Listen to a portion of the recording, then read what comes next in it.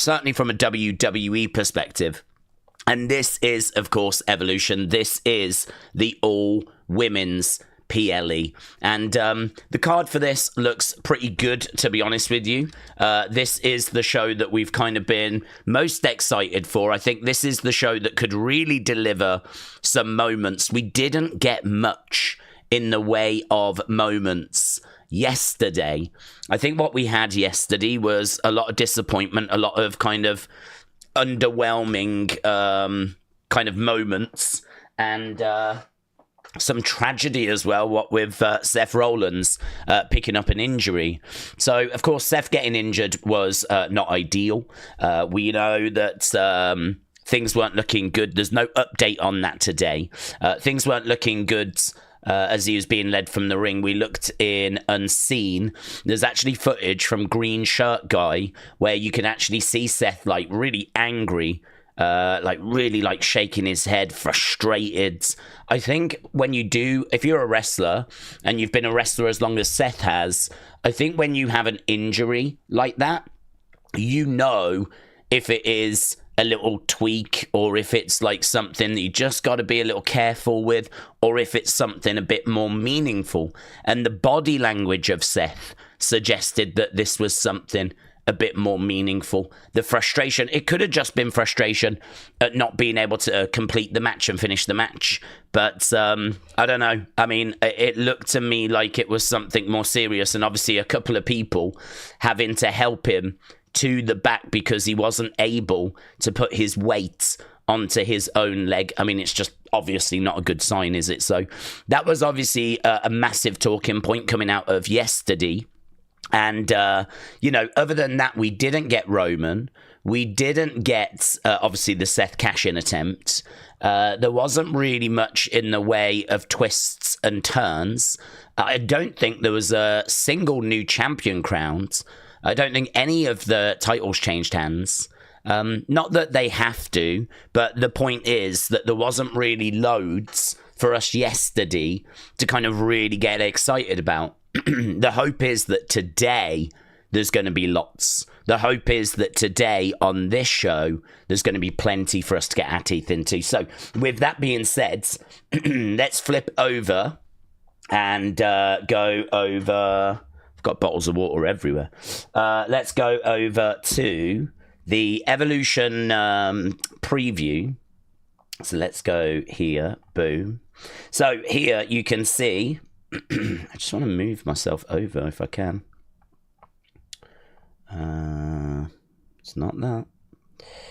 It is maybe this. There I go. There I go. Lovely. So we've got Io against Rhea. We've got Becky versus Bayley versus Lyra. We've got Tiffany against Trish. We've got obviously the women's fatal four-way tag match. We got a battle royal for the women's title. That is an opportunity at Clash in Paris. We got Jade versus Naomi, and we've got JC versus Jordan Grace. So we've got plenty there of potential for new champions, for returns, for shocks, surprises, moments. So let's just quickly go down and pick a few names. So Io, Rhea. Rhea is the favourite. I'm going to go Io. I think it would be a real shame to kind of just go back to Rhea again. I like Io, and I think that you can keep investing in Io. I think Io is at a certain level, but I think she can be a bigger star.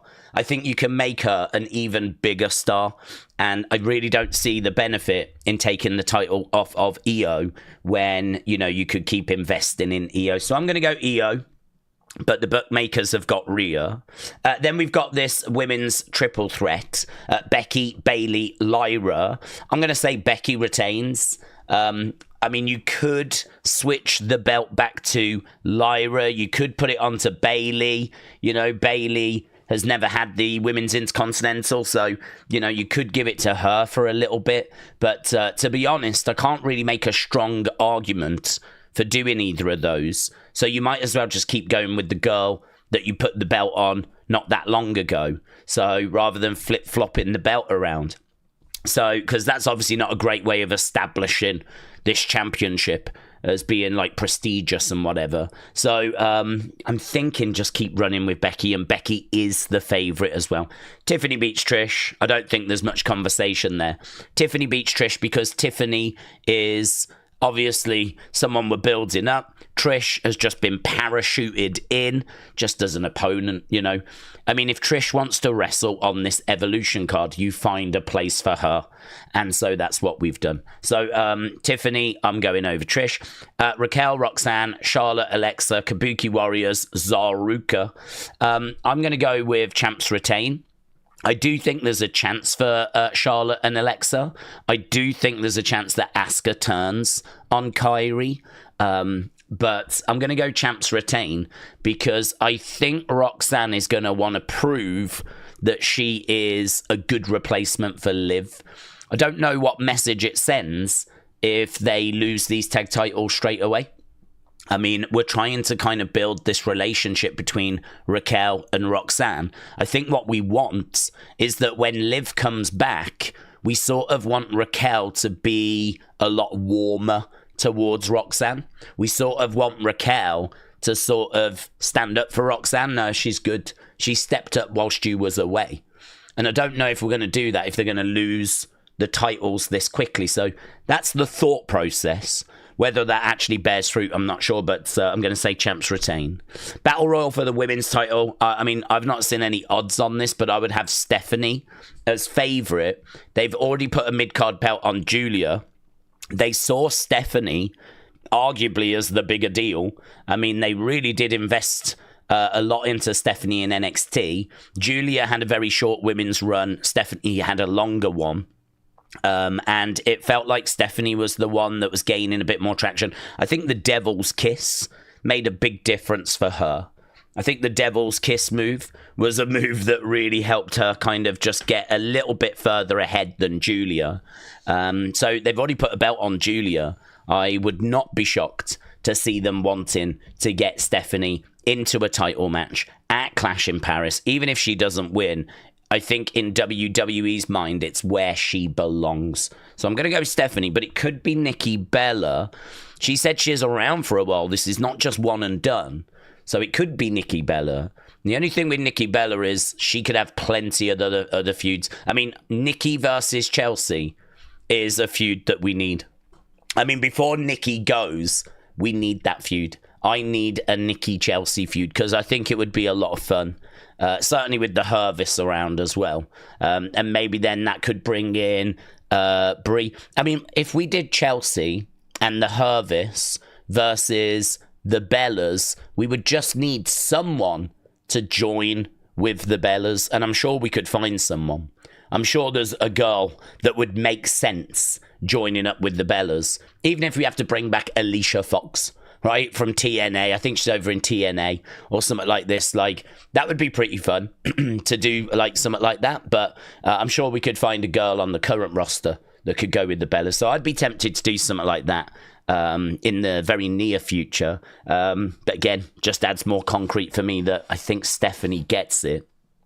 Then we got Jade versus Naomi. I think Jade gets it. Naomi's got the briefcase. I don't think she needs the win. I did say that yesterday about Seth, and word on the street was Seth was meant to win that match. So clearly my way of thinking is not the WWE way of thinking. So I suppose in that regard, it could go either way, but I'm still going to say that Jade wins. And then we've got JC versus Jordan. Yeah, we probably do need a title change somewhere.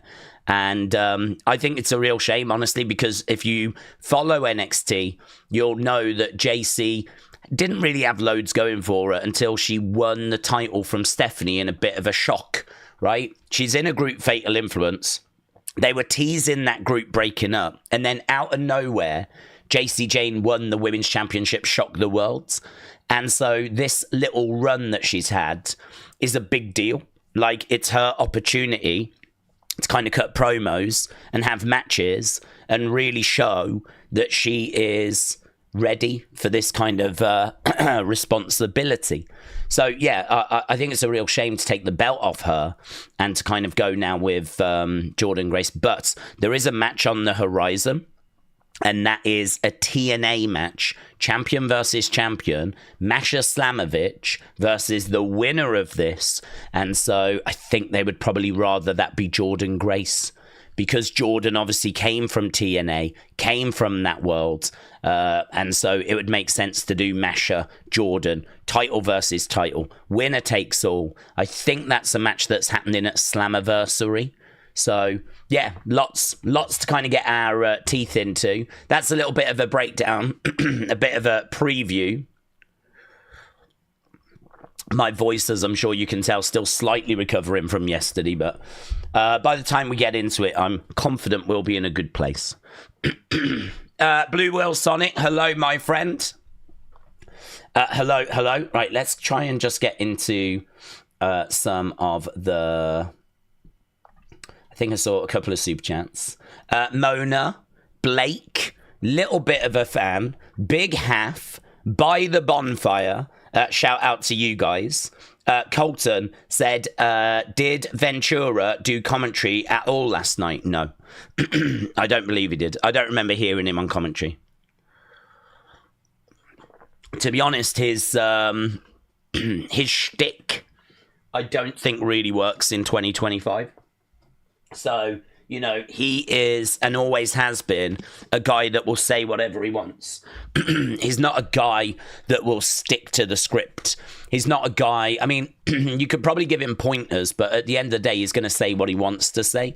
You know, if he thinks the babyface has cheated or done something, you know, WWE might be trying to kind of really build someone up. And might be really trying to present someone as having to dig deep or maybe do whatever it takes, but they're still a good guy, yeah? Jesse is the kind of person that'll be like, yeah, but he cheated. They cheated. That doesn't look like a good guy to me. And honestly can, like, really kind of rip up the narrative that you're trying to tell, you know? Can kind of really rip up... It's disruptive, and...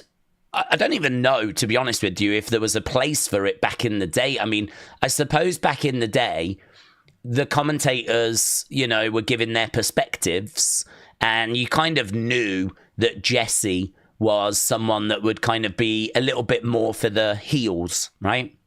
He would kind of stand up for the heels quite a bit. You know, he was like really against Hogan. Really, he was like loving it whenever someone was getting the better of Hulkamania or was about to get the better. You know, he was right behind them.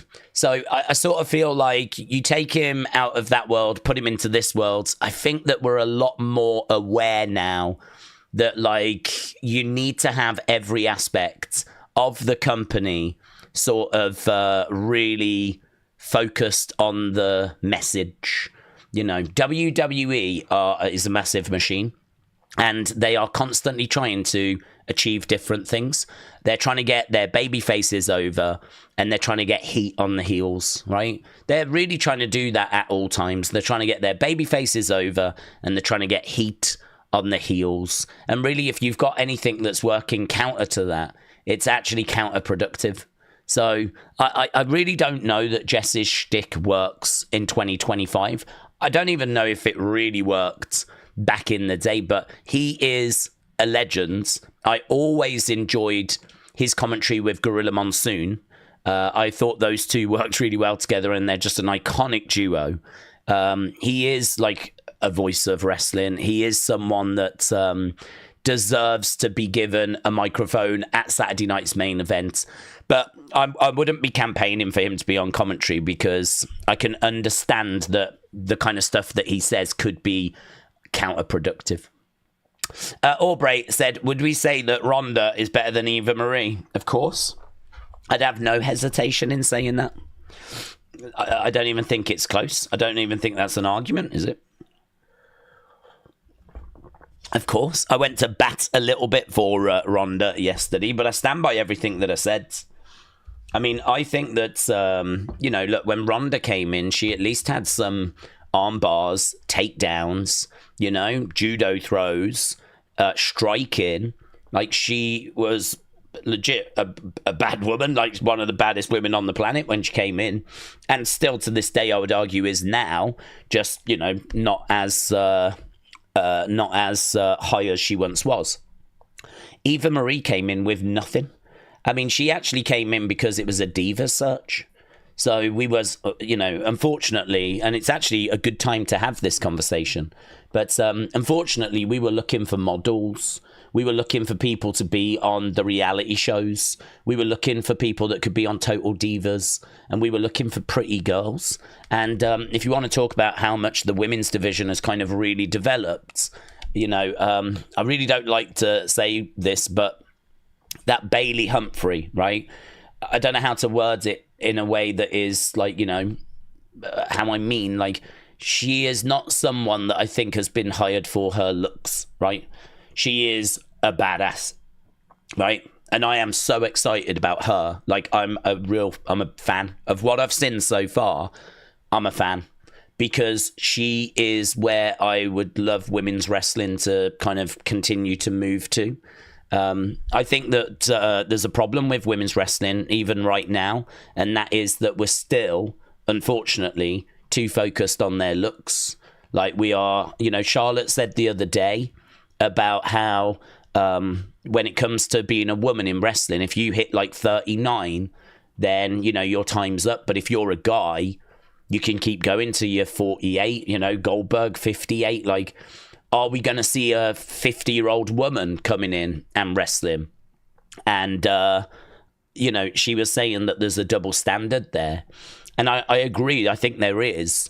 But I think that part of the problem, right? Not the whole problem, but part of the problem is I believe that the women's wrestlers, there's a lot more emphasis put on their looks than there is on the men's male wrestlers. Right.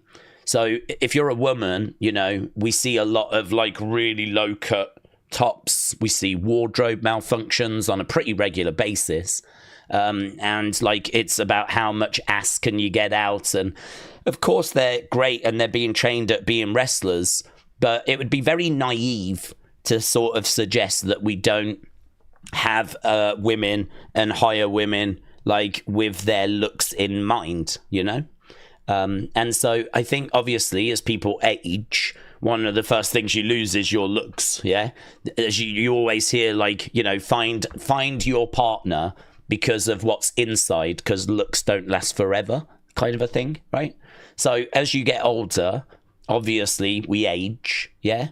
And so, of course, younger people are going to look more attractive, right? And so I think there is a bit of a situation where as the female wrestlers age, I think it's a case of like maybe it's easier to kind of put them out to pasture and bring in the young, attractive new thing, right? But for the guys, because the guys aren't as focused on looks, or we don't focus on their looks as much, and we focus a bit more on the skill, yeah? We focus a bit more on the in-ring attributes, then we're not looking to really, you don't lose those as quickly. Looks go before your actual in-ring skills. And so as a result, I think that their careers can be a bit longer. So what I would personally like to see is a shift away from us focusing on the looks of the female talents and focusing more on the skills. I think they can help themselves and WWE can help them by not packaging them and presenting them with the smallest tops possible, the smallest trunks possible. Like, actually, let's focus more on the moveset, on their achievements, on their training. Let's flesh out their stories, their characters. And I wonder if we would see some movement with us then having that attitude of women reaching 39, 40. I wonder if that would shift a little bit, and I think it would. I think it would. I'm not saying that's the only problem. I'm not saying that that's the only issue, but I'm saying I think it would contribute towards the women being able to wrestle later, and not have to feel like the pressure as much, because I think there's too much that's put onto the looks.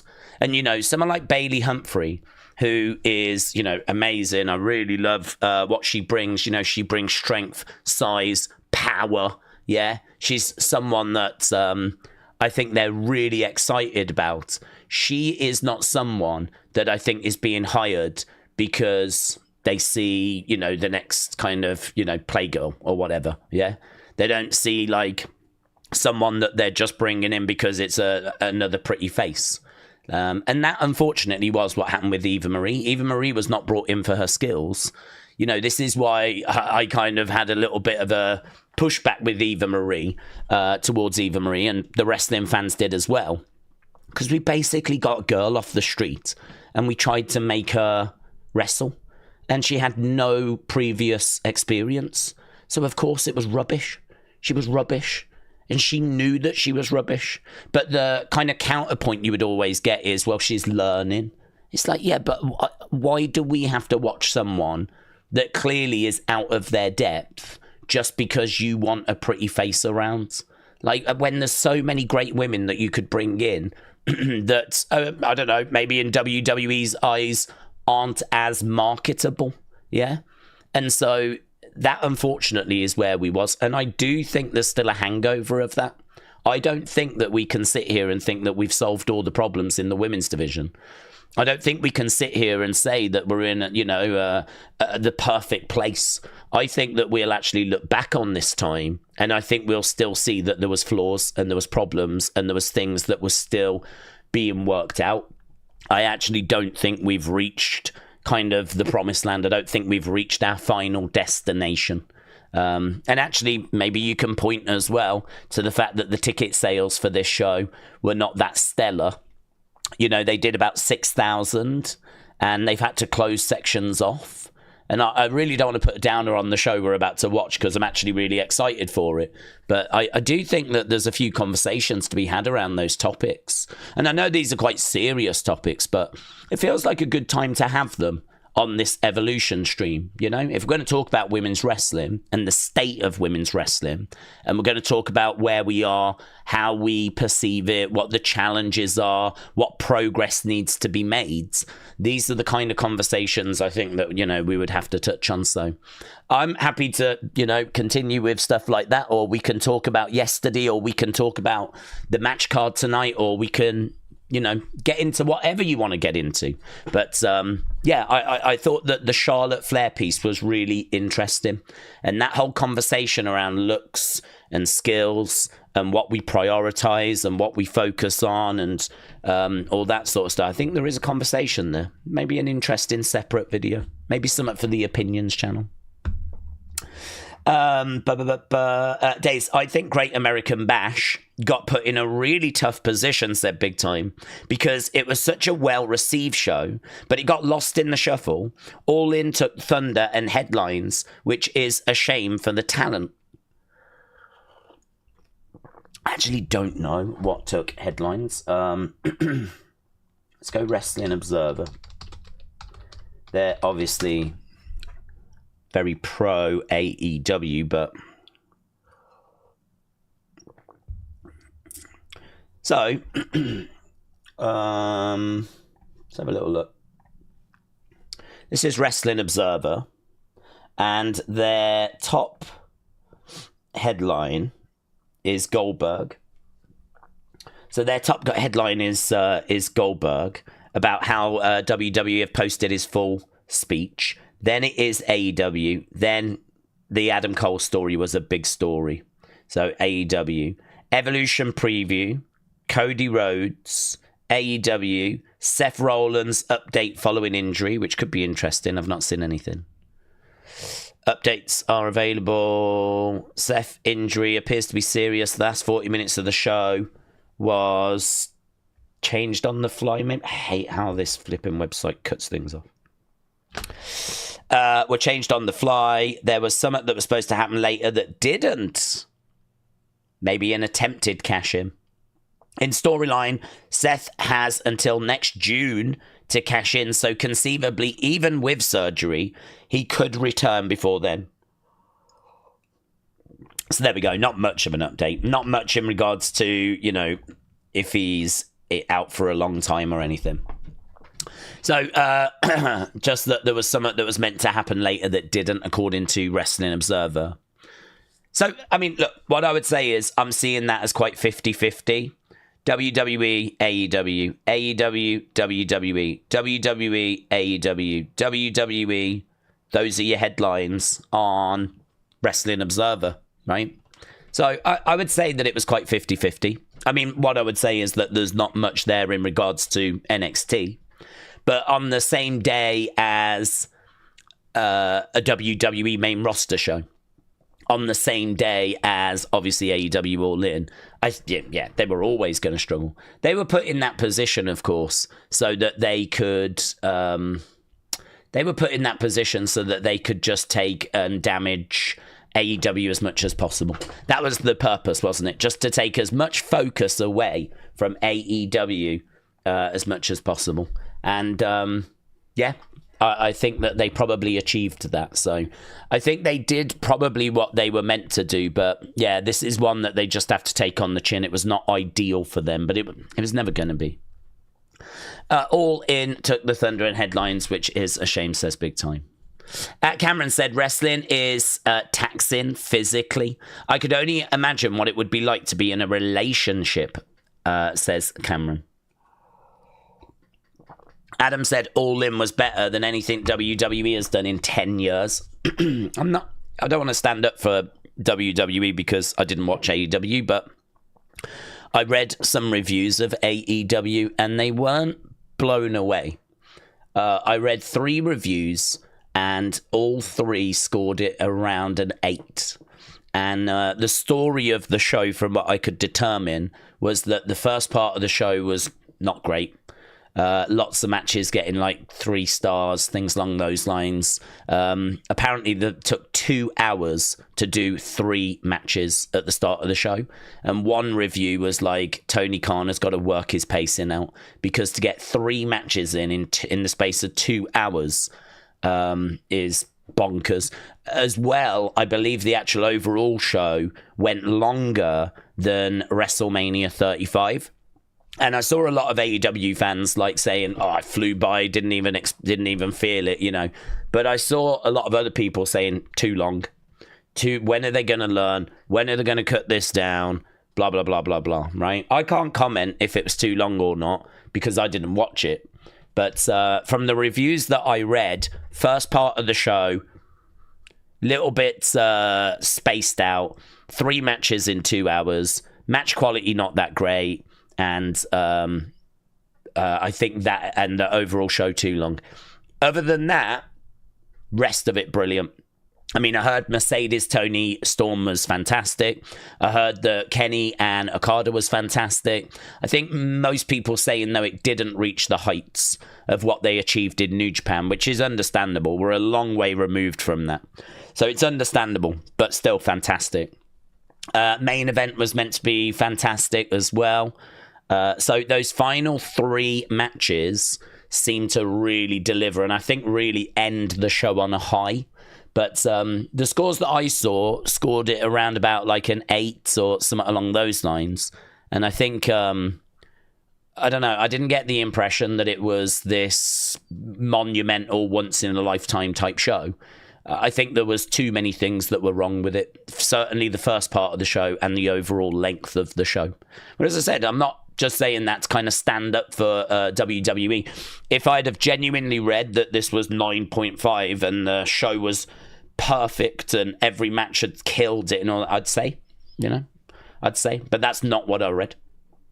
So for me, I think that they've done a brilliant job. I think that they've got a great result for their big show of the year. I think that they'll be pleased with it. I think their fans will be pleased with it. I think that there was lots of talking points that came out of it. But I don't think that it was this like perfect show. I don't think it was this show that was, WWE could never. Because to be honest with you, I think that WWE has had some good shows in recent times. 2023, 2024 was a really good time for WWE. There's a lot of praise for like WrestleMania 40. In particular, with Cody finishing the story and all of that. So, I don't know. I don't know that I can agree that what they did was better than anything WWE did in the past 10 years. because I think that AEW's shows still have a pacing issue and are still too long. And I think that is a big problem. You do get the pushback of people saying, well, if I'm going to spend $50, I want it as long as possible.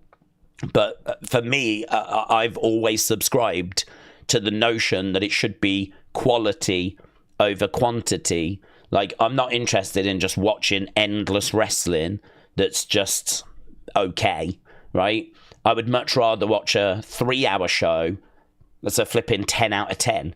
3-hour show. I mean, we know with SmackDown, you can put a third hour in, but it doesn't make a better show, right? Now we've gone back down to 2 hours, arguably a little bit too tight now, arguably needs a little bit more breathing room. But no, I don't think anyone's really campaigning to take it back to 3 hours, because 3 hours, there was a lot of filler in there that just wasn't needed. And so, yeah, it's not always better the more time that you give something. I think, it's better to have... I like pay-per-views at 3 hours. I think pay-per-views at 3 hours, that's kind of what I grew up with. And I like pay-per-views at 3 hours. I don't really see a need to go beyond that. I don't see a point in going, over that. But, don't know, they go big, don't they, with their Wembley show and everything. And I think it was, good and well-received by those that watched it. Days, did you watch UFC? No, but... I was doing 2 streams, and then I was doing Unseen, and Unseen took flipping forever because I was going through, this is how I know so much about All In, was I read a few reviews because I was interested to know how it had gone. You know, you want to know if it's been a success or not. And so I read a few reviews on it, but also I had to go through all of these accounts talking about everything that had happened just so I could find the WWE bits. Because a lot of people, I think, were watching both yesterday. I think a lot of people had both on. I think a lot of people were juggling the two. So I was kind of going through. I saw a few bits from Toni Storm, which was great. I saw the bit where she kind of went against the ropes. Mercedes kind of cowered on the outside. And then Toni did the CEO dance. And that was great. And I thought it was great that Toni had won that match as well. So, I kind of went out my way to have a look at a few clips of Okada Omega, Mercedes and Toni. Obviously, I saw about Danielson being back. I saw Darby had returned. I kind of, as I was going through, I was seeing all these bits and bobs. So there was absolutely no room for UFC yesterday. Uncle Rebel said, depending on the length of Seth's injury and time, this could create a heck of a cash shock return. Well, it could do. I mean, obviously we need to get some details first as to how long he's actually going to be out for. But it is definitely setting up a very dramatic kind of 2026, if you will, because there's every chance he's out for the rest of 2025. Depending on the severity, of course, it could be that we don't see him again for this year. What that would mean for his group, I have no idea. I mean, I wonder if they would be tempted to, move someone into that leader position. Would they move Bron Breakker into that leader position and then put someone else in with Bronson in the background? Or would you put in, say, Carrion? Because you could have Carrion kind of go into that spot and be the leader with his experience. But the thing is, Carrion is, there's a groundswell of support for Carrion. There's people that want to see Carrion. The fans are, really growing with their support of Carrion. But he's not someone that I think is really going to puncture beyond the kind of hardcore fan base, because the casuals just ain't seen him. How can the casuals, how can the kids, how can the youngsters and the people that just watch wrestling once in a while, how can they be on board and behind the Carrion movement when you just haven't seen him? So I don't know that Carrion would be the play. I don't know that would be the move, because the leader of that group has got to have some degree of influence on ratings, because that group is so important. And if you move Carrion into that position, you're putting someone in that people don't really know. I suppose the thing is, can you get him known and get that group clicking and moving and, you know, really grabbing attention quickly. You'd have to get moving quickly because there's not really any influence on ratings from Karrion. No offense to Karrion, I really like Karrion, but how can he influence ratings when he's not really had an opportunity to build a fan base, right? He's got his fans from the indie circuit, small amount, right? He's got, like, obviously this kind of support that's building on the internet, which is helping. And you're hearing the chants in the arena from the hardcores, right? And then, of course, the casuals in there will kind of join in.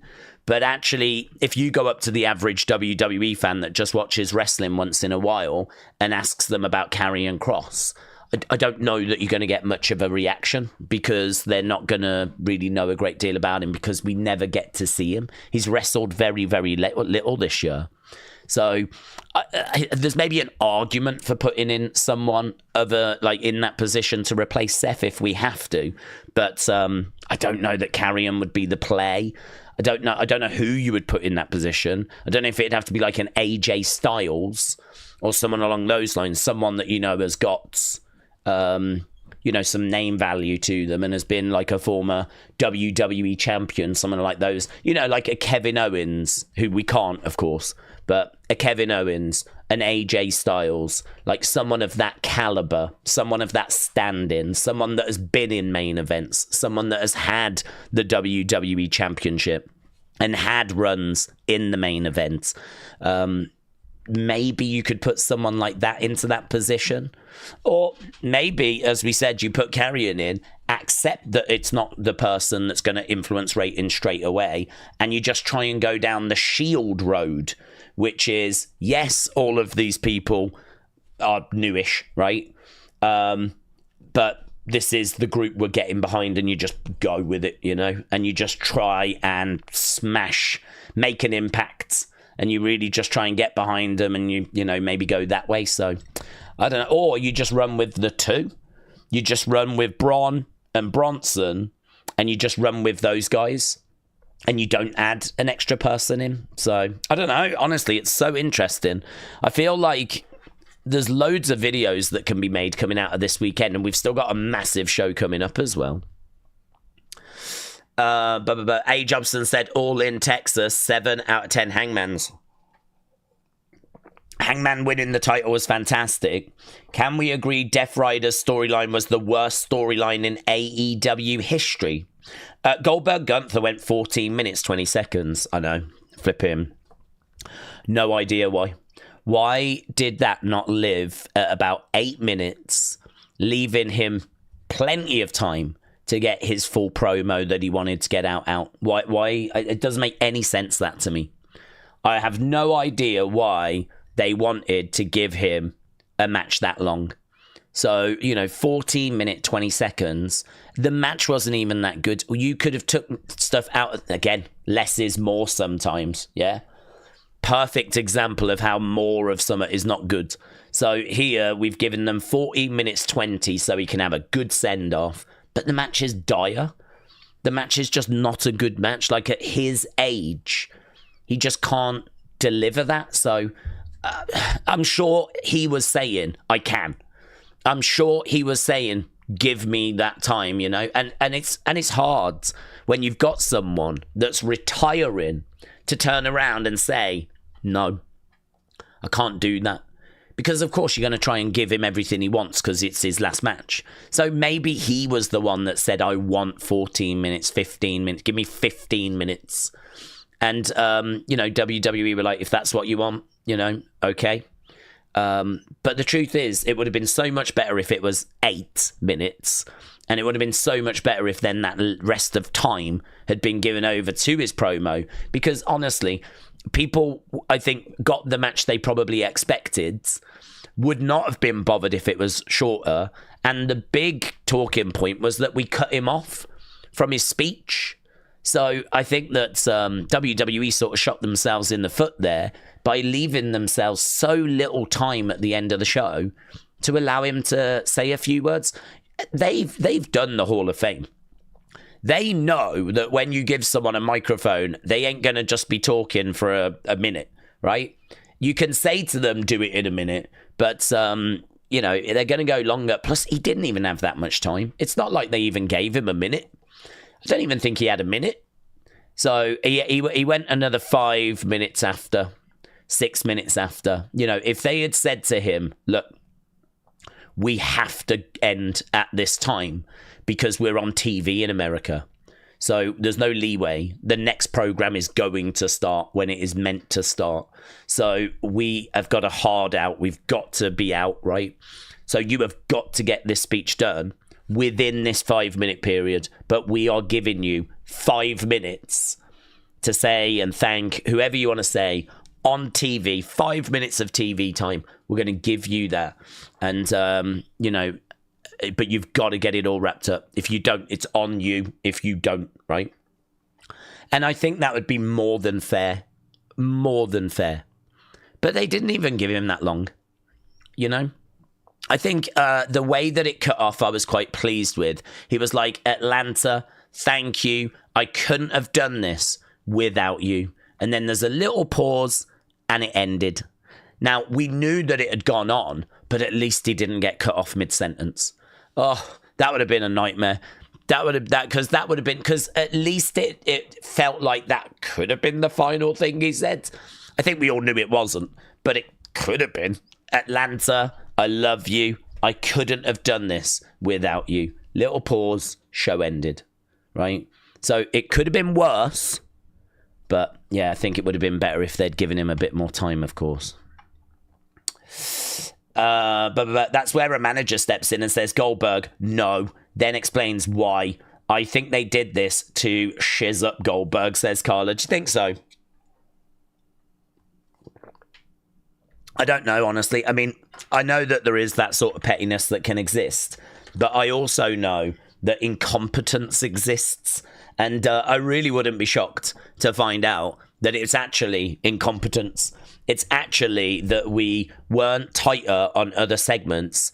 They overran, and then we ended up with no time. Or, you know, the match was meant to kind of finish a bit earlier than it did. Perhaps it weren't meant to go 14 minutes. I can't believe that when they ran through the show, right? Because there must have been a degree of a rehearsal, yeah? They don't just go out there and just hope for the best. Like, there's a run-through. There's a script. There's times that they're trying to hit. I cannot believe that Goldberg was okay with having as little time at the end to say a few words. That would suggest to me that there was meant to be more time and that something somewhere has gone wrong. So I don't know where it's gone wrong. I don't know if it was before the main event or during the main event. Something somewhere has gone wrong. And that would be interesting if we ever get an interview with Goldberg or someone that was there to just find that out.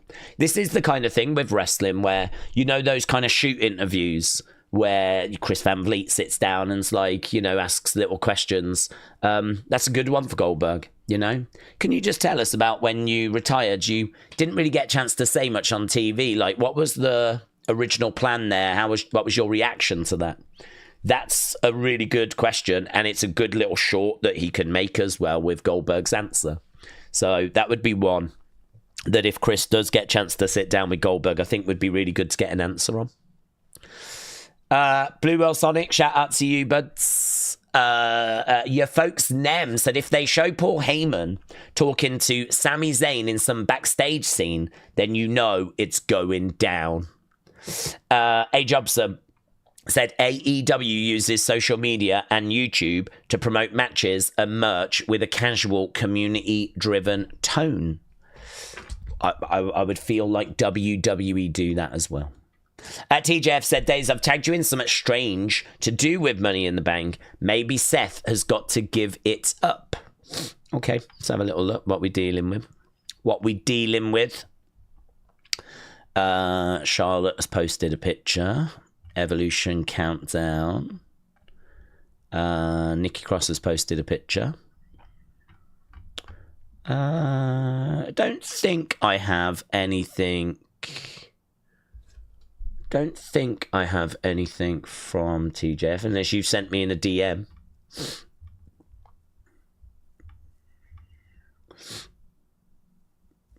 I don't have anything in my immediate notifications.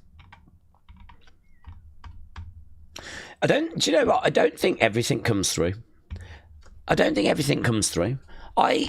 Sometimes, I find if I click on like my home account, I can actually go through my feed, and very rarely I will see messages that I've clearly been tagged in that I've not liked. If I've not liked it, I've not seen it, right? So I always tend to put a like on the, it's my way of just knowing where I am in my list, really. So what I do is I just work my way through my list and kind of try and get through my notifications. So yeah, it's one of those where if I've liked it, TJF, then I've seen it. If I've not liked it, I've not seen it. But nothing's showing at the moment. Right. Days, what's strange about AEW All In? It looks like a spectacle. They look like competition. These next 4 weeks residency in bingo halls will be in front of like 1,000 people for Dynamite. Well, to be honest with you, there was only 26,000 at All In, and I say only because when I saw the footage, it felt bigger. I mean, I thought they did an excellent job with making it seem like that place was like, pretty full. I mean, again, I did not sit down and watch the show. So there's going to be people like, how can you say that? Didn't you see this bit where they cut to the crowd and it was all tarped at the top? No, I didn't, right? I'm talking about the clips that were on social media that really made it seem like a big venue, and everywhere you could see there was people, and I thought it felt good. It was a good image. It felt like, yeah, I agree with you. Big time. It felt like, whoa, this is serious competition to WWE. I got that impression, yes. So yeah, I think that the perception of that was really, really good. I mean, you got to remember though, this is their WrestleMania, isn't it? They don't really tend to do shows on this magnitude, of this scale, on a regular basis. I'm sure they're hoping that they can move to that and do these types of shows on a more regular basis.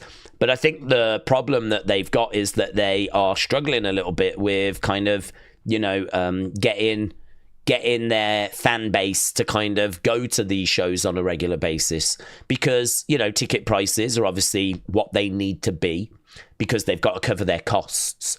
So how often can you do shows of this magnitude? Because you're probably relying on the same folks. I'd imagine a lot of people traveled into... I can't imagine that all of those people were from Texas. I've got to think that a lot of people traveled in. As I said, this is like their WrestleMania. Just like how WWE, when they do WrestleMania, have people coming from all around the world. I don't think AEW necessarily have people traveling from all around the world. I don't know that their global following is that big. But I do think there'll be people coming from lots of different states, probably people coming over from Europe.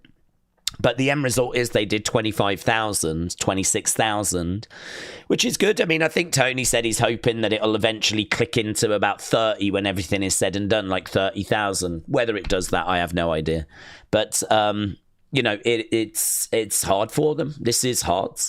A few years ago, they filled out Wembley to like 60-odd thousand. And then the year after, they did 40. And now here they are doing 25 in Texas. And... it's hard. I think the one thing that we can say about starting a wrestling company from scratch is it's flipping hard. It's really difficult, really difficult. I mean, there's plenty of things that can go wrong and pitfalls, and I'm sure there's things he would change. Their hope is, I mean, I feel with AEW, there's green shoots. So as of right now, I feel like when I stopped watching at the end of 2023, early 2024, I think that was a real low. Because when I stopped watching, Dynamite was still getting 800,000. And we know in the time since, it's gone crashed to like 630 or something, right? I mean, 200,000 people have kind of abandoned the show. So in that time since I stopped watching. So I sort of feel like I stopped at the same time that I think quite a few people started to kind of drift away. I think they kind of hit a bit of a rock bottom. I think that's very much plateaued now, because you don't see them going down much lower than that. Sometimes you might go 575 or something, but normally it's around that 600,000 range. But yeah, with Tony Storm and Mercedes, Athena, I think they've built up Hangman really well. Kenny around, Okada. I mean, they've got some great talent. I've never been down on their talent. And, you kind of look at the praise for the show. I mean, listen, the show was really well received yesterday.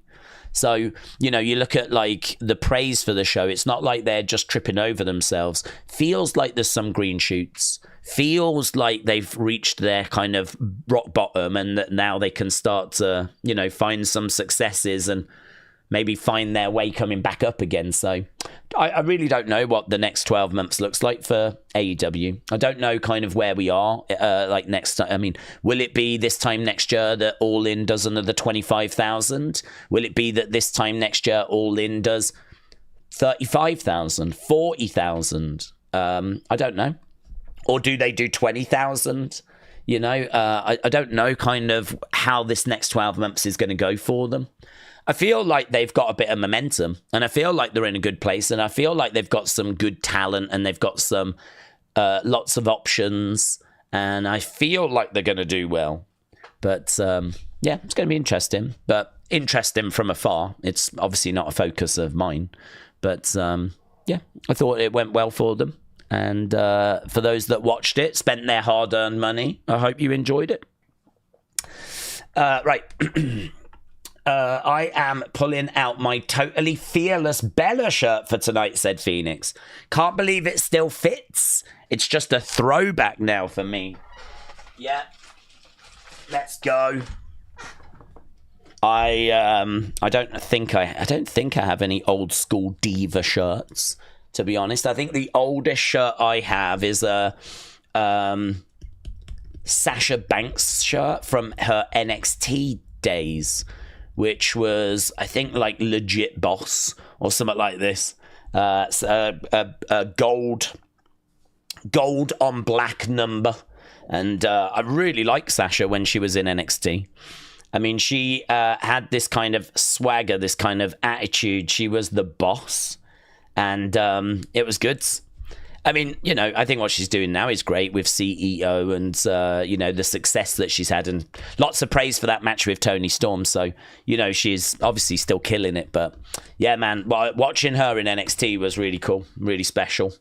And she had a great character. I think with NXT as well, like if you can really find something good in NXT, a way of presenting yourself that really works, you can really stand out because there's a lot of people that are still trying to figure it out. There's a lot of people that are haven't quite found what they're looking for, haven't quite found what's going to make them, big stars. And some people don't and end up leaving. So she kind of found something and she really stood out. And she was great. So I think that's probably the oldest female shirt that I've got, to be honest. I don't think I've ever got anything like before that. I should have wore it, but honestly, you want to talk about tight? That's probably really tight now. That would have been quite the scene, actually. But AEW doesn't have a clue on how to capitalize, says Can't Stop, Won't Stop. Maybe there's some green shoots there, but AEW are just not going to be able to take that next step. Maybe. Days, if Seth is severely injured and out for a while, I think the solution for a new leader is quite simple. Becky Lynch fans know her and she's already heel. That's very interesting, actually. That's very interesting because you could go with a female leader. The only problem you've got is that the guys can't really help her in her matches. That's the issue. She can help them because it's okay for a woman to kind of trip over a guy during a match. It's okay for a woman to, kind of distract and get the referee or slap a male wrestler. It's obviously not okay to kind of do that the other way round. Like, I don't think you're going to see Bron Breakker coming down, like tripping over Bayley as we're doing Becky versus Bayley, what Bron Breakker could do is come down and get on the edge of the ring and distract the ref. Bron Breakker could do that, So I suppose there would be ways that you could make that work. But if you're Becky, you want to align yourself with people that are going to help you. Certainly if you're a heel, you want to align yourself with people that are going to help you in your matches. I suppose if you bring Becky in, is there an argument you bring in someone else and you bring in another girl so that they can help her? And I think, what does Becky do for the guys? Well, I suppose she can do anything. She can trip over guys. That's fine. She could come down and trip someone over. But this is where, I don't know if it ticks the ideal box. I don't know if it ticks that perfect solution box. Because really, if you're a girl, you want other girls that can kind of fight some of your battles for you. And, you want to get to me where you're going to have to go through her first. Girls that can kind of get in there, trip other girls over during matches and, kind of be around all the time. Whereas with guys, obviously you've got the guys' locker room, the girls' locker room. I mean, if Becky goes into the girls' locker room on her own, then she's vulnerable. But obviously if she was with a group of girls like, say, Damage Control, she's not vulnerable. She's got backup.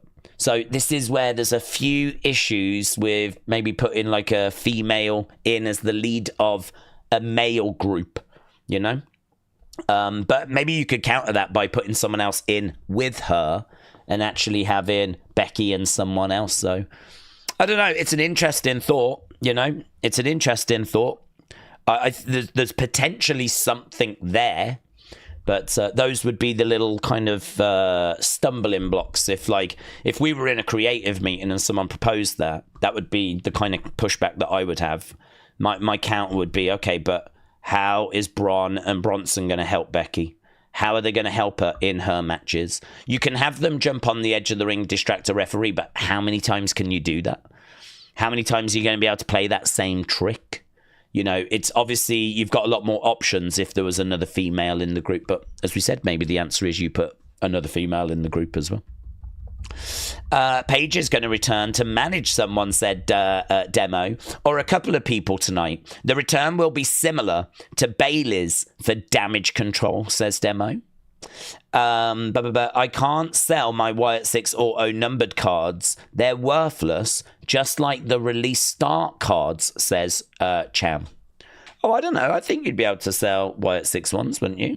Certainly Wyatt 6 autograph ones. You're telling me there's not anyone interested in those? I'd imagine Wyatt 6 fans would be. Days, what do we think SummerSlam looks like now Seth is gone? Different. I mean, I think for me, I always thought it'd be Seth versus Roman. So obviously the big question is, what does Roman do? It's not a big problem because Roman is someone that can do anything. Do you know what I mean? You could have Roman do anything. And actually, sometimes when you are forced into a situation that you didn't want to be forced into, it can sometimes bring out like the best in the creative. Because, sometimes having constraints, having rules and borders and restrictions can actually be really good for creativity. Because you've got to work within the confines of something. And so, if you could do anything, then, you'd put a card together. But then all of a sudden, as people start getting injured, you have to then start looking at, okay, do I change those matches or do I just go with something else? And if I go with something else, what's the story? So if I go with Roman against, if I go with Roman against Jacob, or I wouldn't do that because Jacob's a face now, but you get my point. What's the story that I'm doing there?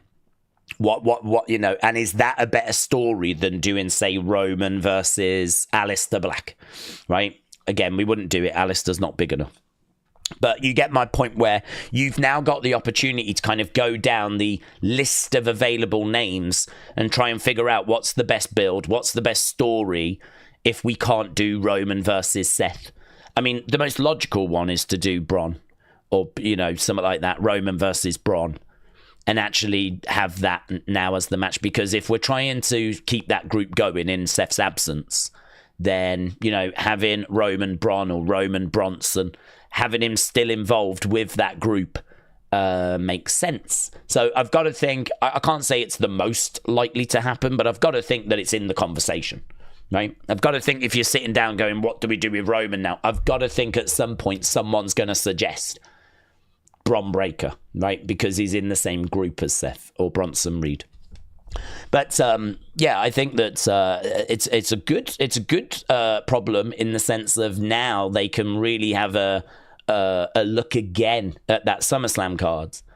The thing is, if you put your card together, right? You might put your card together like months ago, and you know where you're going.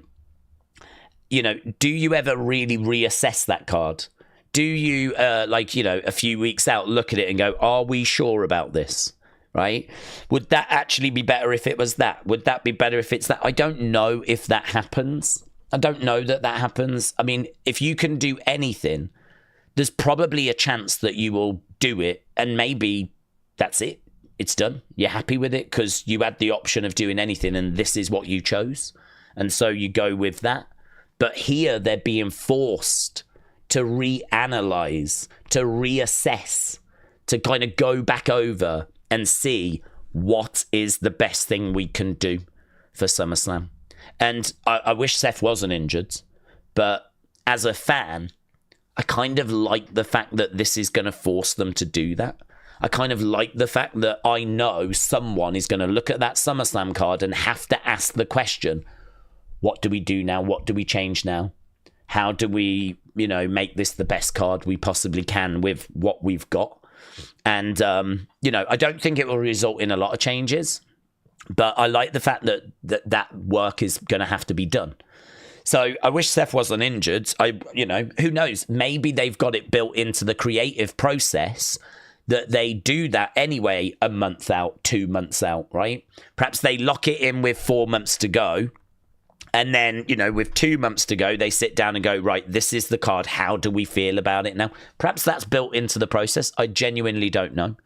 This is the kind of information I would find fascinating from that WWE Unreal show, because they're going to show us that creative process. And if we actually find out that they've got these kind of systems in place, that will be something I will be like, wow, never knew that. And that's brilliant.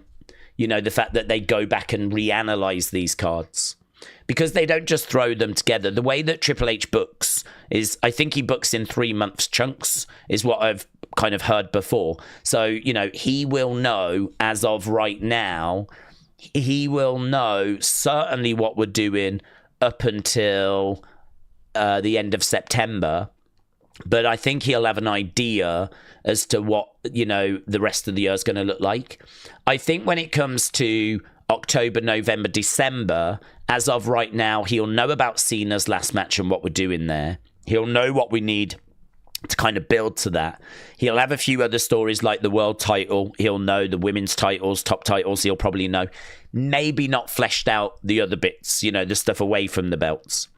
But he'll have a rough kind of skeleton as to what he wants for the rest of the year right now.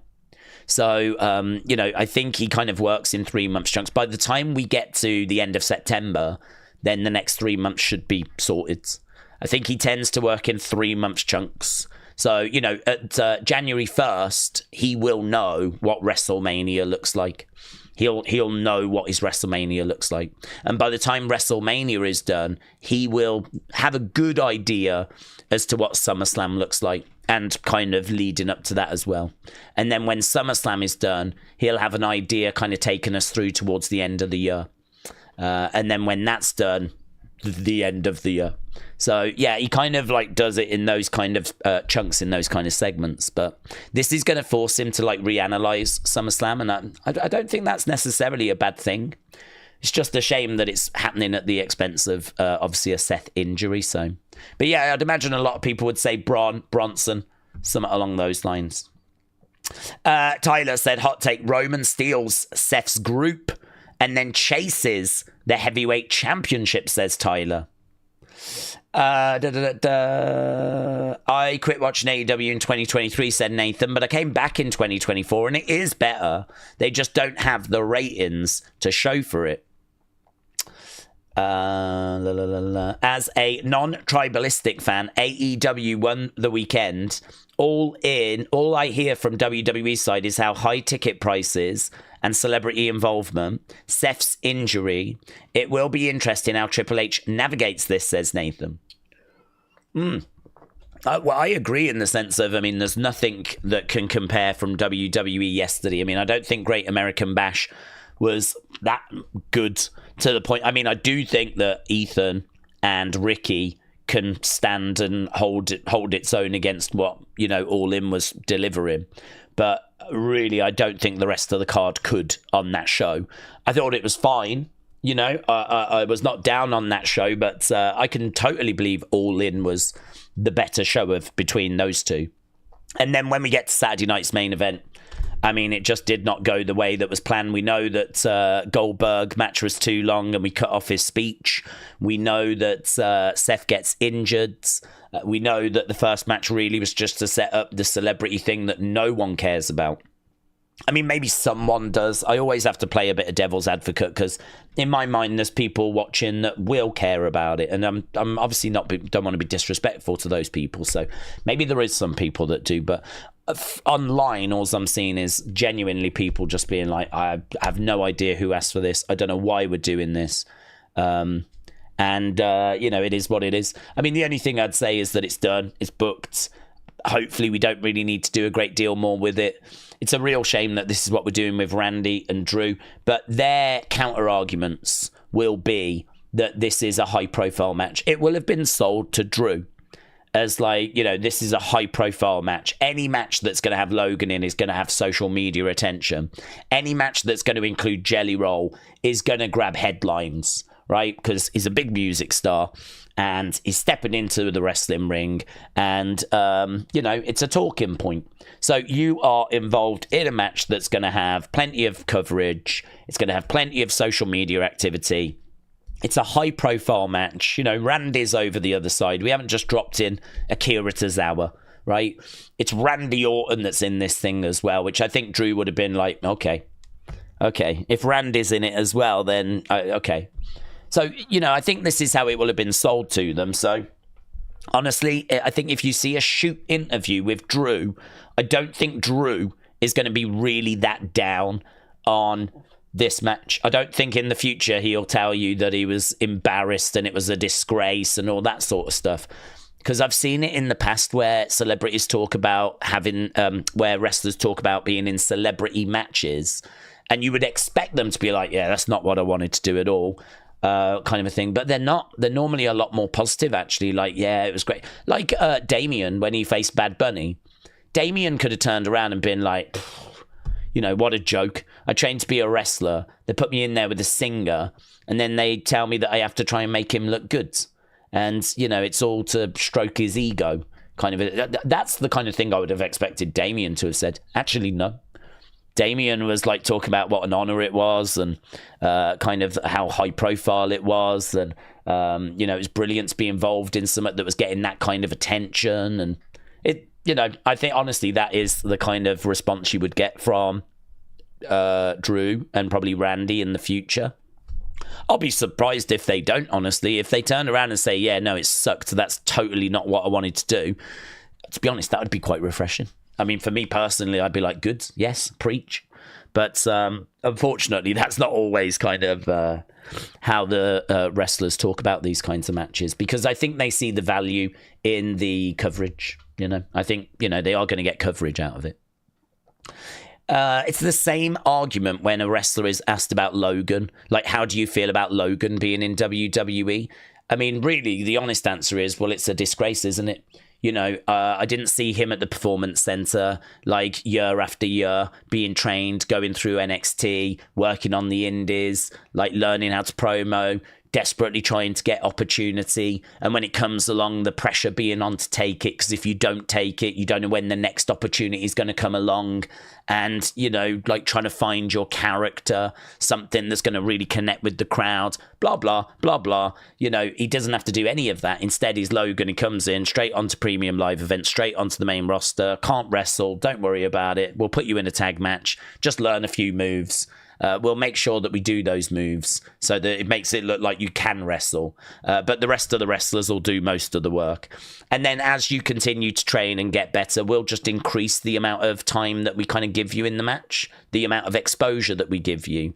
And people will think that you're better than you actually are, and blah, blah, blah, blah, blah. And then eventually, after a few years, you'll be all right, you know, and you'll actually be able to do a few things, hold your own, and, you know, you'll be at the point where you'd probably be an okay, pretty decent NXT talent, right? Which I think is kind of where we are right now with him.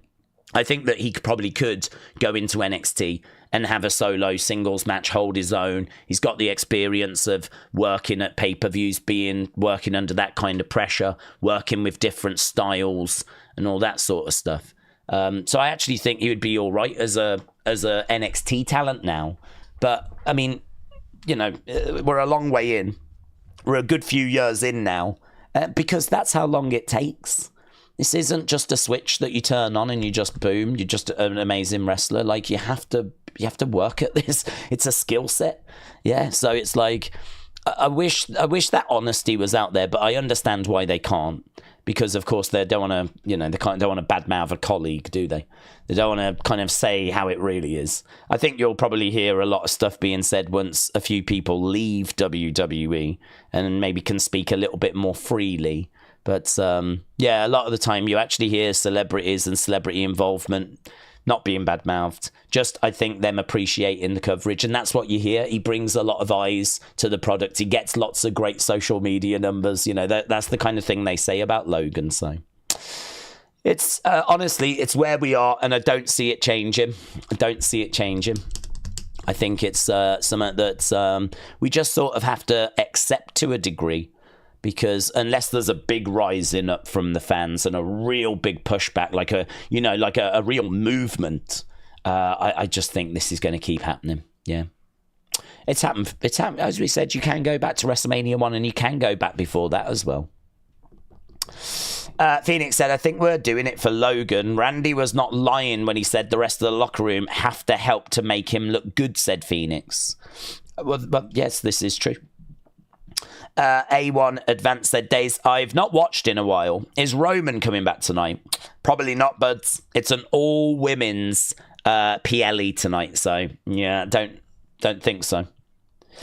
Mr. Dell Jr. said, Days, this year of WWE hasn't been great. 2022, 2023, 2024 was incredible. We were spoiled back then, but this year has been terrible. SummerSlam needs to be incredible, or else this year we'll be screwed. Well, I'm going to say what I always say, and that is, I don't think this year is a disaster. I don't think it's rivaling 95 or 2019, right?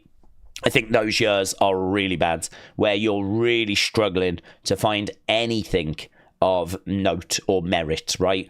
I think this year we did get the John Cena heel turn, regardless of how we feel about that. We did get some good matches as well. I mean, we did get, as we said, the women's triple threat, the men's triple threat at WrestleMania, Cody and Kevin and Sammy, which is still a banger. That tag match as well on SmackDown, the ladder match, which was, you know, a banger as well. And so we have had some moments this year. We have had some things. The whole R-Truth thing with R-Truth getting released, but then the fans bringing him back. And, okay, maybe that's lost a little bit of steam. But, you know, we still had that moment. We still went through that phase. So I think there's definitely bits. We got the Punkonomics, which was really fun, and people enjoyed Cena's pipe bomb that he did. That was really well received. So I think that I don't want to throw the baby out with the bathwater. I don't want to make out like this is a dumpster fire, it's a disaster. I don't think it is that level, but compared to where we have been, compared to kind of how good the previous years were, I agree. I don't think this is good enough. I don't think this is creative enough. I saw that in AEW, the Death Riders had won their top title, right? And I believe what they did was they basically got rid of it, hid it, put it in a case, locked it away, right? So they sort of hijacked the company, right? And sort of hid the top title. And my understanding is that when Hangman won that belt yesterday, it still had Daniel Bryan's side plates on it. It still had Daniel Bryan's side plates on it. Because they basically, I think, had won the belt from Daniel and then just immediately threw it into a briefcase and never touched it. Because they were not interested. They didn't see it as having any value. You can tell me if I'm right or wrong, whatever, I don't care. But this is my understanding, right? Because I saw someone saying about how crazy was it that Daniel Bryan's side plates were still on the AEW title. It's details like that that really make this story, you know, things like that. So I was like, okay, that's interesting. And it got me thinking about, wow, I know that people are down on Death Riders. I don't know anything about them, so don't take what I'm saying as anything here about the Death Riders, right? But how interesting to have a top group be anti WWE or anti AEW, win the top title, disregard it, throw it away, say that it doesn't represent them, maybe introduce their own title that they feel does represent them. And actually that level of arrogance, that level of like power, you know, there's a real power struggle there. Like, who's actually in charge of this company? Because the company's top title has just been disrespected and replaced, and the company seemingly can't do anything about it. So who's running the show here? So, you know, I actually was looking at that and I was like, I know the Death Rider story has like not been well received, and I'm sure that the execution was atrocious, but well, at least there's some story. At least there's some sort of creative there. At least there's something you can sort of get your teeth into, you know? I mean, obviously what we're doing with Cena this year is we are just going from feud to feud to feud to feud, aren't we? Just so we can get them in, really. There's not really much in the way of a story. It was just, you know, it was time to have a match with Randy, so we did that. It was time to have a match with R-Truth, so we did that. It's time to have a match with CM Punk, so we did that. Cody's now won King of the Ring, so it's time to do that. And it's, do you know what I mean? Like, there's not loads there that to like really dig into. So, and that's your top story. That's the top thing that you're doing.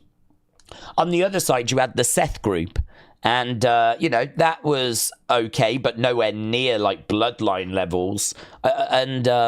I sort of feel like that group has got elements missing, which we've spoken about. I sort of feel like that group is still trying to find its feet. And so, you know, you've got the Cena story, which lacks a bit of depth because we're just going from feud to feud to feud to feud to feud, basically to get as many different Cena matches done as possible. And then on the other side, you've got a group that's really trying to learn and put it together. You know, that group is not like the Shield. The Shield arrived fully formed.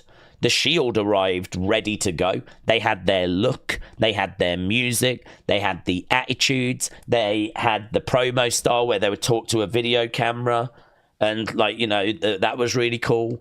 And you know, I feel with this group we're just dropping elements in, we're dropping things in, and we're trying to figure out how to present them as we're going along. They don't feel like a fully formed group that have got a look and an identity. There's no name for this group. There's people saying they should be called The Vision, you know, and things like this. They should be called the Enforcers or whatever it might be, right?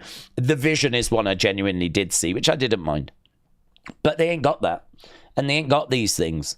And so, you know, on the one side, you got a story lacking a bit of depth. On the other side, you got a story that's flipping not fully formed. And then you look at the women's division, you got Tiffany, who, to be honest, is learning. You know, her promos are not great.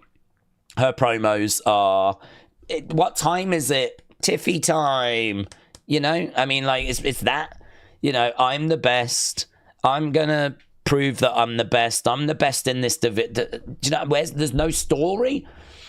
There's nothing there. She's having a feud with Trish now, which had like a 1 week build.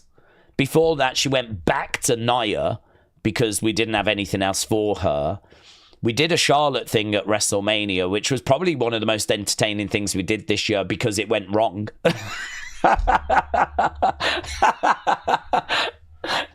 we either don't have creative and stories and things actually, or we do and they go wrong, and then they're the most entertaining things. So, the creative this year is very frustrating. I think you've got to build that top story. You know, Cody finishing his story was big. Bloodline was big. What have we got to follow that up with? What is it that we're actually following up Bloodline with? What are we following up Cody finishing his story with? You know, there's little things bubbling away. I think they're trying to build up Sammy. I think there's a little story there with Sammy. I think they're trying to get Sammy going. They're clearly trying to do some good stuff with the SmackDown tag division. So there's clearly some stuff that's going on there. Julia has had the belt for like 5 seconds, so you can't really judge, you know, what's going on with Julia. Io's not had the belt that long and seemingly might even be about to lose it tonight. Women's tag division is non-existent but fallen apart due to injury. And you sort of look around and you go, there's quite a few fires. And we do need a fireman. We do need someone to come and flip in, put some of these fires out. Because there's a lot of things that are sort of burning down in a bad way at the moment. So, yeah, I get it. I get the frustration. I understand. I see it. I hear it. I understand it. I see the issues. I get it. I totally get it. But it's, I just put hope, and it is not really much more than hope, but I just put hope into the fact that if I worked in creative, if you worked in creative, you surely was already thinking about 2026, because there is no Bloodline. There is no John Cena retirement tour. So what is your big idea for 2026? What is it that you are going to hang your hat on in 2026? What's the big overarching story? What's the big main events? What's your big focus? What are you looking at for WrestleMania? What are you looking at for SummerSlam? How do those two shows like kind of connect in a way? Yeah. I mean, this year it looks like the main event of both is going to be the same match. This year it looks like it's going to be Cody versus Cena. So what's your plan for next year? What's your plan for next year? And I can only hope that they've got a plan and that there is something juicy that they're working on. As I said before, if they've acquired The Rock for WrestleMania, if they've managed to get him to do one of the matches we're hoping he does before he retires, you know, him against Cody needs to happen. Him against Roman needs to happen. If they've managed to get The Rock for one of those kind of matches, they might not be too worried. They might be sat here going, yeah, look, there's plenty of things that aren't quite right, but as soon as we get to January, it's going to kick off, man. We know it will kick off. As soon as The Rock comes in and it's revealed that he is going to be around for a little bit and that he is going to wrestle at WrestleMania, this turns around real quick. Because that is... It's the X Factor that just breathes life into everything else. It just breathes life into everything else, you know? All of a sudden, then, like, everything else just gets lifted. I don't know what it is. Like, I think you can... Even we as fans can fall into a downward spiral, you know? If things aren't brilliant, we can sort of make out they're horrific. And, like, you can... You know, bad can lead to worse. But good can lead to great. You know, if you've got The Rock around, those good vibes, they sort of seep into everything else. Like, you know, the rising tide lifts all boats. So, you know, if The Rock comes in and it kind of picks things up, it picks everything up. You know, you see other aspects of the company. Like, everyone just steps into their A games, you know. So, you know, if they've got that up their sleeve, which I have no idea if they do or not, you know, doubt it that they do. But if they did, you could sort of understand them being like, yeah, look, we've got to do better this year. We've got to do the best we can. But maybe there's no, like, alarms being rung. Maybe there's no panic stations, right? Perhaps there's not people running around at head office, like, and all this stuff, because they know that something major is on the way. That's what I'm kind of really putting my... that's what I'm really hoping that... I'm putting my hope into, you know. That speech from Goldberg is so good, said Paul. to him on a hell of a career. AKF said, I think if Becky does lead Seth's group, the other female that should be added would be Kiana James. Love that. Brilliant. I think we see her tonight. Yeah, that's brilliant. That's brilliant. I have no response to that whatsoever. I think that's just brilliant. Because she is someone that really needs to be put with someone to learn the ropes. You know, she's someone that has not got started yet. She's someone that I think we need to be introduced to. She's someone that is credible. Like, you know, she was doing some good work in the ring. I told my story of when I went to a house show and watched NXT. One of the people I came away from that show thinking, wow, yes, I'm looking at her in a different light, was Kiana James. And the reason for that was when you go to a house show, the stars come out, the talent comes out, and they interact with the crowds, you know, and they go through their match and their paces, and they're good. They're good, right? I would say I would not disrespect any NXT talent by saying they phone it in or anything like that, because that's not true, right? They're good. But there is an extra sort of 5% that could be applied, right? There is like a bit more that could be given. And I saw Kiana maxing out at that house show. It was a house show. And she was on the edge of the ring, stomping away, looking out at the crowd, berating the fans. Like, she was acting the same way I could only imagine she would act at WrestleMania if she was in a tag match. I mean, I don't really know what more she could have done. She was like really energetic, really interacting, really involved, really present. And, you know, if everyone else was operating at 95%, she was 100. And I came away from that house show like, yeah, wow, she wants this. She's hungry for this. And actually, do you know, it was literally 2 weeks later, 3 weeks later, something like this, really not long. She got called up in a shock. Part of me wonders if she had been sort of tipped off that this was going to happen. And then at the house show, she was like, really, do you know what I mean? If you find out you're going to get promoted in a few weeks' time, you're probably going to be really engaged, aren't you? It's not going to mean that you're going to slack off from work. You're going to be like really into it. So I wonder if I just caught her at a time where maybe she'd been tipped off this was going to happen. And she was really engaged, like really motivated, like really present.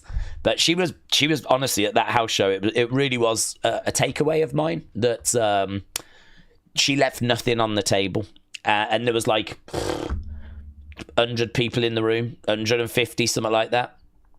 It was like 2 rows deep around the ring. It was it was a flipping house show in a flipping community centre. I mean, this is why the NXT house shows are so good. You've got to go if you get a chance. You get to see the stars you watch each week on Tuesday. People like Kiana. I saw Lyra Valkyria. In a room of like 150 people not long before she got called up. I saw Kiana James. I saw Trick Williams. I'm not bragging. I'm not flexing. I'm just saying you can as well if you go to an NXT house show down in Florida whenever they do them, right? I think they're brilliant. I love them. So Kiana James is someone that I was quite excited for seeing her on the main roster. If you'd have watched her on NXT, I don't know that she massively stood out. She's the kind of girl you could have seen in Fatal Influence.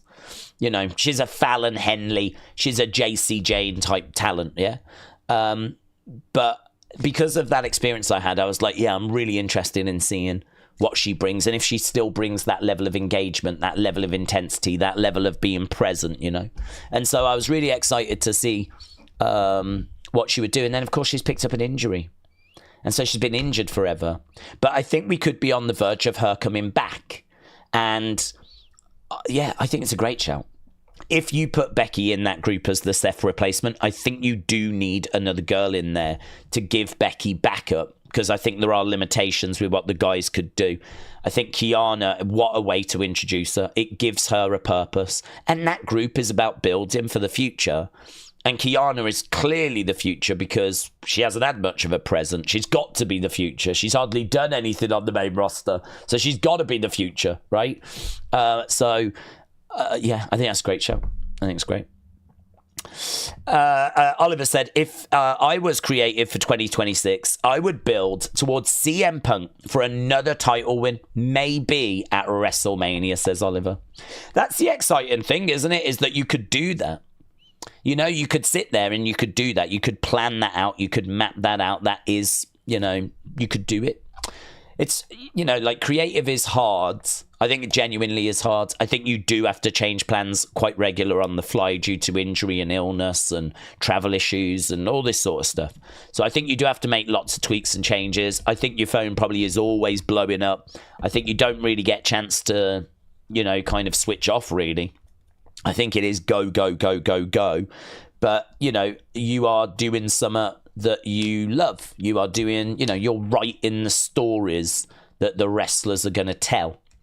And, you know, I'd imagine that's, you know, an amazing job. But I think that it is also very difficult, very challenging. I think that it's a lot harder than we kind of give it credit for. I think that, you know, it's sometimes hard to visualize something that's involving so many moving parts. You know, the cameraman, what the commentary are going to say, how the wrestlers are actually going to perform the story and execute it. You can see something in your head, but with so many moving parts, what actually gets delivered might be like 70% of the vision. Do you know what I mean? It might be one thing here. It might be completely different when it hits TV.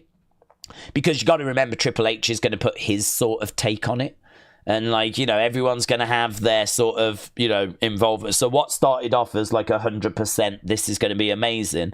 By the time it actually goes through the system and hits TV, it might not even be 70% of what you envisaged it was going to be, you know. So honestly, I think it's difficult. I think it is challenging. And, I think that it's. I respect them. I think that they've got it wrong this year. I think mistakes have been made. I think that hopefully they're aware of that. Hopefully there's, you know, not pressure being applied, but, you know, conversations that are being had. I don't think applying pressure makes a difference. You're just gonna, you know, I'm sure they're like doing their best and working flat out. So applying pressure ain't gonna change that. I don't believe. I think it's more. This ain't work so far. This hasn't landed. The ratings are not where we want them to be, or they're a little lower than we want them to be. You know, fan engagement is not where we want it to be. Like, we need to shake this up a little bit. I wonder if those kind of conversations are being had. Again, this is why that Unreal series is going to be so fascinating, because I'm sure it's being recorded for, you know, what's happening now, because I'd imagine this will be another season in the future. But wouldn't you love to see those conversations? Wouldn't you love to know if there was a bit of panic right now? Or not panic, but a bit of concern right now. A little bit of, we need something big here. We need something that's going to really grab the fans, you know? I mean, apparently Ari Emanuel had that panic earlier this year because he picked the phone up to The Rock and he said to The Rock, we need some. What have you got? Like, we're just struggling to kind of get through to WrestleMania, which I'm pretty sure Triple H would have been livid about. Livid. If I'm Triple H in charge of creative and someone's going to call up another wrestler and go, oh, have you got any ideas? Because our creative department's flipping useless. Like, I'm sure Triple H loved that happening, right? So, yeah, I think that clearly Ari was feeling that earlier this year. I wonder if he's feeling it now. I wonder if he's kind of feeling that same feeling now. And this is what I'm hoping Unreal will kind of give us just a glimpse of that. But, of course, it's going to be edited. They're only going to show you what they want to show you, you know? It's going to be edited. It's going to be, like, you know, checked and made sure it doesn't make them look bad and all that sort of stuff, so... But this is why I'm not down on that show. I'm really excited for it. Nobody Has Two said, do we think SummerSlam can still be a great show, even though Seth got hurt? Of course. I don't think Seth was carrying the show. I don't think he was carrying the show at all. I think actually the Seth group hadn't really got going. I think Seth's group's got a few flaws, a few problems, a few things that need working out. So I don't think he was carrying a great deal of weight for SummerSlam. I do think he might have been carrying weight if he was going to be facing Roman, and that a lot of the build was going to be Roman Seth. But I think the great thing about Roman is he's such a big star that, you change him, you put him into a feud and tell a story with someone else, and it's going to be great. People care about Roman. They care about the OTC. So, if you've got someone like that people are so invested in, like The Rock. If The Rock was going to face Cody next year and Cody got injured, it's okay. Because you can do The Rock versus someone else and people are going to be invested. Because it's the flipping Rock. So I sort of feel like, it sucks that Seth is injured and it sucks for Seth. But I don't think it's going to, destroy SummerSlam. Because people care about Roman. And I think you can, as long as you've got a good story that you can tell, a good creative that we're going to be invested in, then I think you can replace Seth. And I think you could do Roman against someone else and hopefully it'll cook. I mean, listen, Roman was betrayed by Heyman. So as a starting point, it feels like you still stick with that group. So Roman coming back, going after Braun, going after Bronson, going after Heyman. Heyman, imagine Heyman being scared as Roman's coming down looking for him. After the betrayal at WrestleMania, like, you've got a foundation there that you can build on. There's definitely something you can work with. Whether Heyman goes and gets some protection, I don't know. I mean, they'd love to have Brock available now, wouldn't they? Imagine if Heyman went to get Brock. I don't know that people are going to really clamour for Roman Brock again, to be honest. And obviously the Brock conversation is a whole separate conversation. But they would love for someone like Brock that they could go and get that had such a strong connection with Heyman, Maybe, Heyman, it would have been great if he could have gone and got Punk. If Punk wasn't involved in this story, because Punk got screwed over. But could you imagine if we had, heel Punk? Imagine we had heel Punk and Punk had not been involved at WrestleMania. Obviously, Punk and Heyman have got had a great relationship. Imagine Roman comes back, goes after Heyman, and Heyman, out of panic, Braun, deal with it. Braun can't. Bronson, deal with it. Bronson can't. Who does Heyman turn to? Seth's injured. He turns to his old friend, CM Punk, and then we do CM Punk as a heel versus Roman Reigns as a face. And, you do something like that, make that bang. That'd be amazing. But we can't really do that because CM Punk's face, which isn't a problem, he could always turn. But he's got big issues with Heyman as well, hasn't he, after WrestleMania? That's the bigger problem. So, I don't know. Yeah, no, I think it'll be fine. I think SummerSlam will be fine. I don't think Seth's going to derail it. Kona, is that how you pronounce it? But Konoa, Kona. Do we think there'll be surprises in the Battle Royal? But appreciate the support.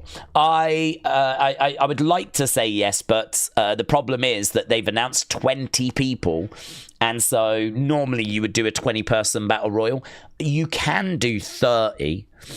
It's not impossible to do a 30-person Battle Royal, right? But it's pretty standard that it's a 20-person. So I think a lot of people, I don't know why you would chuck in. I suppose there's no limit. It doesn't matter if it's 22 or 23, does it? It's just not the kind of thing you would do. I think if they'd announced 15, you'd probably look at it and go, right, there's another 5 places. But they've apparently announced on that graphic all 20. And so, unless they're going to make it a 22, 23 person, which they could, I don't know. It's hard to know, go into it thinking that is going to result in there being surprises. I will say that there will be surprises on this show. But, if you was going to put some other people in there, Kiana James coming back, I think, is a great shout. I don't know where she is with her recovery, but I think Kiana James coming back makes a lot of sense. You could always get Michelle McCool. You could always get a Mickey James. You could always get a Layla or a Tori Wilson, or do you know what I mean? Like, there's so many women, female legends of the past, which we've used on a regular basis. I mean, when we were first doing Royal Rumbles, the women's division was not that big. And so we really had to flesh that out with like women from the past. So, you know, quite a lot recently. Well, maybe not so recent, but kind of just before the pandemic in particular, we was having to flesh out Royal Rumbles with legends from the past. So, and the first Evolution as well, which actually was around the same time, 2018. There was a lot of like Alondra Blaze and a lot of people that were kind of featured on that show. So I don't know in regards to like returns to the company, like say an AJ Lee, or I'm personally not expecting AJ tonight. Not expecting AJ. I do wonder about Paige. I think there's a chance for Paige. I think the thing with Paige is that she obviously played a big part at the start of, I mean, in many ways, you know, you really can go back to that match. I look at Paige Emma as being a real significant moment. That was a match to figure out who was going to be the first NXT women's champion. And I don't think we're here today without the NXT Women's Championship. That NXT Women's Championship, having a belt for the women, that was huge. That was huge. And Paige is the first ever winner of that. But, you know, because we had a women's championship and we had a real women's division as a result, that was the room needed for Alexa, Charlotte, Becky, Bayley, Sasha, you know, Carmella, these people, these women, that they needed that space. And, you know, I think that for me is, I look at Triple H and I look at NXT and I look at the introduction of the women's NXT championship being as a real significant moment. A real significant moment. They could have just had women come in and just do matches and just try and develop them without there being like a division of sorts, you know? They could have just had it where they train them, right? They bring them in, they train them, and then they go to the main roster. But to actually give them the women's championship in NXT and have a dedicated division, it meant that women were ever present. They were needed. If ever they moved up, we needed to replace them. And it gave them room and space and a dedicated piece of NXT where they're being properly trained. Because, you know, Triple H said about China, back in the day, the women weren't taught how to do wrestling moves. There was certain stuff the women just weren't taught how to do. They didn't need to know it.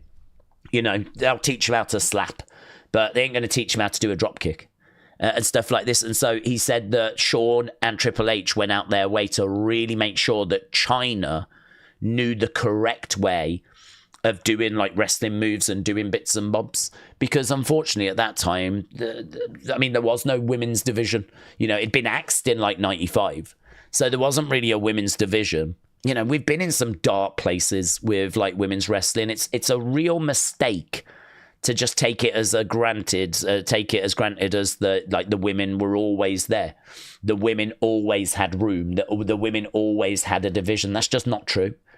95, we completely got rid of it. And that meant us getting rid of like 3-4 women, right? I mean, it was no great hardship. There was not that many women to get rid of, but we got rid of it. And then the women were like managers, like Sunny, you know, or, you know, Luna or Sensational Sherry. And then, you know, as time went by, China came in as like protection, and we introduced more women like Lita, Trish. And then, you know, we started to get going again with another division, women's championship introduced. And, you know, we started to kind of build things up again. But then, of course, you know, they're doing Playboy and, you know, we move into the reality TV era and all this sort of stuff. I think when it comes to like treating them as actual wrestlers that can actually put on matches similar to the guys, they're trained to the same level of the guys, I really do look at NXT, that women's championship, as a real key moment. And first winner of that belt was Paige. So this is why I think Paige, is kind of seen as such a big historical figure when it comes to women's wrestling, certainly in WWE. And so I wouldn't be shocked if she would be around for this show. So yeah, you've got her. You could obviously use some TNA talent. It'd be great to see the Iconics. I'd love to see those girls. Maybe Dana Brooke, Ash by Elegance, or something like that. Masha Slamovich, the current women's champion. I don't think we need Tessa. I draw the line at Tessa. I don't think we need to see Tessa. But yeah, I think there's definitely lots of opportunity for kind of bringing in some names from the past. I just can't really think of any names that are injured outside of Kiana James. I'm trying to think if there's any women that are due to return. We just had Kyrie, we just had Asuka. So I can't really think of any women that are due to return. I mean, I think Zoe is out for a long time. Zoe Starks obviously has, absolutely butchered her leg when she did that missile dropkick. I can't really think of anyone else, though. I don't know. If you could think of anyone, let me know. But yeah, there's sure to be some sort of surprises tonight. Definitely. Mackenzie said, could Alexa and Charlotte win the tag titles? Yes, they could. Will they? Not sure. Not sure. I think that this group have got a future. I wouldn't be surprised if we do Roxanne and Raquel versus Alexa and Charlotte at SummerSlam in like a match, just straight on women's tag match. So I don't know that they get it here. And also, just to kind of back that up, Alexa got the pin on Friday. So that means that, if you look good on the go home, it means you might not win at the actual event. It's not an exact science. You'll find plenty of occasions where that, can be countered. So it's not an exact science. But, they've got a chance. I don't know that they'll do it tonight. But I think they will be tag champs at some point. I like that team. I think it's a good team. And I know that Brady, a big Alexa fan, has always been like a big Alexa fan, is really into that team as well. So I think even the Alexa kind of fans are really into that team and are really kind of enjoying this story. Because, you could understand when that team first got together, a lot of people being like, I don't want her with Charlotte. I've got no interest with her being with Charlotte. So, you could understand that. But I think actually it's being quite well received at the moment. So hopefully this thing's got some room to grow. All right. Lillian Garcia says she is no longer going to announce Evolution due to lingering effects of a respiratory infection. So Alicia Taylor is going to step in. That's a real shame, actually, that she's not going to be able to do that. She did announce last night for Saturday night's main event. So at least she's been able to do something this weekend. But yeah, that's a real shame, isn't it? That's a real shame that this show in particular that's celebrating women in wrestling. This show in particular, this is the one she misses. That's a real shame. Right, we got another super chat. Let's go over to that as we're getting real close now to the start of this show. Or I think the countdown show. Ghostblade, shout out to you, my friends.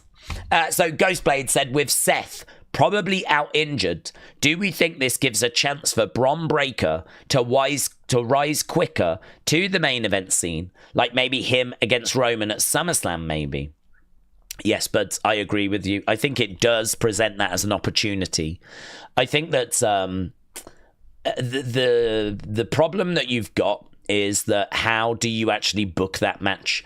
Because Roman is a big star, and Roman has got wins over obviously big names. So obviously Roman is going to go in and he's going to have his struggles, but really Roman is a bit of like a mountaintop. Like really Braun is trying to work his way up through the chain to get to a Roman level.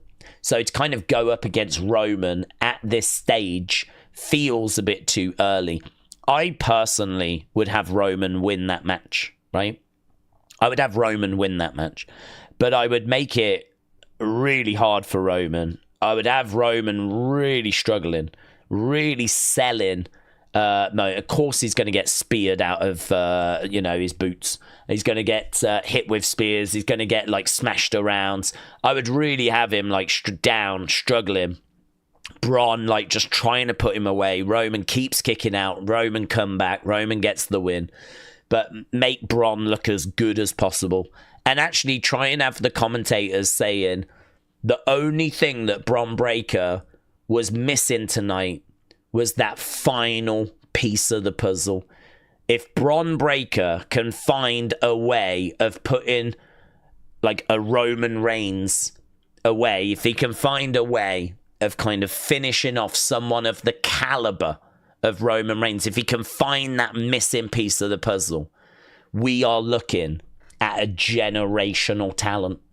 And I sort of feel like if you can just say to the fans, yes, this guy lost, but it was this close, and he's a missing piece away, what do you do down the road? You give him the missing piece. And then all of a sudden that loss is not that bad. Because what happens when he faces Roman next time?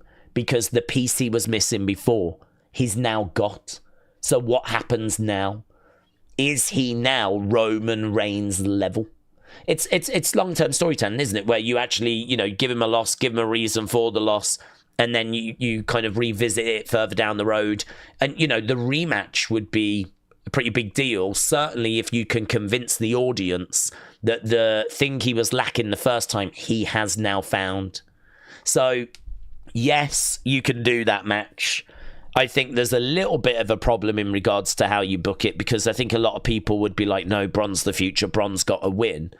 But I would disagree with that, because I would say, yes, Braun's the future, but Braun is someone that needs to be built. And part of his journey of being built is maybe knowing where your limits are, and actually going from zero to top of the mountain is not quite right. Like, there should be challenges and obstacles and things that you have to struggle to overcome. And actually for Braun, not being able to beat Roman, I think would be fine. I mean, Roman is the biggest star in this industry. He is, in many ways, the mountaintop. So for me, I think Braun could take a loss. People would complain about it, some would. But, if I was booking it, I'd know that I've got plans in the future. I know where I'm going. I'm very comfortable with that. Anyone moaning about it, they don't know where we're going, so that's fine.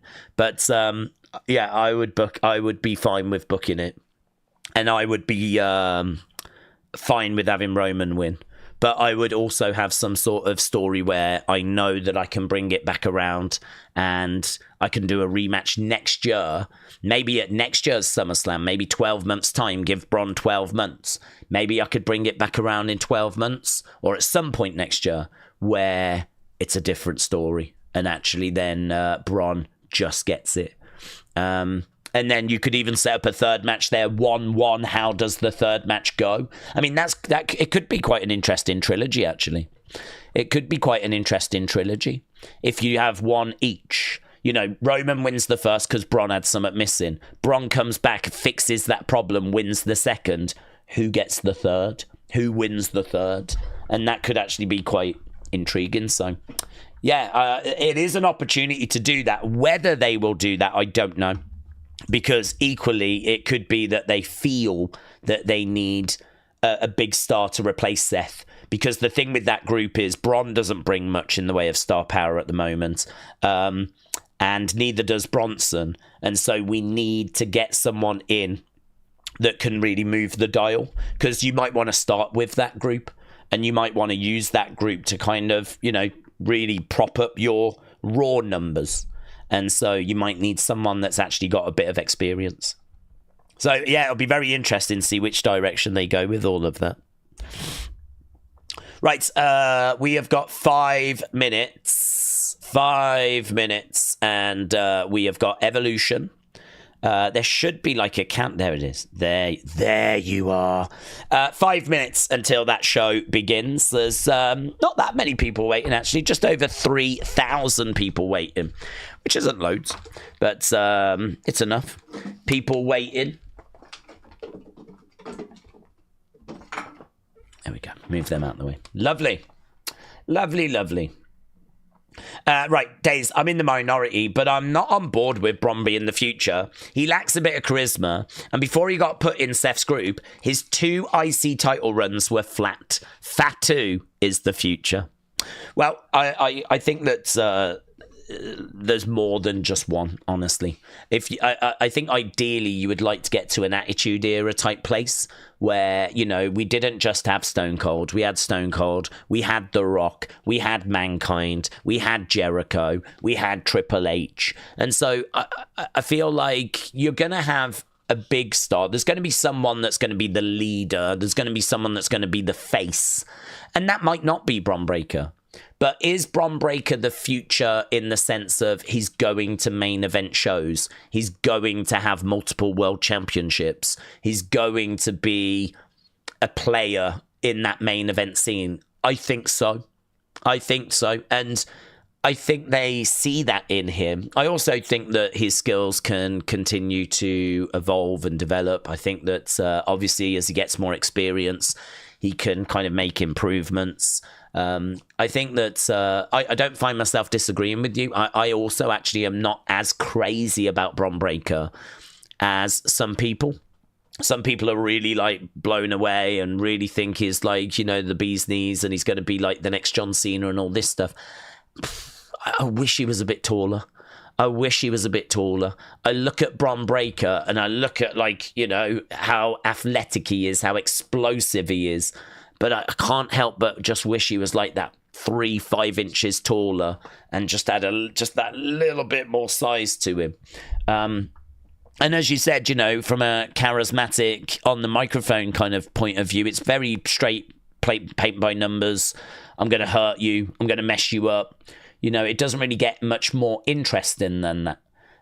So I don't actually disagree that there are some limitations there. But WWE like him. If WWE put the machine behind him, it's a powerful machine to have behind you. It's a powerful machine to kind of, you know, help get you over. You know, because they can do things like at the Royal Rumble where Speed was in the ring and they had Bron Breakker going against the ropes and then smashing him. I mean, that clip went super viral. And, you know, that did a lot for Bron's image. And, you know, WWE has got the ability to do things like that, to continue to add to Bron's image and add to kind of his character. And they can put him in different situations. And if WWE want to get someone over, they might not succeed because I've seen them try a few times and fail. But, you know, with the social media kind of following they've got and with the reach they've got and the abilities that they've got to do different things, you know, it's going to make an impression.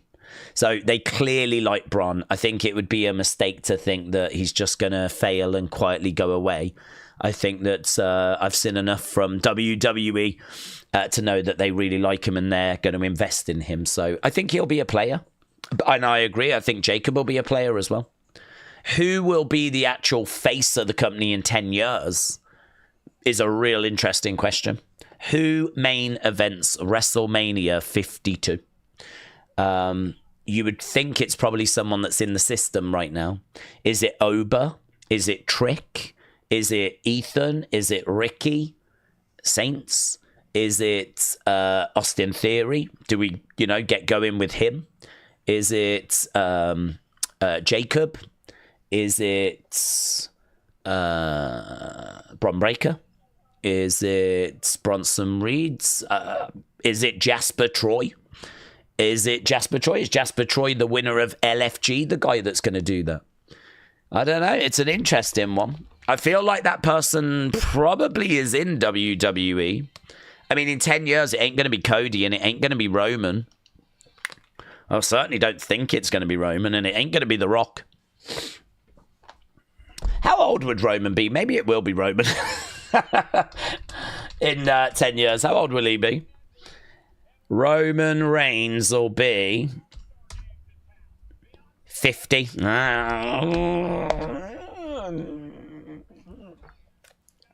Maybe it will be. Maybe he'll do one of those comeback, have one match. Maybe he'll be in that Rock position, you know. Or maybe it'll be a woman. Hey? Bringing it back round. Maybe it'll be a woman.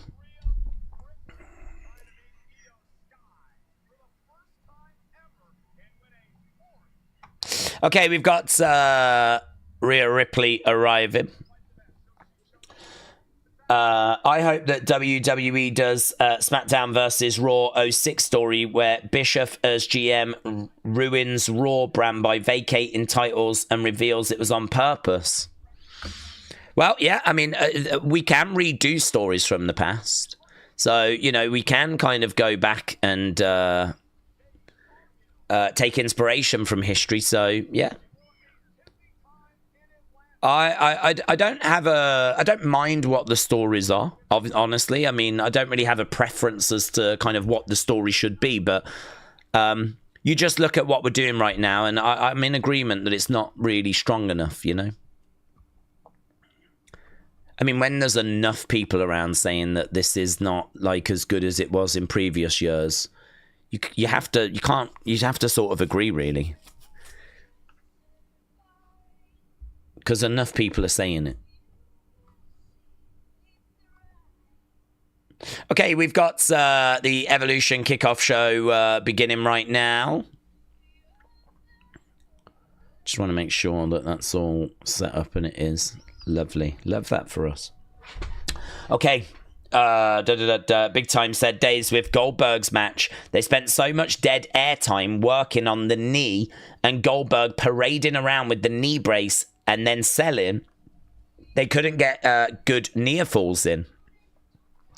Yeah, I agree. It was just rubbish, wasn't it, really?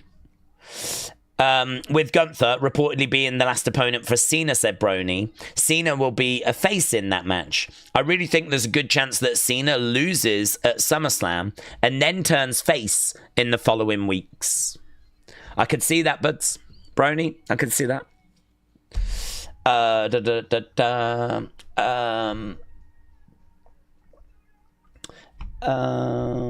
They will make Brony, whatever you like it or not. They did the same with Roman, said Ghostblades. That is true in the sense of they tried to get Roman over. They struggled when he was a face, but obviously they switched him heel, and it's worked now. Roman's back face again now, isn't he? And it's like all you hear are like OTC chants. So it's one of those where it can take a time. It can take. I mean, with John was obviously massively over, but you always heard those dueling chants. I think the truth is that these people, they don't have to land with everyone. Cena never landed with everyone. There was plenty of anti-Cena fans out there. But does he land with enough people? Are the numbers good enough with the merch sales, with the YouTube views, with the Google searches? Like, is business good? Are the numbers good? Doesn't really matter if there's detractors. It's how many detractors versus how many people that are on board. And with Cena, that percentage was always fantastically in his favor. So the same will be true of the next generation. You know, you're probably not going to find wrestlers that are universally loved and that everyone's behind them, right? Because we've all got our favorites and we've all got people we don't like. But can someone kind of take the majority? Can someone come in and really, grab as many people as they possibly can and get the numbers needed to be that next face? Maybe that'll be Braun. Maybe that'll be Jacob. Maybe that'll be, I don't know, Talatonga. Who knows?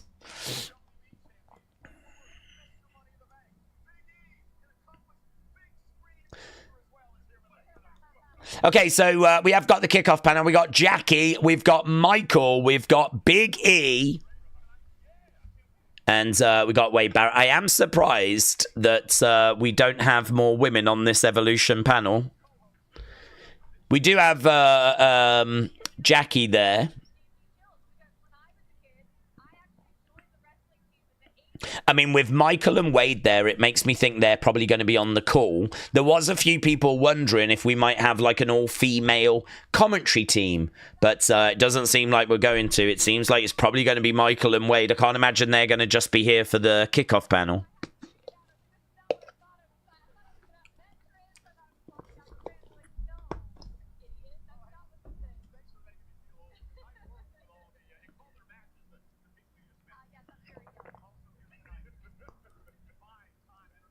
Okay. Thinking of these years that Cena heel turn would be amazing, and then what we got was underwhelming, said Ghost Blades. I think it was too late, honestly. I think that it was really late in the day. I think that you could have done it years ago and it would have had some impact. But I think when you know that we're doing it really because it's now or never, it's not because it's the right thing to do right now. And that's a big difference, isn't it? It's not that it's the right thing to do. It's that you have to do it. Like, it is literally now or never. If you don't do it now, we never do it. And we know as well that that's exactly what Triple H said to John. It's exactly what he said to him. He revealed that on one of the kind of post-show press conferences. We either do this now or we're going to forever wonder what a heel John Cena would have looked like. And so they decided to go for it. So, you know, it's just not the right kind of environment that you would want. It's not the ideal environment for doing something like this. Ideally, you would want it to be you're doing it because it's the right time. The character's gone a bit stale. You've got loads of stories that you want to tell, and, you know, and so you kind of do it for that reason. But, I mean, the question, I suppose, at the end, and you can't massively judge it until it is ended, is was it good enough? I think most people might say it was, actually. Was it good enough that it was worth doing? Right, we're just seeing Megan. We have Kathy. We've got Megan. I'm just looking at the wall behind her, and it's so annoying that those plaques are not in line. Why are those plaques not in line? Why has someone put those up and we've got them like slightly like this? You can see that someone tried to get them in line, and then someone's flipping come along and knocked a few out. I don't know what arena we're at, but someone's got to answer some questions there. My OCD can't deal with that. Right, they're just running down the cards. Harbour Binger said if they had planned the show better, they could have had female commentators on Raw and SmackDown for the last month or two to get us used to them, and then get used to the role, said Harbour Binger. Yeah, I agree. I suppose the thing is, what do you do with them after? Because we're not really in any need for more commentators or new commentators. You know, we've got people like Corey who's struggling to get used on the main roster because we don't really have any positions. So I suppose the argument would be if you did introduce some women and had them on TV for this show, what do you do with them after? It's obviously not going to be a good look if you just like let them go after the show. Don't know. I'd be so down for an all-women's show, you know. I'd be so down for like WWE introducing another brand that's just all women. Because I think that there's a real argument that the women, even right now, don't get the same level of TV time. That'd be a real good one for WrestleNomics. Have a look at how much TV time, matches, and what the guys get, and how does that compare to the girls. And we know that WWE have spoken a lot about getting that to like 50-50. I personally don't think it's there. I don't know what the percentage would be, but I certainly don't think it's 50-50. So, you know, if it's not 50-50, could an all-women show kind of, you know, get us to closer to 50-50 without taking any time away for the guys? The guys still get what they get on Raw and SmackDown, which is more than the girls, but the girls get to make up and get a bit of more TV time by having their own show, you know? I think that could be pretty fun. EO winning that championship in March. I watched a Chris Van Vliet interview with Paige, and she said that she is back in WWE, says Nanavaldo. Oh, really? She said she is actually signed and back. I've not seen that news. Mackenzie said, could Stephanie come out at the start? She could do. Yeah, she could do. I don't think the women would be down on that. I don't know if that's the right thing to do, though, because I sort of feel like Stephanie has had lots of moments, you know, like she opened WrestleMania the other year, like Welcome to WrestleMania. Did she do it this year as well? I think she did it last year. But, you know, that whole Welcome to WrestleMania, like she gets those kinds of moments. I don't know that she needs a moment here. I think I would much rather us give that to someone else, actually. I don't know who you give it to. Maybe you give it to Paige. Perhaps Paige comes down at the start as a little shock moment. Like, oh my God, Paige is here. Comes down and she's like, welcome to Evolution. Something like this. And she gets that, you know. I don't feel like I need Stephanie to have that moment. I feel like she's had it enough. Zaria said she would be open to coming back if they called, but she didn't say that she was signed. Right. Thank you, Steve. James said, I don't know about you, but I wish that WWE would put more effort and emphasis on better stories for the women outside of the champs. I agree. I think that it's nice, though, to sort of move that goalpost a little bit because in recent years, we've said outside of the top titles, outside of the champs, there's not really much in the way of stories. But obviously, we've now added a United States Championship, an Intercontinental, and actually the Intercontinental Championship has had the best build, I would say, for this show. So we've added mid-card belts, and obviously we've got the tag belts, right? And they're being defended tonight. So if you look at the fact we got 2 world champions, 2 mid-card championships, and women's tag team championships, that means that you've got potentially 5 stories for the women. I agree. Outside of that, not loads. We do have Jade, Naomi, but I agree. Outside of the championships, not loads.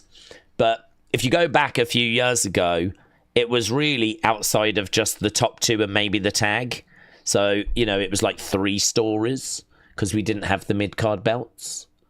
So it does feel like there's been a little movement, not much, but a little movement where we've actually added the mid-card belts and now we've got some extra things that we are doing because we got to do them.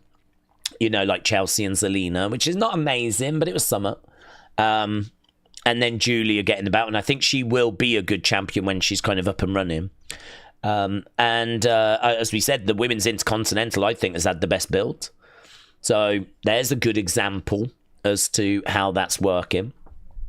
So, yeah, I think there's been a little shift. I think there's been an improvement, but definitely more can be done. Definitely. Add it to the jobs list for WWE Creative. Let them know. Chris said, did you know 2020 was 2020 days ago? Really, Chris? Let me just double check that, buds. How long ago was 2020? Yeah, it is. Wow. That's good, That's good. It's a shame that you stole that fact away from me before I got a chance to say it, but I'm giving you the credit for it. That's really good, that is. Yeah, I've checked it. The numbers do check out, actually. The numbers do check out. Oliver said, I would give it Lita. Yeah, great shout. Great shout. For the opening. I know this is wishful thinking, but it would be epic to have AJ Lee do the opening. Yeah. I did think AJ Lee, but I thought, well, it's not going to happen, is it? I did think AJ Lee. I think Paige is really, really possible. I think really it's not Paige that's the barrier there. It's AJ Lee that's the barrier. You know, WWE will, if they want, can get Paige. They want AJ Lee, but they can't get her. So this is interesting. Raquel Rodriguez responds to feedback from Kevin Nash saying that she needs to work bigger in the ring. She said, if that's coming from Kevin Nash, I fully take it to heart. If he thinks I'm working too small, then Mr. Nash, sir, with all due respect, I'll start working bigger. I hope you'll tune in more and watch Raquel Rodriguez grow and get bigger every single time.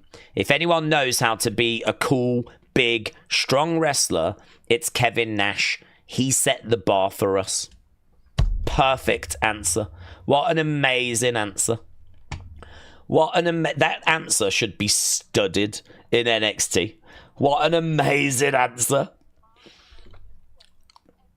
I was reading that, waiting for a little bit of sass. with all due respect, as soon as I read that, I was like, oh, here we go. But she was like, I'll start working bigger. I hope you tune in more and watch me grow. Should be studied. That's amazing. What an amazing answer. Brilliant. I've added that to Unseen so I can praise it again. Anna, hello. Hope you're well. Anna said WWE always cut matches or time on the women's matches. There is not a level playing field. They always do it, and I don't see it changing. Honestly, I think it's a vicious circle, because I think traditionally wrestling was obviously male dominated. So I think the women, unfortunately, do not have decades and decades and decades of amazing characters, amazing stories, amazing opportunities. And so it means that the men are obviously much further along than the women are. And I'm not talking about in-ring wise, right? I'm not talking about that. I'm not talking about skill level, because actually some of the best matches we see are women's matches. So I'm not talking about skills. Fabulous Moolah being shown. Lyra Valkyria. Hang on, this is interesting. Oh, sensational, Sherry. Yes. Tori Wilson. Show Alondra Blaze, you cowards. Show Alondra Blaze. Molly Holly. Jazz. Show Rockin' Robin. Maurice. Rockin' Robin was a former women's champion. Michelle McCool. Stephanie McMahon.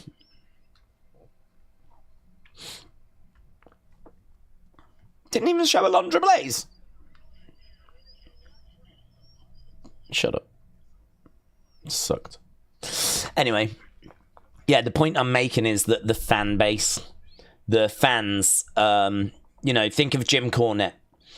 I think there's a bit of conditioning in the fan base where people want to see the guys. They want to see the monsters. They want to see the big, guys ripping each other apart. And I don't think there's people that are necessarily used to watching women, smaller, kind of going. And as I said, it's a stupid argument.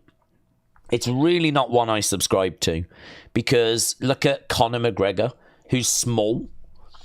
He ain't a heavyweight. He's small, but he's got pay-per-view numbers because he had the ability to grab attention and people wanted to watch him. Floyd Mayweather, small, but some of the best pay-per-view numbers of all time. Manny Pacquiao, Canelo Alvarez. Some of the biggest stars are not the biggest guys. So the idea that the women are not going to be able to draw numbers because they're small, I don't buy it. Load of nonsense. Load of rubbish, right? Don't buy it. Don't see the argument. Don't agree with people saying that. I think it's a load of rubbish. But I think there is work to be done to sort of overcome that. I think that there is a notion of that the women are not a side attraction, but it's really the guy. It's Roman. It's Brock. Yeah, that's what we watch for. And yeah, okay, you've got the women and there's a place for them and we're giving them more opportunity, but it's Roman and it's Brock that we really want. And I do think that there is something in that needs to sort of evolve. Again, we can't sit here and say that we have cracked it. We can't pat ourselves on the back and say women's wrestling has reached the promised land. This is it. Well done us, Not when it's only this year that we've added the women's Intercontinental, It's only this year that we did that. WWE has been around since the 60s. I think the men's Intercontinental was introduced in the late 70s. And it was 2025 that the women got the Women's Intercontinental. I'm telling you, this period will be looked back on, where we are right now, as still being part of the journey, right? That we have not cracked this.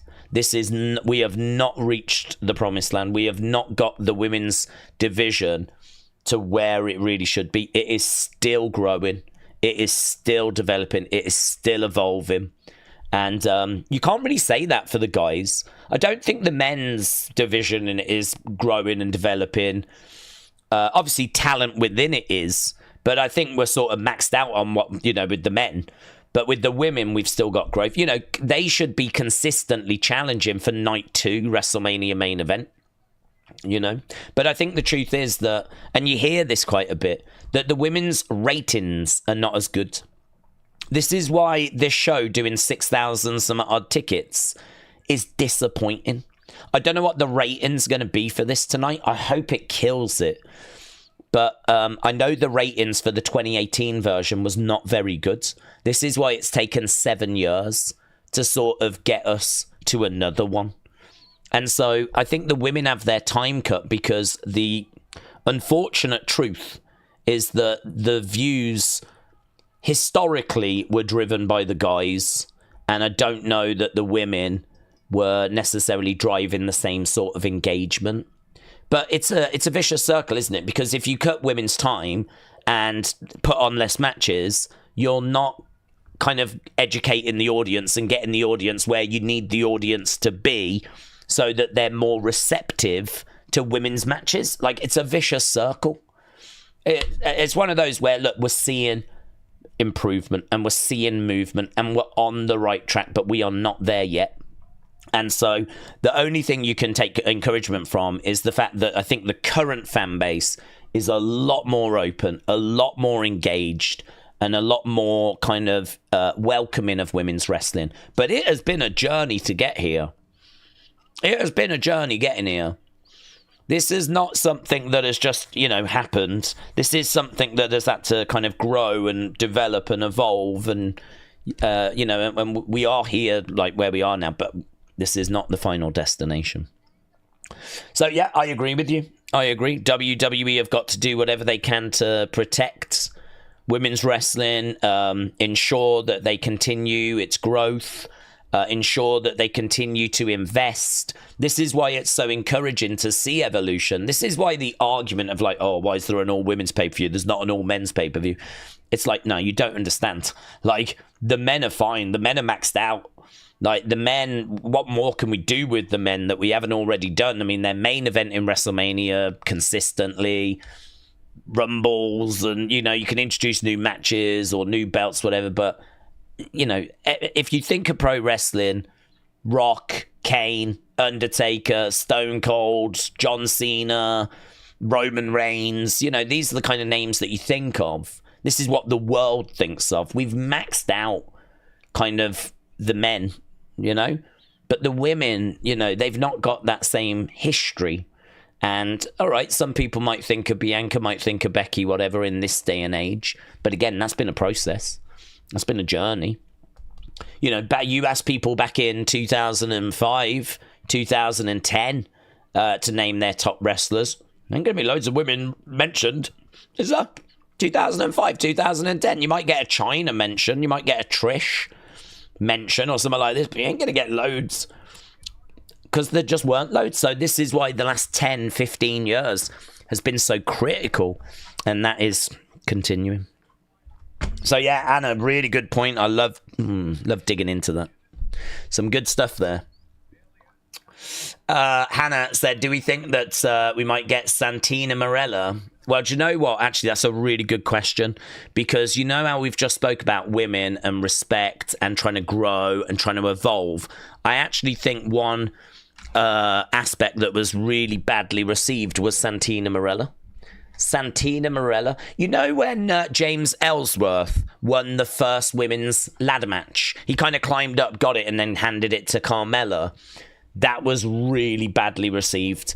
And I've seen them trying to defend that. right? But I think it's indefensible. I mean, I just think it is just such a bad look. It was such a bad idea. You're going to do this history moment of like introducing Money in the Bank for the women, and you're going to have a man climb the ladder and get the briefcase. I mean, it's just, what are you doing? Like, what are you doing? Why do you think that is the right optic to send out? And I think Santina Marella was the same. So Santino was pretending he had a sister. He dressed up as a woman, entered the Miss Battle Royal, WrestleMania Battle Royal thing, and ended up winning it, right? And again, for me, that is a real misstep. That is not a moment in time that I think is looked back on with fondness. That's like a, what are you doing? Like, what are you doing? We're trying to build up the women's division. We're trying to make it credible. We're trying to make it entertaining. We're trying to make it, you know, all this stuff. And instead you're putting a guy in there dressed as a woman and that they're going to win it instead. And it's like, if Santina Marella comes out on this show, he's going to be the butt of a joke. You know, if he comes out waving and heads into the Battle Royal, all the women are going to gang up on him, eliminate him, and they're going to be, you know, it's going to be a statement of that's the past.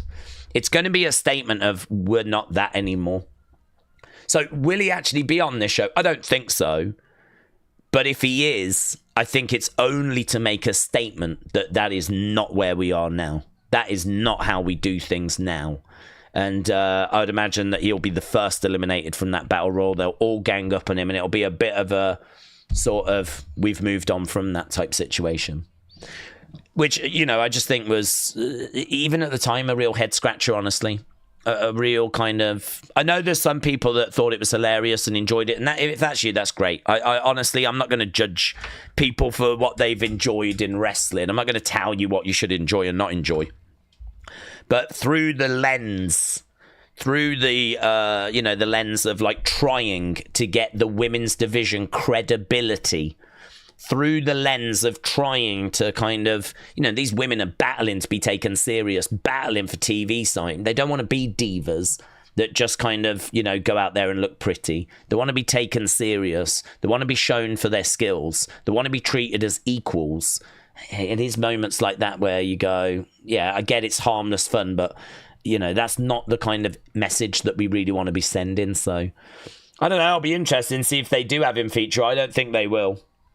I'm not expecting him, but if they do, I bet they do it as a way of sending the message, that ain't us anymore. That ain't what we're about anymore.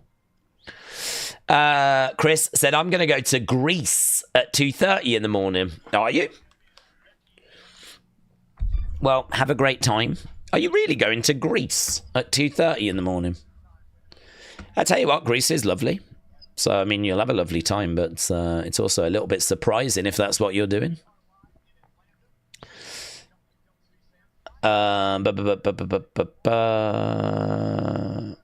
Okay. So they just were showing off Becky Lynch's accomplishments.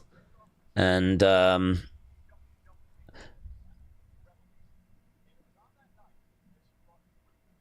yeah.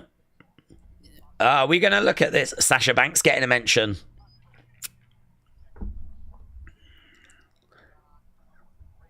So they're talking about that segment. Again, if you're going to talk about the history of women's wrestling, you've got to talk about that segment. I think 2015, 10 years ago, Stephanie got in the ring, said, we hear you, because there was all these tweets that were trending. We hear you. Divas Revolution, Women's Evolution, and they brought up 3 girls from NXT, put them into factions, and we did a bit of a faction type war thing. And you know, from there, you know, they kind of broke away from the factions, and you know, that really was the seeds of kind of where we are now. Yeah, that was big. That was a big moment. That was.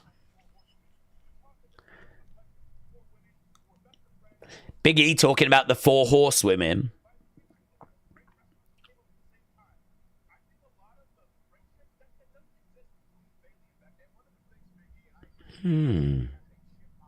That's interesting. He says a lot of those friendships about the 4 horsewomen, well, you know, that doesn't exist between Bayley and Becky. It is true they are 2 of the 4 horsewomen. So you would think that they were like really close. I think in real life they are, you know, friendly. I don't know that they're like best friends. It was always like, it was actually Charlotte and Becky that seemed to be quite close. And of course, Mercedes and Bayley. So you sort of had these two groups that kind of came together to make the four. But I don't really know what Charlotte and Bayley's relationship is like. I'm not really sure what Mercedes and Charlotte's relationship's like, or Becky and Mercedes, or Bayley and Becky. Like, there's quite a few actually within that group. You don't quite know how they are as friends. You know, it's weird. The Four Horsemen's been spoken about, but there's not loads of times where you actually get them all together on TV. And there's only a few pictures of them together kind of doing the four thing. You know, there's really not that many images of them. The Four Horsewomen thing has been spoken about more than it's actually been executed on. So, but yeah, I mean, again, if you was talking about the history of women's wrestling, Four Horsewomen, amazing. Jose said, days since Sasha Banks left, do we think that void was never filled? Her matches with Bayley or Charlotte were legendary. I think WWE lost there. I think it was filled. I think Bianca filled it. I think there was a passing of the torch at 37, really, as Sasha put Bianca over. And I think Bianca filled that void. I think a lot of what Bianca has done, I think Sasha may have done. And I think Bianca sort of took the mantle. They did miss out. I think Mercedes definitely is someone that we would have loved. But do you know what? I sort of feel like she evolved outside of WWE. And I think she needed to do that. You know, she talks, and I've seen a few interviews where she says Mercedes is who Sasha Banks wanted to be. Sasha Banks wanted this opportunity, wanted this success, wanted to be the person that Mercedes is, but never got the opportunities to be that person. So I sort of feel like she's stepped away. She's created her own opportunities. She's obviously had a lot of success. She's got herself in a really good position in AEW, where she might not have won the big one yesterday, but she's going to win their big title at some point. You know, I think she's suffered one loss since she has joined them, you know.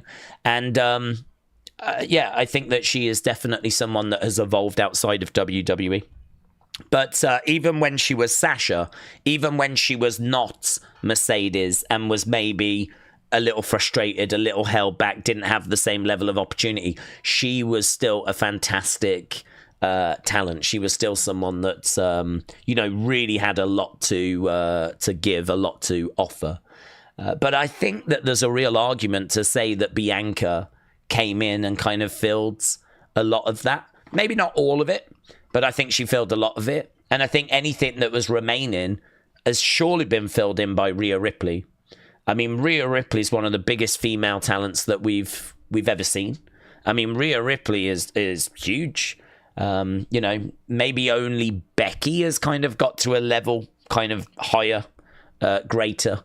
So, I don't know. I look at the women's division. I think that it's continued to move forwards. I'm quite optimistic about the future and certainly where we are.